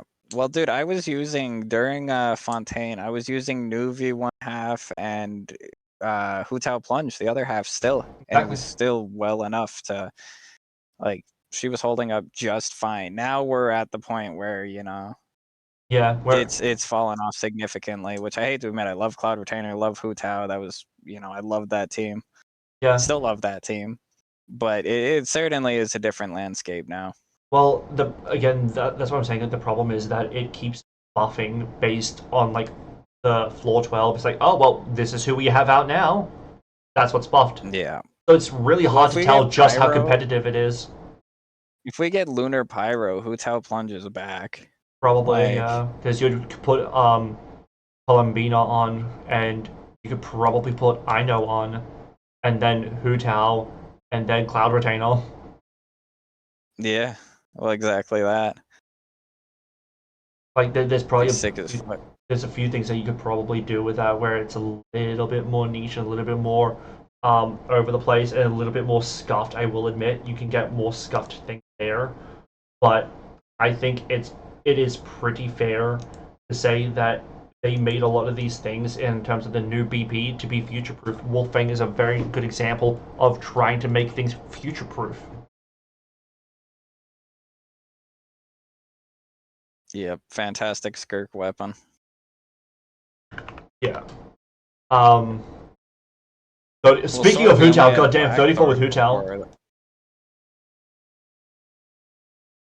before. Ooh, Yeah, that is disappointing. yeah. But does you want to speedrun? Let's go continue. Clorinde. Her with Overload, strong. Her with Aggravate, strong. Clorinde, She was good. the first use of Chevreuse, Um, like true use. okay, you could go Arlecchino still. Oh yeah. Well, okay, in the Electro. Raiden. Yeah, but you do get significant amount like true use of what Chevreuse can really do. You know, when you get a DPS in there that's strong with a buffer that's strong. I don't know that I agree. At the time, I don't know that I agree. no. Because if you go Raiden, she can make use of the fact that Chevy heals. So you're kind of cutting that out from Clorinde. So you're actually getting more True. utility of Chevreuse with Raiden. While That's valid. there is more benefit to Clorinde still than it is to Raiden, you're still getting like good shit with Raiden because Raiden has so much electro application when her burst is up. You can go triple pyro, which is what I did, where I went Chevreuse, Benny, and Shangling, and your Raiden will still crack at that point in time. Now you'll still do better with Clorinde in that slot instead of Raiden, but you're still getting like really good shit with Raiden there too. Yeah, well, I'll give you that because honestly, I'm not even gonna lie with you. I've used Chevy with just Arlecchino and Clorinde, and the Clorinde isn't even my account; it's my old roommate's. So like, and I don't have my Varisa built yet, right? Still level like 40 or something. So like, I forgot she healed. I'll be real with you because the two I've used her with are Bond of Life units. Yeah, yeah. Yeah, her healing is skill tied as well, which is better than it being burst tied too, which is awesome. But that's what I used to use to clear Spiral Abyss. It was that team actually, and it was during this patch I was still clearing with that team. Whereas Raiden Shogun, Shangling, Bennett, Chevreuse, and my god, did it wipe the fucking floor with everything there. Yeah, I don't fucking doubt it. I am excited to get the Varisa going with Chevy and test that out. Dude, it's gonna be I got a insane little for bit you. to go still. It's gonna be insane for you. I You're got a gonna little love bit. it. Oh yeah. I still have to build Columbina. I've still only got one piece for Columbina. I'm just having the worst time. Well, Siege win, very disappointing. Yeah, I don't even know what they were going for with her kit. I'll be real with you. I think they wanted her to DPS. be like healing version of Nuvi, whereas Nuvi was DPS version. They wanted her to be healing version, I think, but the damage just Yeah. wasn't there, and they wanted her to have some compatibility off field, but it wasn't great. The thing about Siegewin is that if you go, remember the team I told you about, Kokumi, Yelan, Farina, Kazuha? Yep. Technically, on-field, Siegewin does better than Kokumi, but Kokumi is still a better unit because she has just more flexibility in her teams. And if you already had Kokumi, there's no fucking reason to pull Siegewin. Yeah. Well, Siegewin's skill was slow and clunky. The ult was a DPS ult that just lacked damage. So she's like a healer. Like that's essentially what she is. She's better Mizuki. Yeah, like she doesn't do anything crazy. Honestly, she really just reminded me of Chi-Chi, where you don't care about anything else specifically, just the healing. And here's the worst part in my when it comes to Siegewind, her skill really wants many mobs. If it's single target, ass. It's not good single target. She needs mobs. Yep. So Yeah, trash. it was just, yeah, garbage ass unit, which sucks because I heard Melusine wanted a real Melusine. We got a human Melusine, and then a shit character also. I don't know what they were on with that, but Emily. Emily is such a Bro. fucking double-edged blade for me. I love Emily.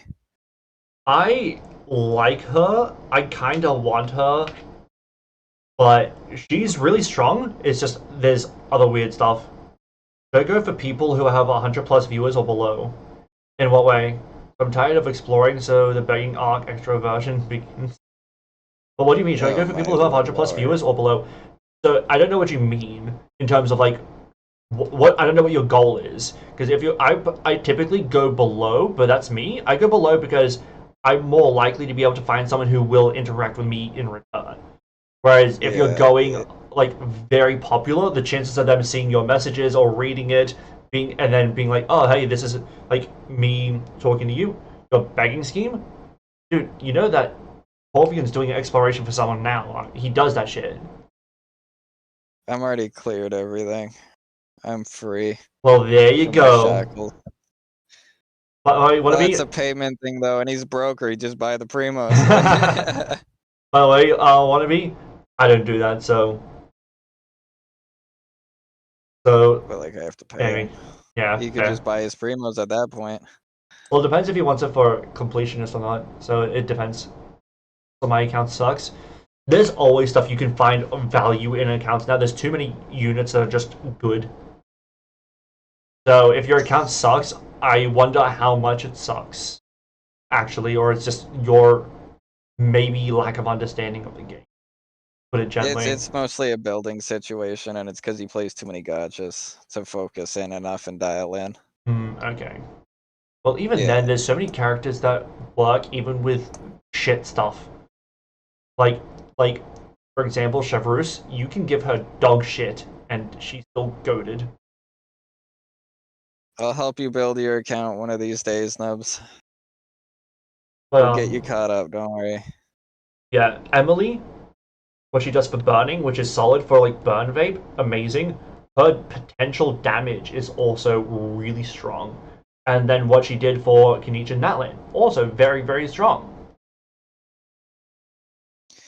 Yeah, well, so that's the thing too. Yeah, so her damage output herself is actually really good. Her application is for Dendro to keep on someone is fucking great.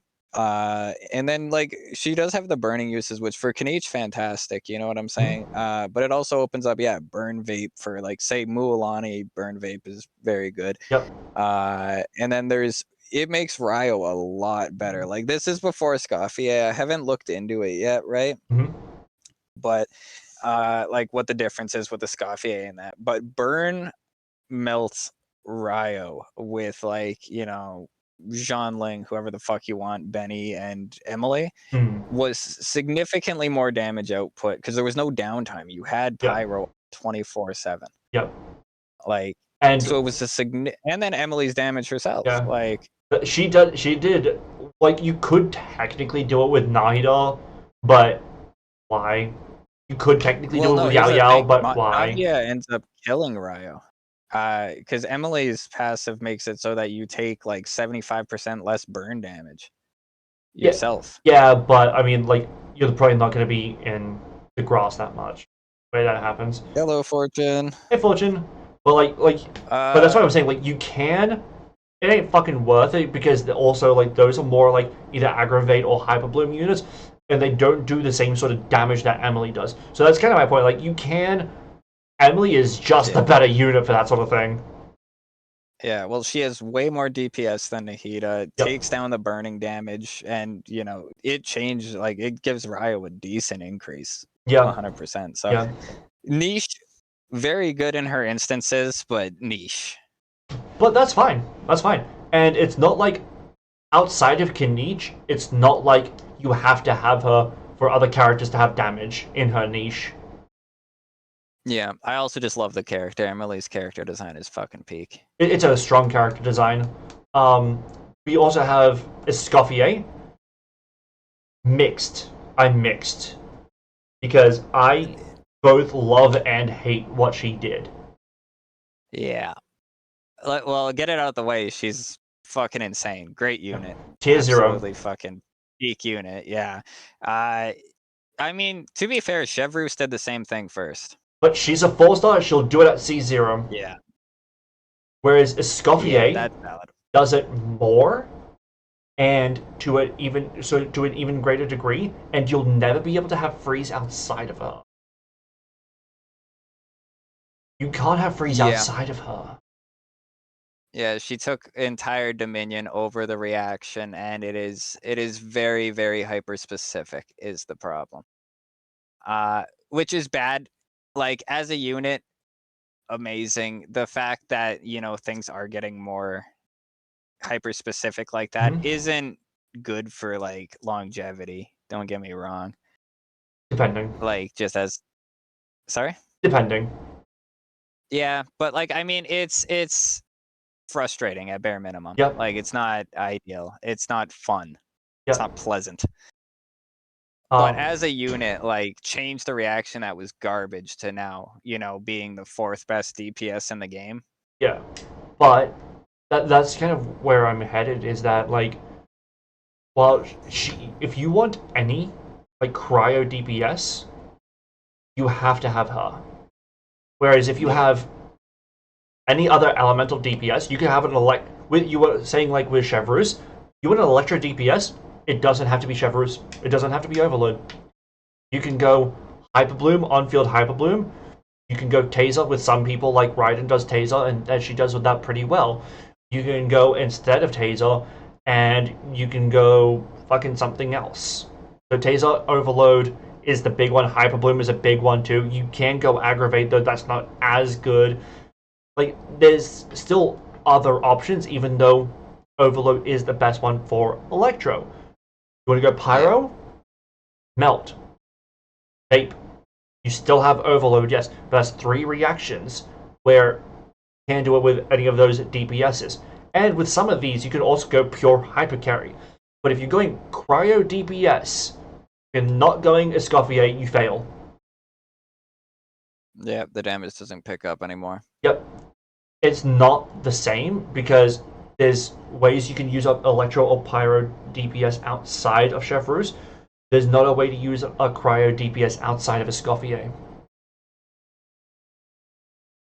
Yeah, so where it bottlenecked entire element, it also saved at the same time. It's a double-edged sword. Yeah.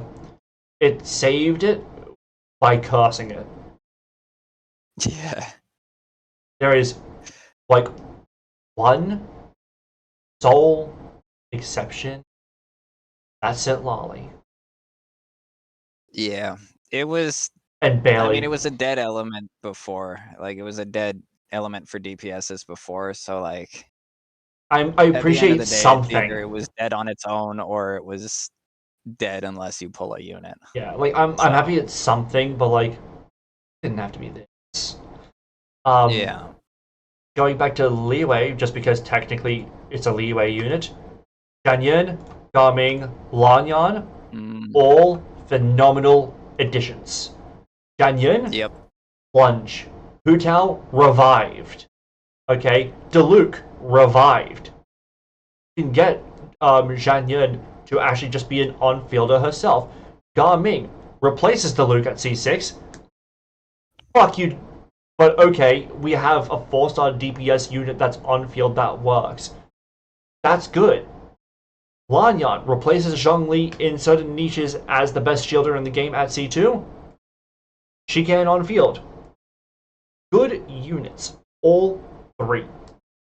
Yep. The Cloud Retainer as well, I would like to point out. VV mixed with overworld exploration and team-wide healing that is really fucking solid. strong team-wide healing, Like- and allows everyone to plunge.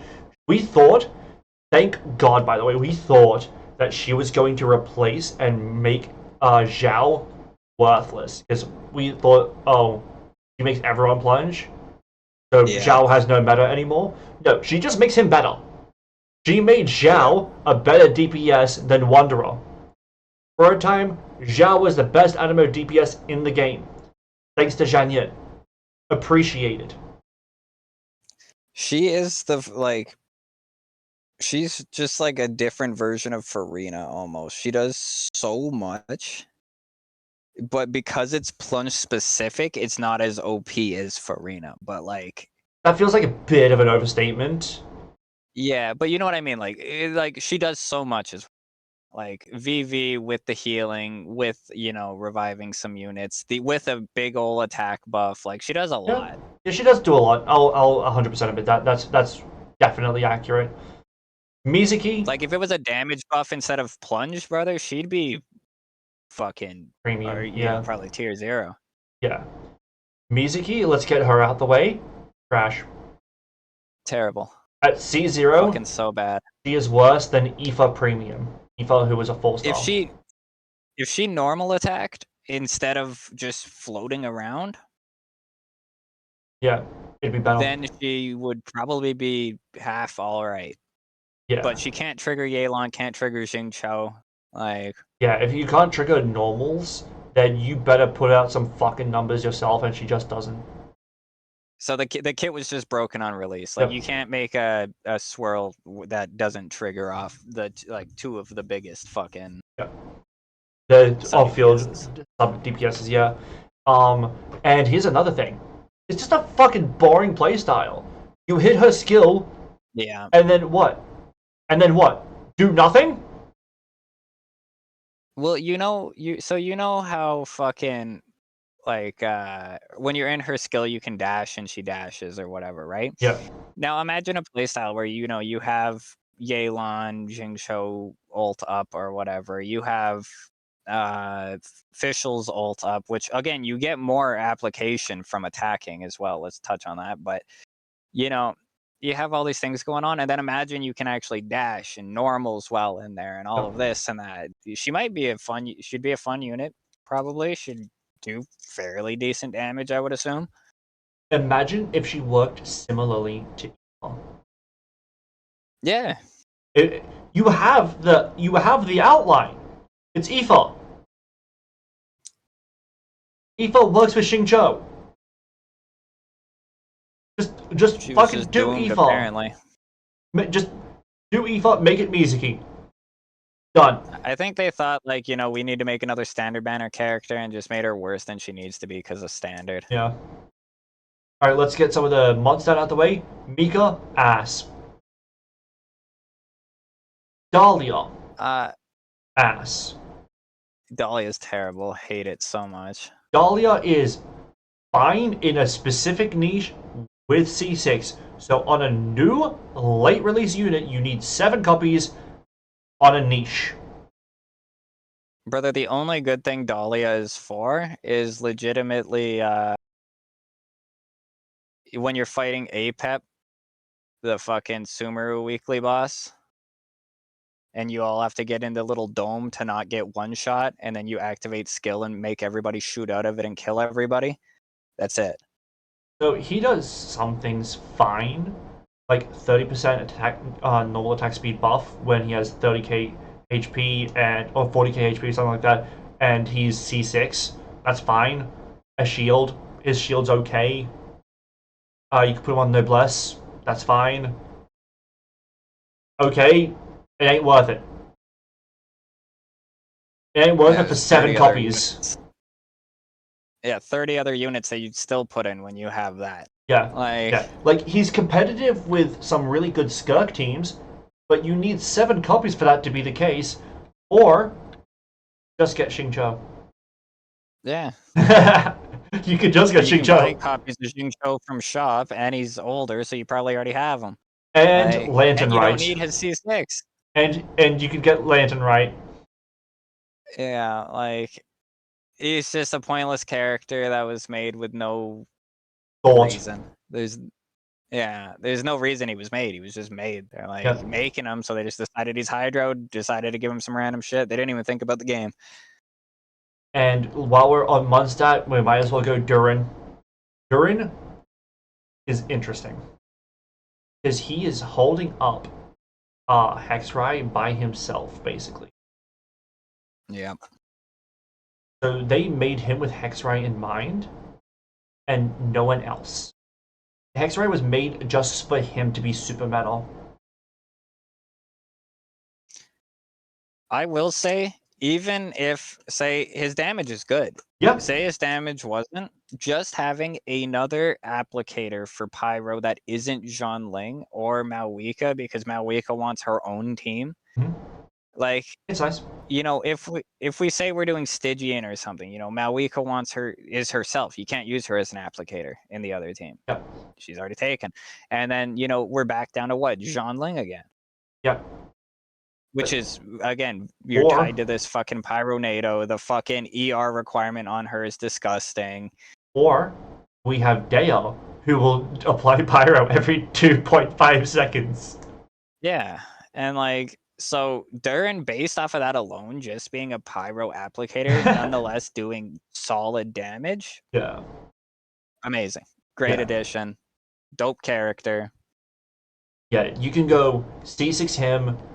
Sorry, not C6 him. You can go C6 Bennett, C0 him. You can go C6 Sucrose, and then put on Xingqiu, on-field Durin, and you're putting in work. Yeah, well, exactly. And his ER requirement being, you know, fucking next to nothing, like... Yeah, it's like, what, 140? Nothing. Yeah, something like that, and it's immediate, like... Yeah. Yeah, and the fact that he Yeah, works with amazing every Pyro unit. reaction is really nice too. So you can put him in Overload if you want to. It's not optimal to put him in Overload, but you can. Like, what he does for alleviating a lot of these, like, characters, he does alleviate characters like Xiangling, is really nice. But since we're still speedrunning, we're finally onto Natlan. Mualani, I love. We do not have enough low instance damage, big fuck you nukes in this game.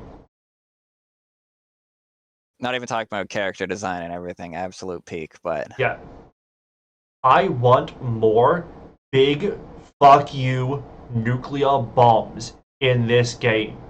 Okay? Let's pretend it's 1945 Japan and nuke the fuck out of this game. We need more nukes. Also, arguably the best C1 in the game. I have C1, R1. Oh, fuck, yeah. Dude, yeah, I don't have her. It hits like a truck. She hits like a truck. Yeah. The fact that she's so versatile as a Hydro DPS too, you could put her. What I used to put her with, okay, was Nahida for EM buff and also Dendro application, Xiangling for Pyro application. Although then I swapped it to Maoika obviously for big reasons. Okay, and then I went Jalonin because Jalonin. Yeah. And oh my god. And here's the thing. That's not her premium. You can do similar rotations like that, and it will crack. Yeah, she's very, again, being a Hydro DPS, you have so much room for error. And then her damage output herself is just solid. Yeah. So. Very flexible. You could put her with any Pyro unit. You could put her with any EM buffer. You could put her with Sucrose, who you get in version 1, and Xiangling you get in version 1. You could put her with Mona. You could put her with C5 Candace. C5 Candace is better than C6 Candace in this one team, just because you don't want Candace potentially steal any vapes. So if you don't have C6 Candace, it works. If you don't have C5 Candace in your prior, that still works too, because of the buffing that she gets. It doesn't have to be burn vape. It can just be vape. Like, there's a lot that you can do to work with Mualani and hit like a fucking truck it's so nice. And then obviously he has a great fun personality that's just very enjoyable too. Yeah. Yeah. The good part too is that they release a Hydro unit after Nuve, which is a sketchy situation. But they did it where Nuve is AoE smaller numbers and she is bigger numbers, more single target focused. So like they mix together perfectly. They both have their own cases. Yeah. So, Great unit. So Nuvi, yeah, is if you're going general use, better. If you're asking me who is the best character for a Hydra DPS at this point, I am just going to say Neverlet. But if you want the best damage from a Hydra DPS, you go Mualani. Fucking, there's no way that Mualani jumps in chat at this exact fucking time. That's crazy. Not Log Dog. That's who I referred to as Mualani, by the way. Okay, fair enough. By the way, I'm guessing he has Mualani or she has Mualani. C6 R5 top like 68 in the world at some point or some shit like that. Okay, mine's not that good. Mine's not that good. What's mine at? Let me see. Mine is C1R1, top 3.5% in the world. So a little bit of a gap there. Mualani's design is peak. I like it design. Kachina, fine for a gifted. Yep. Hold scroll, it is what it is. Kanich.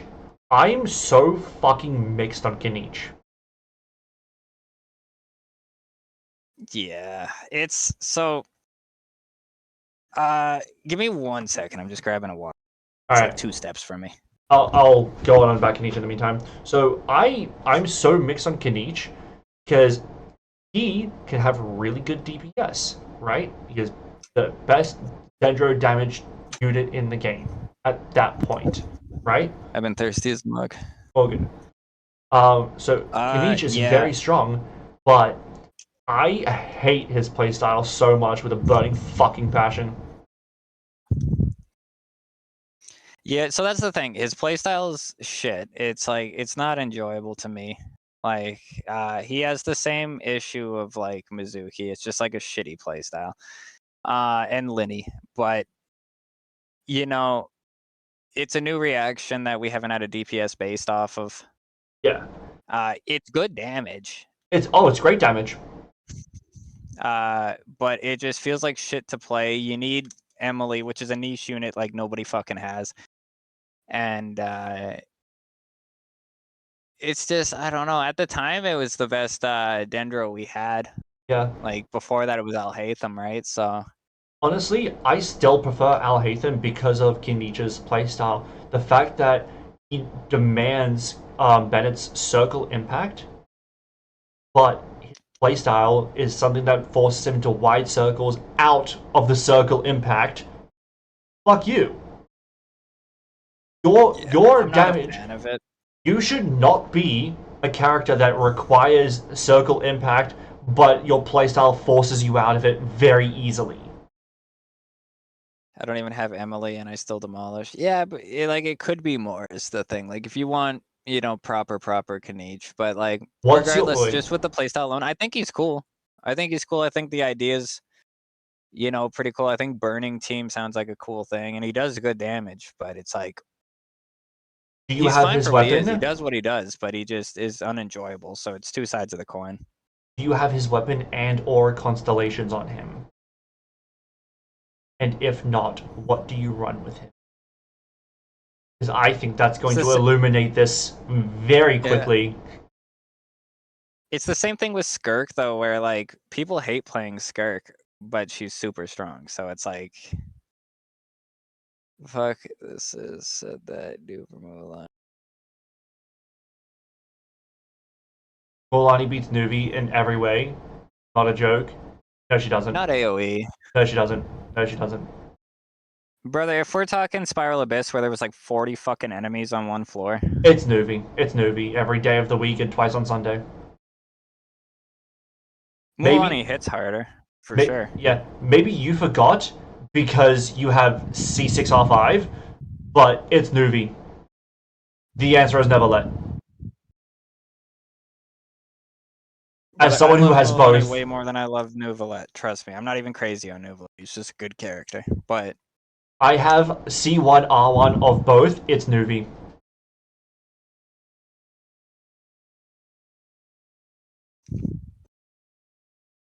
yeah, that's kind of where Kanich sits. Yeah. Good unit, but boring and niche. I wouldn't even go so far as to say boring. I would say more frustrating than boring. Valid. Either way, it's a gameplay problem. He has similar DPS to Morlani, but Morlani is just way easier to play and way more Yeah. flexible to play. Well, it's an enjoyment problem is the better way to word it. I would definitely say that, yeah. Jalonin? Jesus Christ. Top 3 character, maybe top 4 character now with Columbina, but I would still maybe say top 3. It's hard to say. She's up there. Yeah, the top Top 3, top 4. the top 4 in my mind is Farina number 1, and then we could argue about Mawika, Columbina, Jalonin. That's my top 4. I'd argue she would be 4th out of that. Malwika just game-changing, absolute fucking menace of a character. Columbine obviously fucking massive for so many old characters and the current meta. I agree, but I have Farina Zelonin, as the worst regardless, character in is the a game. fucking unit. Hope as Malwika, Jalonin, and Bina is true. Dude, Farina's the best character in the game. That's not up for debate. It's not up for debate. I can explain to you why you're wrong, but it's not debatable. It's Farina. Yeah, he just hates Farina. Okay, you can hate Farina, but she's the best character in the game. Also, I don't know how you can hate Farina, but whatever. I used to hate Farina, Yeah. but like then she got more character work, and yeah, she's just better now. But yeah, Jalonin is. I would maybe put her second, because in the same way, like she's so universal for so many characters. She can basically single-handedly make geo damage relevant again at that point. Because remember, it got relevant with Navia, and then when we had Natlan units like Morlani, Navia didn't compare to Morlani, she didn't compare to Kanich. C2 Jalonin, Navia fucking competes. I'll give you that, because even if we say like Malwika not being the second, because like if you give the same team to Arlecchino, it also just boosts the fuck out of Arlecchino. Yeah. Which also does stuff for future characters as well. So Well, it's always going to be hard to try and compare DPS units that require specific things to non-DPS units like Jalonin, which are premium supports. It's always going to be hard to compare those because it's just like, oh, well, if you want the good damage on Malwika, you have Jalonin, you have Sitlali, you have Bennett. Whereas with Jalonin, you put her on anyone and that team's just better. It feels hard to do that. Malwika feels yeah, like I'll the agree with exception, you. though, just because she's pretty fucking universal as a DPS. Because she also works as a sub DPS, and her damage is just ridiculous. I think the easier way to look at it is, so you have the two top pyro DPSs, Arlecchino, Malwika, right? What's the gap? Say what? What's the gap? No, well, not even that. I'm saying, you know, if you were to get rid of Zelonin, now both teams, you know, work significantly worse. But if you were to get rid of either, you know, Malwika or Arlie, the teams are still like, I just find the supports to be more important. We'll always have more. There's more DPSs in the game. If you get rid of Malwika, you can use Arlecchino with those, and they'll still perform fine. But if you get rid of the DPSs or the supports, you know, there's only a certain amount of supports we have that really have the same impact. Yeah. So That the DP like. the only way we're gonna get a number one DPS unit is if they get another Nuvi situation. Nuvi on release where it's just you will clear Spiral Abyss with Nuvi by himself. Not a problem. Yeah. That's the only way. And I But don't see no, that top happening. tier support. But yeah, insane, insane in what she does. The buffing is absurd. The healing is phenomenal. The scroll is phenomenal. The fact that she works with any patch unit and Geo, phenomenal. Like, she just kind of does it all, similar to Farina. I hate this bitch. Chaska? Yes, I hate this bitch. I think she's a great unit, though. Yeah. She's not top tier by any means, but she's very solid. Quality of life. She's what? What did you say? She's very solid. Yeah, her DPS is great. It's not amazing, yep. but it's great. It's very, very especially respectable. in single target. Yep. Arguably the most flexible unit in the entire game. Not arguable. It's not arguable. Yeah, well, it's the arguable most flexible DPS, but not unit. Yeah, I'm saying DPS. Okay, that's fair. That's fair. Yeah. No, most flexible DPS in the game. She can technically use any character. You could and here's the thing for IT, let's say, where you have a list of any patch character. It doesn't even matter. You could have the shittiest. You could have a level 70 with no artifacts, no weapon on.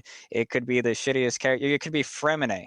No, but I'm saying any patch character. Like if you have Geo, or if you have another Animo, or if you have a Dendro, then exactly. But I'm saying specifically, you could have Fremine with no artifacts on it. It works just fine. She has again. She's never gonna be the best, but she is able to turn shitty characters into good characters with, Imaginarium. And then on top of that, when you do use characters that she's actually good with, like an Eon, San, Benny, whatever, all these buffers. Benny, Xiangling, Auroron, Escoffier. Who works with Escoffier, actually. Yeah, it doesn't even matter. And then that just buffs her further. And her single target is very good. Oh, it's phenomenal, yeah. That is not my issue with Chaska. My problem with Chaska is not to do with her meta. What's that? I hate everything that she represents. First off, I hate the giant fuck off gun. Eat shit. I hate it. I hate it. Trust me. You are a cowboy. Fuck off. I hate it. In this world, it stands out as wrong. I have the same issue with Aoife. Okay, so fuck them both. And then she's also the most efficient flyer in the game, when that is what made Wanderer unique. Fuck you. I don't like them erasing these things. So the whole thing around the Harbingers is that they're unique in their kit and what they do. Wanderer was a flyer. Yeah. Oh no, she saddles a gun. She saddles a giant revolver. Fuck you. Brother, I hated it when it came out. I hated it so much. I hated it then, I hate it now. I'm kind of just indifferent about it now. I don't like it by any means. I've just gotten used to it, I think. But I thought it was retarded. Yeah. That she saddles a fucking gun and then there's a whistle noise when you get on and off it or whatever. It's weird. It isn't my favorite thing. But as a unit, I think she's very good for the game. Yep. Yeah, I agree. Auroron, phenomenal. Electro DPS, sub DPS, yeah. Or sub. I mean, I didn't even mean that. I meant Electro application. Yeah. Scroll. It's a taunt as well. Even ignoring the fact that it's scroll, he has very, very strong damage. The fact that he does specifically more for Taser, which means, look at that, Nuvi upgrade, which, by the way, we had that with a Jalonen Nuvi upgrade, and we also had that with, fucking, what was it before that? Literally everyone else is a Nuvi upgrade. Escoffier Nuvi upgrade. Emily, you could probably do for Nuvi damage. You can do Hyper Bloom with Nuv and Emily for just extra DPS. Yep. But Auroron, another Nuvi upgrade, is really nice. The fact that he's perfect for Overload while giving Scroll, phenomenal. What he did for Overload by being able to hold Scroll is amazing. It cannot be overstated. Yeah. Yeah. Yeah, no, he's solid. He's good as fuck. Very good 4-star unit. Covers a lot of bases. Does not require constellations and does not require premium damage. Like you can, And we you got a could, free one. yeah, you could put him with Favonius Warbow instead of like a DPS bow, and he's still great. I put him on a Plus, they DPS bow just because I have gave us that. his event weapon. Yeah, yeah. Imagine your hatred for Chaska but 10 times, and that's my hatred for Farina. Why? Here it's time for bed. Good night, Balloon. Thank you for stopping by, as always. Always good to see you. I thought they were telling you to go to bed. At not even 2 p.m., I doubt it. Yeah. That's crazy. Oh, That's Balloon meant crazy. me. No, yeah, Balloon meant me. Yeah, I meant you. I need to eat. Sometimes I'm smart, brother. Sometimes I'm on it. Sitlali, I don't like her as a character because I hate Sundays. I love it. Sundays are peak. I hate Sundays. There's very few Sundays I've ever liked. Love the character, and the character is fucking just. What she does is solid. For Pyro, Hydro. Pyro, Hydro, Cryo, all solid for her. The fact that she provides a shield is nice. The fact that her shield is too. the fact that her shield is EM based is nice. The fact that she has pretty decent synergy with Tenacity of the Millilith if you have Jalonin on a scroll, which I do, or if you have her on scroll, you can put Jalonin on Archaic Petra, which is technically better. I prefer it the other way around just because I use Jalonin a lot more than Sitlali. She's just more universal, so it makes more sense to have her on scroll. The fact that she works with TTDS, phenomenal. The fact that you can put her on any EM weapon like Sackfrag, phenomenal. You can put her on Fav, phenomenal. She's a very easy build to get usable. Yeah, triple EM basically, and you're just good to go. Unless you're going Fav, which is double EM crit, but yeah. Yeah, either way, same shit. You know what I'm saying? Like, she's easy to build, has huge impact. I'm Hero's What are you favorite gonna say? Tsundere, which I wouldn't even consider you a Tsundere. But like, my favorite Tsundere? Take a guess. I love Seat Lolly so much. I feel you, Mualani. Believe me, you top tier character for me. Malwika, I hate this bitch. I hate this bitch. I'm sorry. Okay, this is not going to be about meta, although I have issues with her in the meta, but this reign is not going to be about meta, okay? Fuck Malwika. Let me just start off with that. Okay, fuck Malwika. Okay, first off, Pyro Archon, Goddess of War. What is she? Some fucking lady. Any presence, any aura, any power, like you could feel radiating from her. No, eat shit. Fuck you. She acts like some lady. They made her a Mary Sue. That's a whole other fucking problem. We won't touch that. I could be here all day. Fuck that too. Then we have her fuck-ass latex bodysuit in Africa? In Africa? Look, do I think it looks nice? Yes. Is it good for Genshin? No. Get fucked. Okay? And then her fuck-ass motorcycle. Eat shit and die. Fuck Brother, you. I debated against pulling her because of the motorcycle for the same reason as the gun. Yeah. All of this leads me to one final conclusion. I fucking hate Malwika. Also, that Zelona needs to stop crafting things. Dude, Jalona being a DJ, that pushed me. Yeah, that one too bothered me. The only creation I liked that Zelonin made was as Kachina's little turbo twirly or Yeah, whatever. the drill.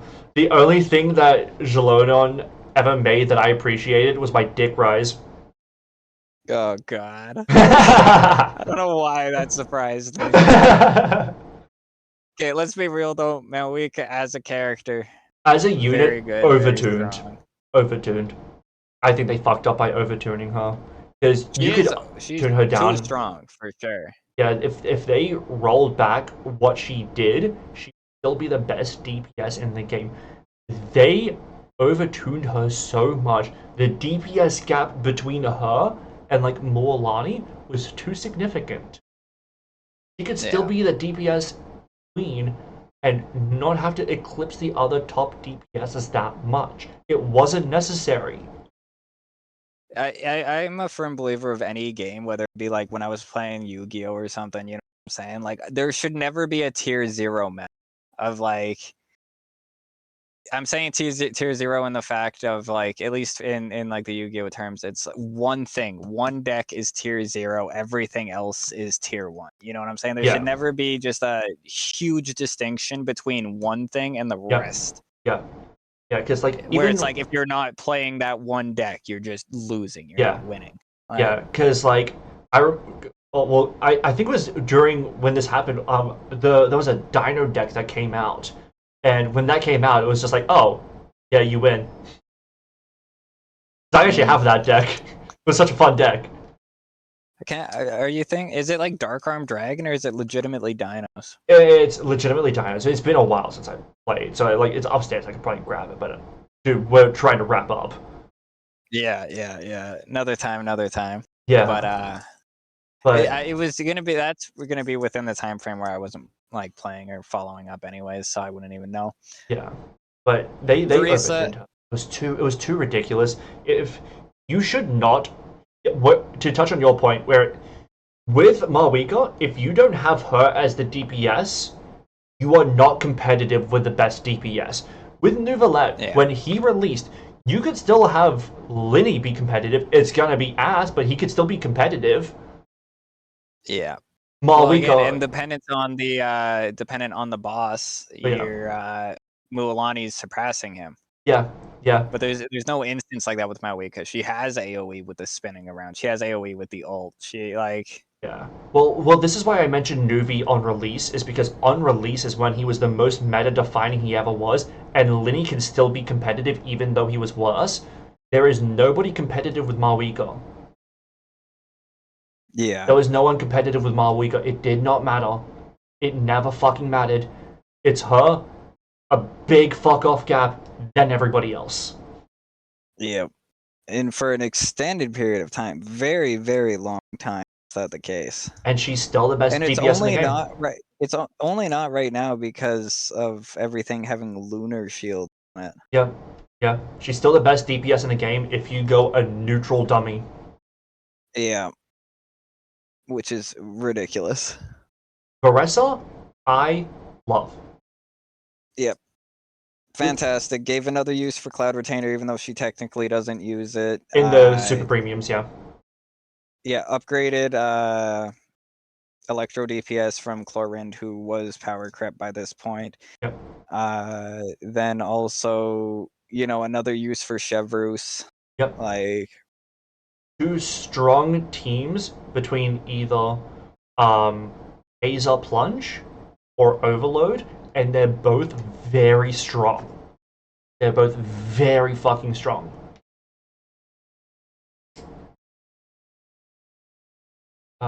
You tried on my account, Hero. You love her. What? Varessa? Yeah. I have her on my account. I love her on my account too. But yeah, the gap between her and Marwika is ridiculous. And considering that I would consider her at that time to probably be the second best DPS in the game. She was very fucking strong. Skirk, yeah. Yeah, before Skirk, it was probably her. I agree. Arcana should be way stronger, and she still has her Gnosis. She should be stronger, but you could still tone her down, and she could still be the best DPS. And here's the thing, this is why we have a separation between lore and meta. Right? And gameplay, Yeah, because otherwise we're getting too absurd. Because Zhongli made islands and mountains. Well, should he be able to do the strongest Archon by lore. I thought it was supposed to be in his prime. Oh, in his prime, but yeah, he made like mountains and lands. Like if we're going based on what they are in lore to define what they are in gameplay, then we're gonna get too absurd. It's gonna get too absurd. We can't do that. If we are gonna do that, this game is going to be night and day different, and it's going to be basically unplayable for all of us.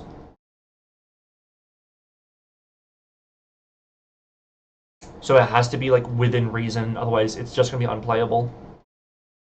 Yeah, well, I mean, it's games. You got to be able to separate lore and fucking an actual gameplay, or else it would just be fucking game over. Dude, like if you ever played God of War, the new God of War games, fucking, you're fighting these little fucking enemies along your path, and Kratos killed fucking Zeus and all these titans and shit. But Yeah. for some reason, I have to hit this little thing like 30 times.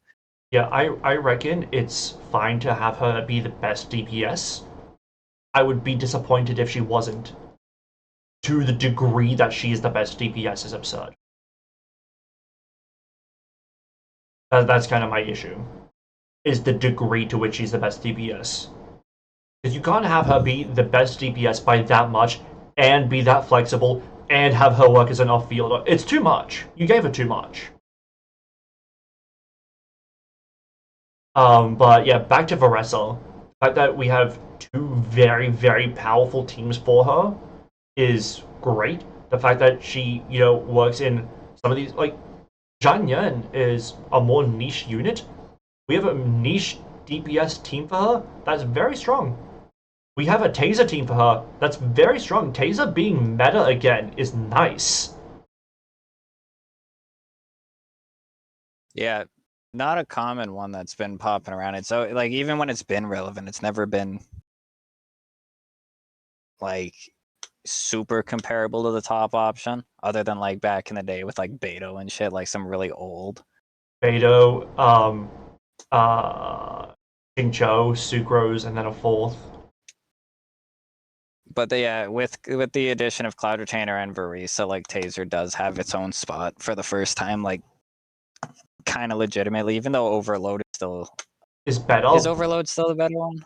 Overload is better, I believe, but it's not like so much better. It's a bit better. Yeah. I love Aressa, but I never use her outside of Stygian or Abyss when it's literally tailored to her. I feel like I would never have any reason to run that. I get that. I really enjoyed running a Varessa in just Overworld. Her sprint is so nice. Ooh, okay, we gotta bang out a couple of these quick because the crazy fights are about to happen. Alright. Yansan, phenomenal addition. Aoife, mid. Skirk. Fucking hate Skirk because of how dependent she is on a Escoffier. Not because of like what her damage unit is. I just use Molani or Chaska for that for real. I get it.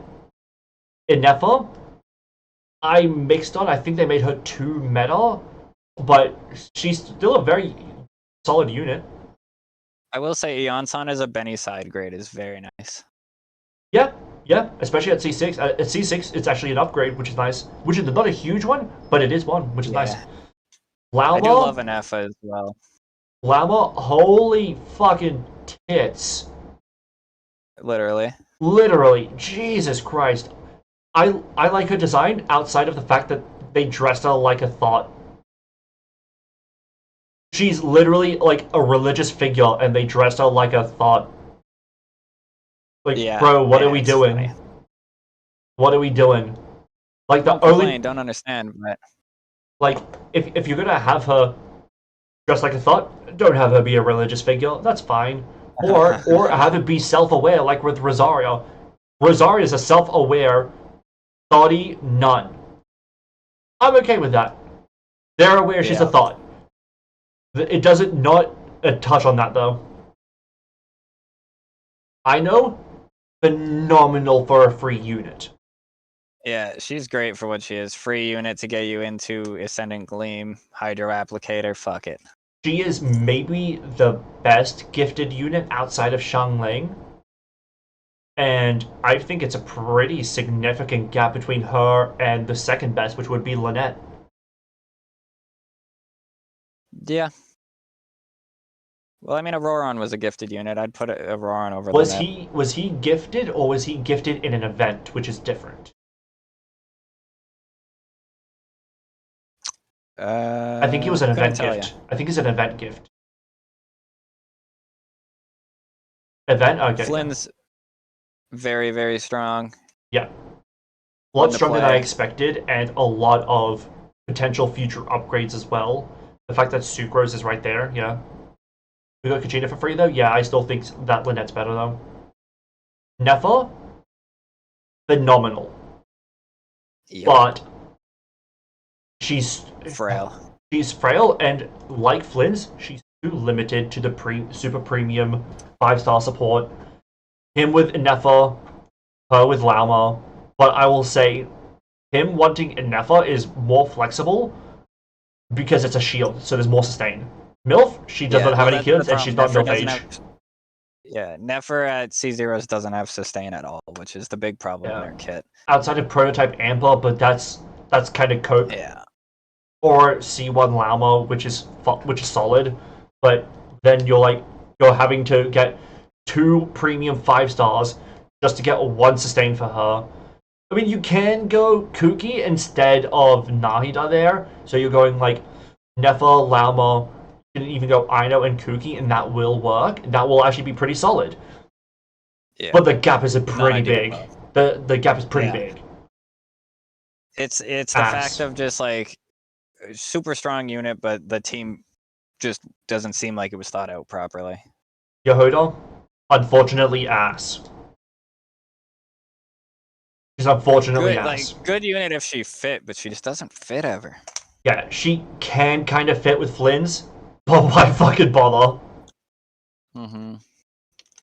I don't like Yehuda. Me neither. I feel like I could have, but that's a whole other thing. I love Yehuda. I think she's peak as fuck, but she, as a character, there's just nowhere to put her. She's good, but there's just nowhere to put her. Like, you can be as good as you want, but if you can't be slotted into a fucking team, doesn't matter. I feel like she should have been Geo. She always seemed like a Geo to me. I can see Animo. Columbina is obviously just a top 4. Fucking menace. She's top 4, yeah.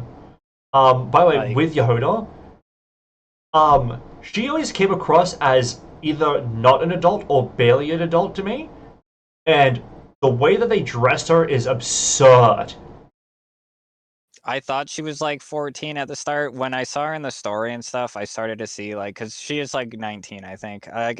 With the outfit and everything, it started like registering to me more, and now I see it as that way, but still iffy. But like, yeah, when you're getting to that, like just random pictures and stuff, I was skeptical. But once you get into the character and that wears off. But I reckon she acts kind of childish too, which doesn't help. Look how short her shorts are. It's barely thicker than her belt, and look at these titty holders. I wouldn't call this a top. It's not a top. It's a titty holder. Bullshit. Yeah, I do like her design though. Her design's nice. I reckon just make the shorts a little bit longer, and it's okay. And then again, maybe fix up the titty holders a little bit, just a little bit, a little bit. And then Columbina being top 4. She is the power level that an Archon should have.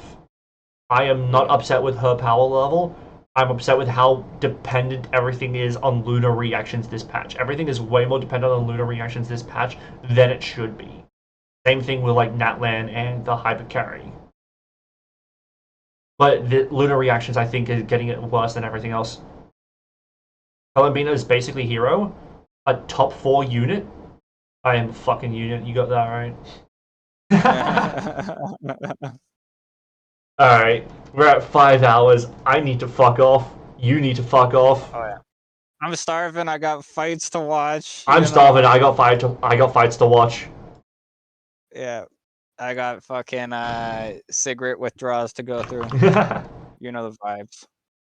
Alright, I'm going to kill myself, date you, and marry Echo. I always marry Echo. If Echo is ever in stream, I'm always marrying Echo. And Brother's gonna kill himself is crazy. And shout out for Echo. She's probably who I watch most right now. I'm dating myself, marrying you again, brother. It's just happening. And you're killing Echo. You killed my wife. You killed my wife? Really? That's all we're doing? It's just me and you, man. Alright, you know what? Let's raid out. Um, Do I have to do it too, or is you do it for both of us? I have no idea. Like did at DMK? All right, because you don't have it. Ah, bitch. I'm dating your wife. You know what? She lives with me, so she comes home with me in the end. Going back to my stream quick to see if it's a separate thing. Probably is. Oh my god, I want hero. Wait, where? Well, is gonna date Corvian, marry Corvian, and kill Corvian. Damn! So I'm conflicted by this. I get to marry Streamer, so that's peak. Fucking clanker level. I'd rather marry Yehoda. Oh, Love Dog, you're gonna love this.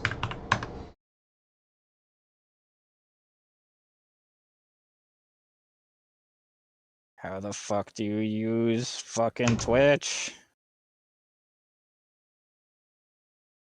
81 with Mizuki, tragic. 11 with Roy Mustang, tragic. Alright, yeah, I'm gonna raid Crit. Do you wanna raid with me? See if we can. Who's Crit again? It's someone from you, right? Yeah. Him, Shamimi, and Echo are probably the three that I watch the most right now.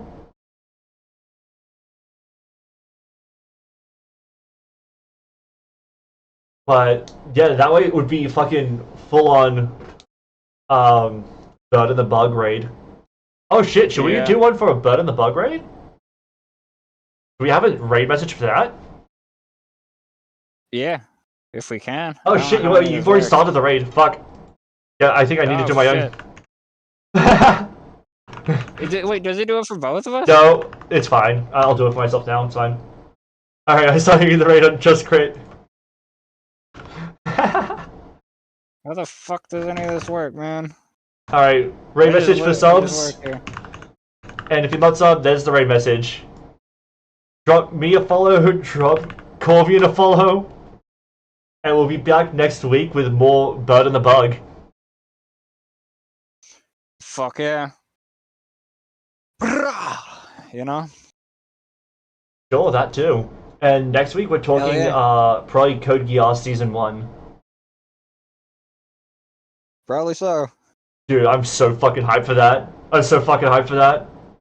Dude, you're rating out from an ad. The fuck is wrong with you, bro? How the fuck am I supposed to know there's a fucking ad? You could have snoozed it.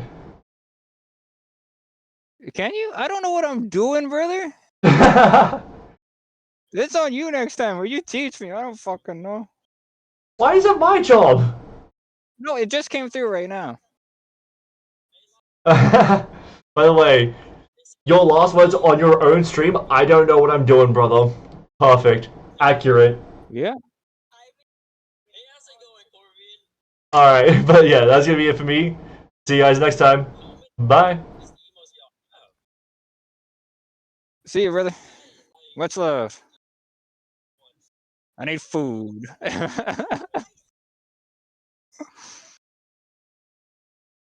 Peace.